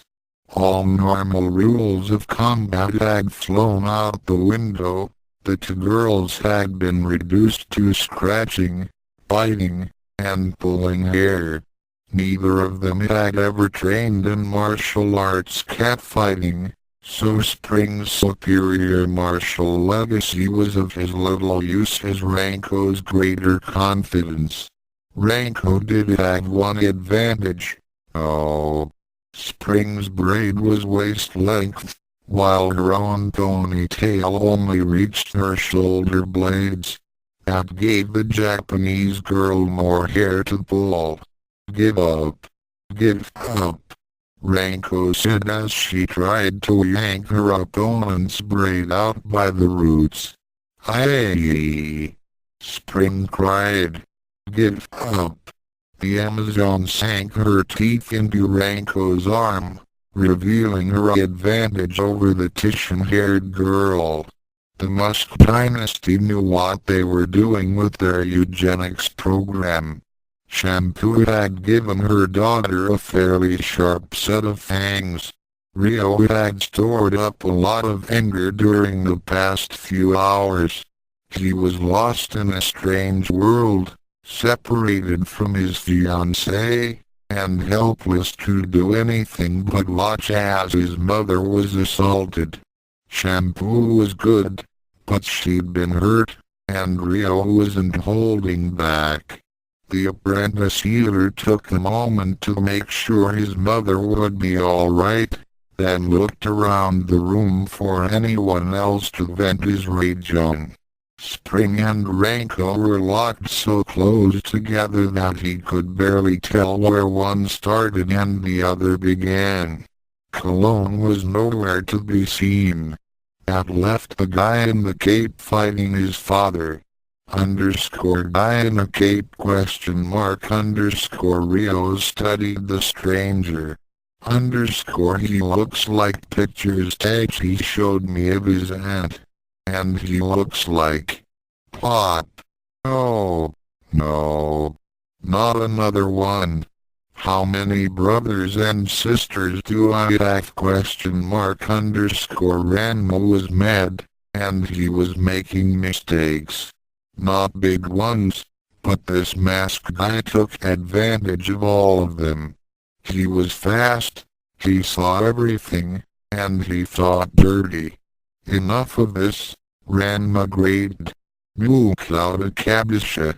Buster Cloak, Shotaro countered. The masked boy wrapped himself in his cape, and Ranma's guy passed through him with all the effect of a damp breeze. Huh? Ranma said. Shotaro's cape flew open and he posed, much like Batman would have. Ranma had a moment to blink before his own Kai attack knocked him across the room. Have you had enough yet? Shotaro asked Ranma. Ranma, still lying on the ground, held his head in his hands. He answered. Speak up, the boy demanded. I cannot hear you. Shotaro took a step closer. I command you, in the name of the House of Kuno, answer me. No, Ranma said. He stomped on the floor, breaking through the wood and ripping up the plank Shotaro was standing on. The masked boy stumbled, and as he regained his balance, a Ukyou Kabisha caught him square in the chest. Ranma smirked. Sucker. Nabiki walked around the remaining fights, trying to stay out of everyone's way. What with throwing roses and Kai attacks, the Nakoyanan was becoming a dangerous place. She reached Kodakai's prone form without incident. The unconscious gymnast still held the locket in her hand. So much trouble for such an ugly piece of jewelry. It is the power that we all find attractive, Cologne told her. We're just keeping it from you, Akane said. She had escaped from Shotaro's roses by wriggling out of her sweater. The three women looked at each other. They all dived for the locket. After a moment of struggling, they all looked up. Rio stood above them, the silver charm glowing blue in his hand. Kodakai used this to summon her son, and Spring used it to drag us across the dimensions. I'd bet Tachi my last dollar that this hunk of metal is the reason why Ukans looked so funny. The old Amazon said this was power. I had the power. He looked around the room. Ranma and Akane were standing together, while Ukyou pushed herself to her feet with her combat spatula, alone. I could change that. Ranko and Spring were still rolling around on the floor. I always wanted sisters, even if violent, maniacal ones. I could change that. Cologne was staring at him, murder in her eyes. These Amazons have been nothing but trouble. I could change that. He thought about his fiancée. Bell-Chan is waiting. I don't need to change anything. The world vanished in azure fire. Part 5, Delayed Consequences. The Nakoyanan was empty, except for 4 teenagers. Rio, did you do that? Taichi asked from across the room. I think so, the big-tailed boy replied. I wanted to go, and I wanted the rest of you to come with me. That seems to be what happened, so I'll take credit for it. That's good. Taichi looked around. What happened to that Shotaro Kamen guy? I know he was from the future, like us. Why isn't he here? Kodakai's son vanished when I grabbed the locket. Ryo shrugged. I assume he went back to whatever world he came from. That's even better. The short-haired girl tugged at the ropes around her wrists. They were still tied tight. Can you cut me loose? Let me deal with my half-sisters first. If I don't stop them, Ranko and Spring won't have any hair left. Stopping a catfight between 2 highly trained martial artists was no easy task. Oh, and Ryo's ethics prevented him from using pressure point techniques when there was no medical need. Finally, after a bit of 3-way wrestling, he managed to separate the 2 girls. Hey, where'd everybody go? Ranko asked. Nowhere, Ryo answered. We're the ones who left. Ranko scratched her head. Does that mean we won? Yes, we won. Taichi slid across the floor the best she could. Now we'll someone please untie me. Ranko went to help her cousin, while Spring confronted Ryo. Big-tailed boy beat great-great-grandmother? Yes, I did.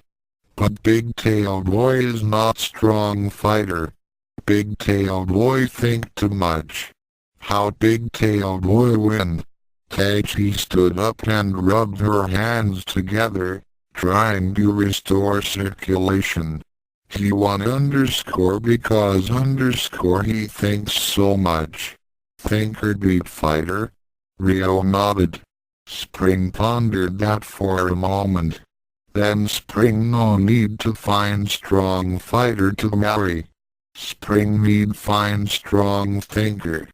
Or a strong dreamer. Or a man with a strong heart, Ryo suggested. He swept his arms wide. The world is open to you. Find a man you love, one who loves you back. He's bound to be good at something. The Amazon smiled. Spring liked that idea. She kissed her half-brother on the cheek. Spring liked that idea lots. Thank you. You're welcome, Ryo whispered, but the girl was already half out the door. Bye-bye, nosy cousin, she called, her voice light and cheerful. Bye-bye hair-pulling girl. Maybe we fight again someday. Oh, sure, Ranko said. Anytime you want. I'm ready for it. The Titian-haired girl held her hand in front of her chest, palm up. A glowing ball of energy appeared. I'm always ready. Good, Spring said. And then she was gone.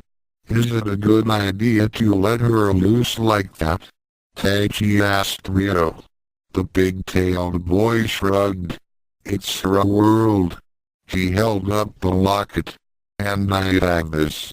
She won't be doing any real harm, especially if she's decided she likes brainy types. The locket glowed blue, and the world dissolved in frozen fire.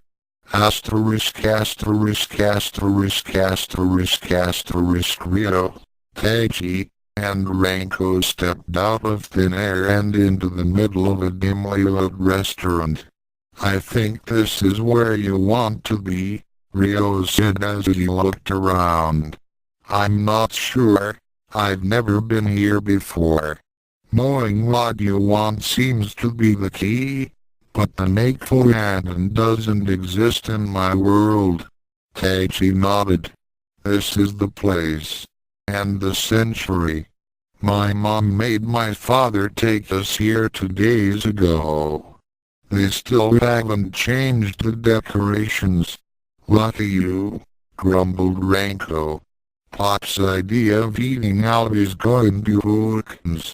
Rio frowned at his transdimensional half-sister. Sorry, she apologized. What do you plan to do now? Taiji asked, nodding at the locket Rio held tight in his fist. You can go anywhere with that. Anyone. The possibilities are endless. Rio stared at the battered piece of heart-shaped silver. Knowing what you know, having spent a day in the past, what would you do? Taiji made a face. I'd throw it in the deepest well I could find. That sounds like a good idea to me. 3 for dinner? Asked an elderly Chinese man. He held out menus. That, said Rio, is my signal to go home. Bell-chan is waiting. Ranko took the menu from the man and studied it, trying to puzzle out the Chinese writing. Well, it's been cool knowing you, Rio. She punched the boy in the shoulder with her free hand. Keep practicing, you've got some good moves hidden in there. Don't listen to her, Taiji advised. When you start thinking with your muscles, you stop thinking with your head. It was nice meeting a boy my age with a brain, Rio. I almost wish you had a counterpart in my world. Rio stared at her in surprise. I'm teasing, she told him. I mean, you're an almost married man, and Bell-chan is my friend. Oh. Rio shook his head. You did have me spooked for a bit. Remember, the Taiji Kuno I know is a boy. Taiji laughed, and patted Rio on the cheek. Go on, get out of here. Rio held up the locket, and vanished in a flash of azure flame. Asterisk asterisk asterisk asterisk asterisk Ranma blinked. Ranko and the others were gone. Did you do something, you old ghoul? He accused Cologne. No, son-in-law. Your son did this by himself. So, we won? Yes, Ranma, Nabiki said. We won. She looked down at Kuno's prawn form. Will he remember ? She wondered. Cologne sensed the Tendo girl's question. Those of us who were conscious when the second generation vanished will retain all of our memories. She let her gaze wander across Ryoga, Shampoo, Kuno, and Kodakai. For the others, it will be as if today never happened. Oh, Nabiki said softly. Ukyou, ever practical, stared at Cologne. Now what? This is all your fault, after all. The Amazon held her hands up. Fate is to blame. I merely seized the opportunity I was presented. You cannot fault me for that. In my place, you would have done the same. Nabiki frowned, and Ukyou looked away, but both knew Cologne was right. Besides, the old woman continued, if you blamed me for everything that went wrong in your lives, you would never have the time to live them. Ranma's stomach grumbled. Philosophy made him hungry. I believe I have enough ramen for everyone, Cologne suggested, but I would need to have someone clean up the restaurant while I cook it. Ranma licked his lips. I've got nothing better to do. Ranma, what are you thinking? Akane accused. Ranshin, what are you doing? Ukyou echoed. Hey, I'm hungry, he said, as if his fiancés would accept that as a valid excuse. Cologne smiled to herself as Ranma was thoroughly pummeled. Things were back to normal already. Asterisk asterisk asterisk asterisk asterisk. The elderly waiter brought the check to the table. You owe me for my lost clothes, e.t.c reminded her cousin.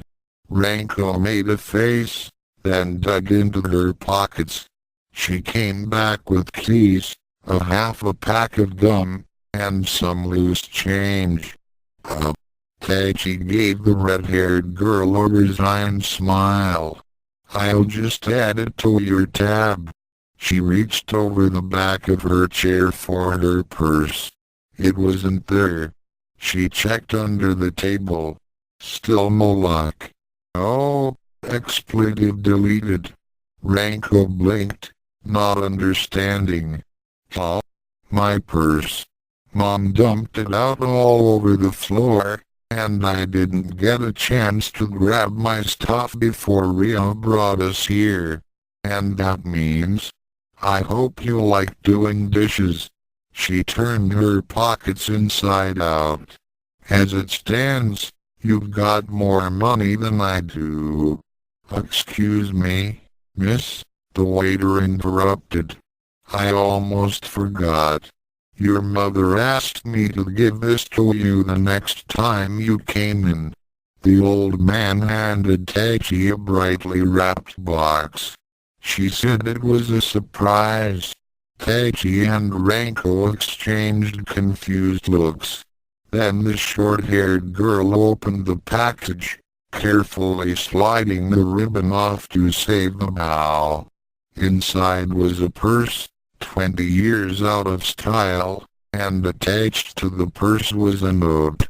This is absolutely the last time I pick up after you, young lady, it said in Nabiki's tiny, economical script. The word last had been crossed out, and replaced with the word first. Asterisk asterisk asterisk asterisk asterisk. Nabiki stared at the small pile of artifacts she'd gathered from the floor of the Nakoyadan. Most of them were unremarkable. Ballpoint pen technology was destined to remain static over the next 20 years. The sonic knife was the only intriguing piece, but it was a self-contained unit, and she couldn't figure out how to get the case open. There was a knock at the door. Nabiki swept everything into a desk drawer, turned off the lamp, and called, "Come in." Akane walked over to her sister. "Hi," she said. "Hi, back. What's up, sis?" Nabiki spun her chair around. "Has Dad been bugging you and Ranma to get married again?" Akane shook her head violently. "Like I'd ever marry that pervert. Even in other worlds he's chasing after other women." Nabiki smiled secretly. Akane was blushing, although she did her best to hide it. Silly girl, You can't lie to underscore me. No, Akane said, a trifle rushed. I was wondering how underscore you underscore were doing, Nabiki. I mean, it seems pretty clear that you're going to be marrying Kuno in the near future, but when he woke up after the fight, he was chasing me all around the restaurant. She sat down on her sister's bed. And then when Ukyou and Ranma got in a water fight when they were washing dishes, well, you saw what happened. Nabiki pursed her lips. Why should I care? It's not like I believe in destiny or anything. But you seemed so sad. I was, the mercenary girl agreed. Taiji left for the future, and she didn't tell me anything about the stock market. Do you realize how much money I could have made? Akane frowned. And that's all you were upset about? Nabiki pressed her hand to her chest. Please. This is underscore me underscore we're talking about. What do you think? You're right, Akane agreed. She stood up. Good night, Nabiki. Knight, Akane. The middle Tendo girl picked up an account book and started flipping pages. Akane smiled as she closed her sister's door. Underscore I know I can't lie to you, Nabiki, but you can't lie to me. Either dot underscore asterisk asterisk asterisk asterisk asterisk Ranma leaned back. The stars were the same as they ever were. Underscore I wonder why I thought they'd be different. Everything's back to normal, or, at least, that's what Cologne and Nabiki say. Dot underscore Ranma closed his eyes. Underscore I can't believe I'd ever let Shampoo marry me. Dot underscore he shuddered in the cold night air. Underscore or Kodakai. That's even worse. Ukyou, maybe, I guess, and AK hyphen underscore he derailed that train of thought. Underscore my kids seemed nice enough, even Spring, when she wasn't trying to kill anyone. Well, Shotaro was whacked, but he sure could fight. Ranko had my spunk, and she was cute, just like her mo hyphen underscore Ranma sat up. That was more than enough introspection for him. A shooting star traced a path of fire across the sky. Ranma blinked, then instinctively looked to Akane's window. She was leaning on her windowsill, making a wish. Underscore in the starlight, she sure looks cute. If Ranko's any indication, she must look that good in the future. To underscore Akane opened her eyes and saw her fiancé staring at her. What are you looking at, pervert? She yelled as she tugged her nightgown close. Huh? Said Ranma. You didn't think I was, of course, the wrong answer. A dumbbell caught Ranma square in the face, knocking him off the roof and into the pond below.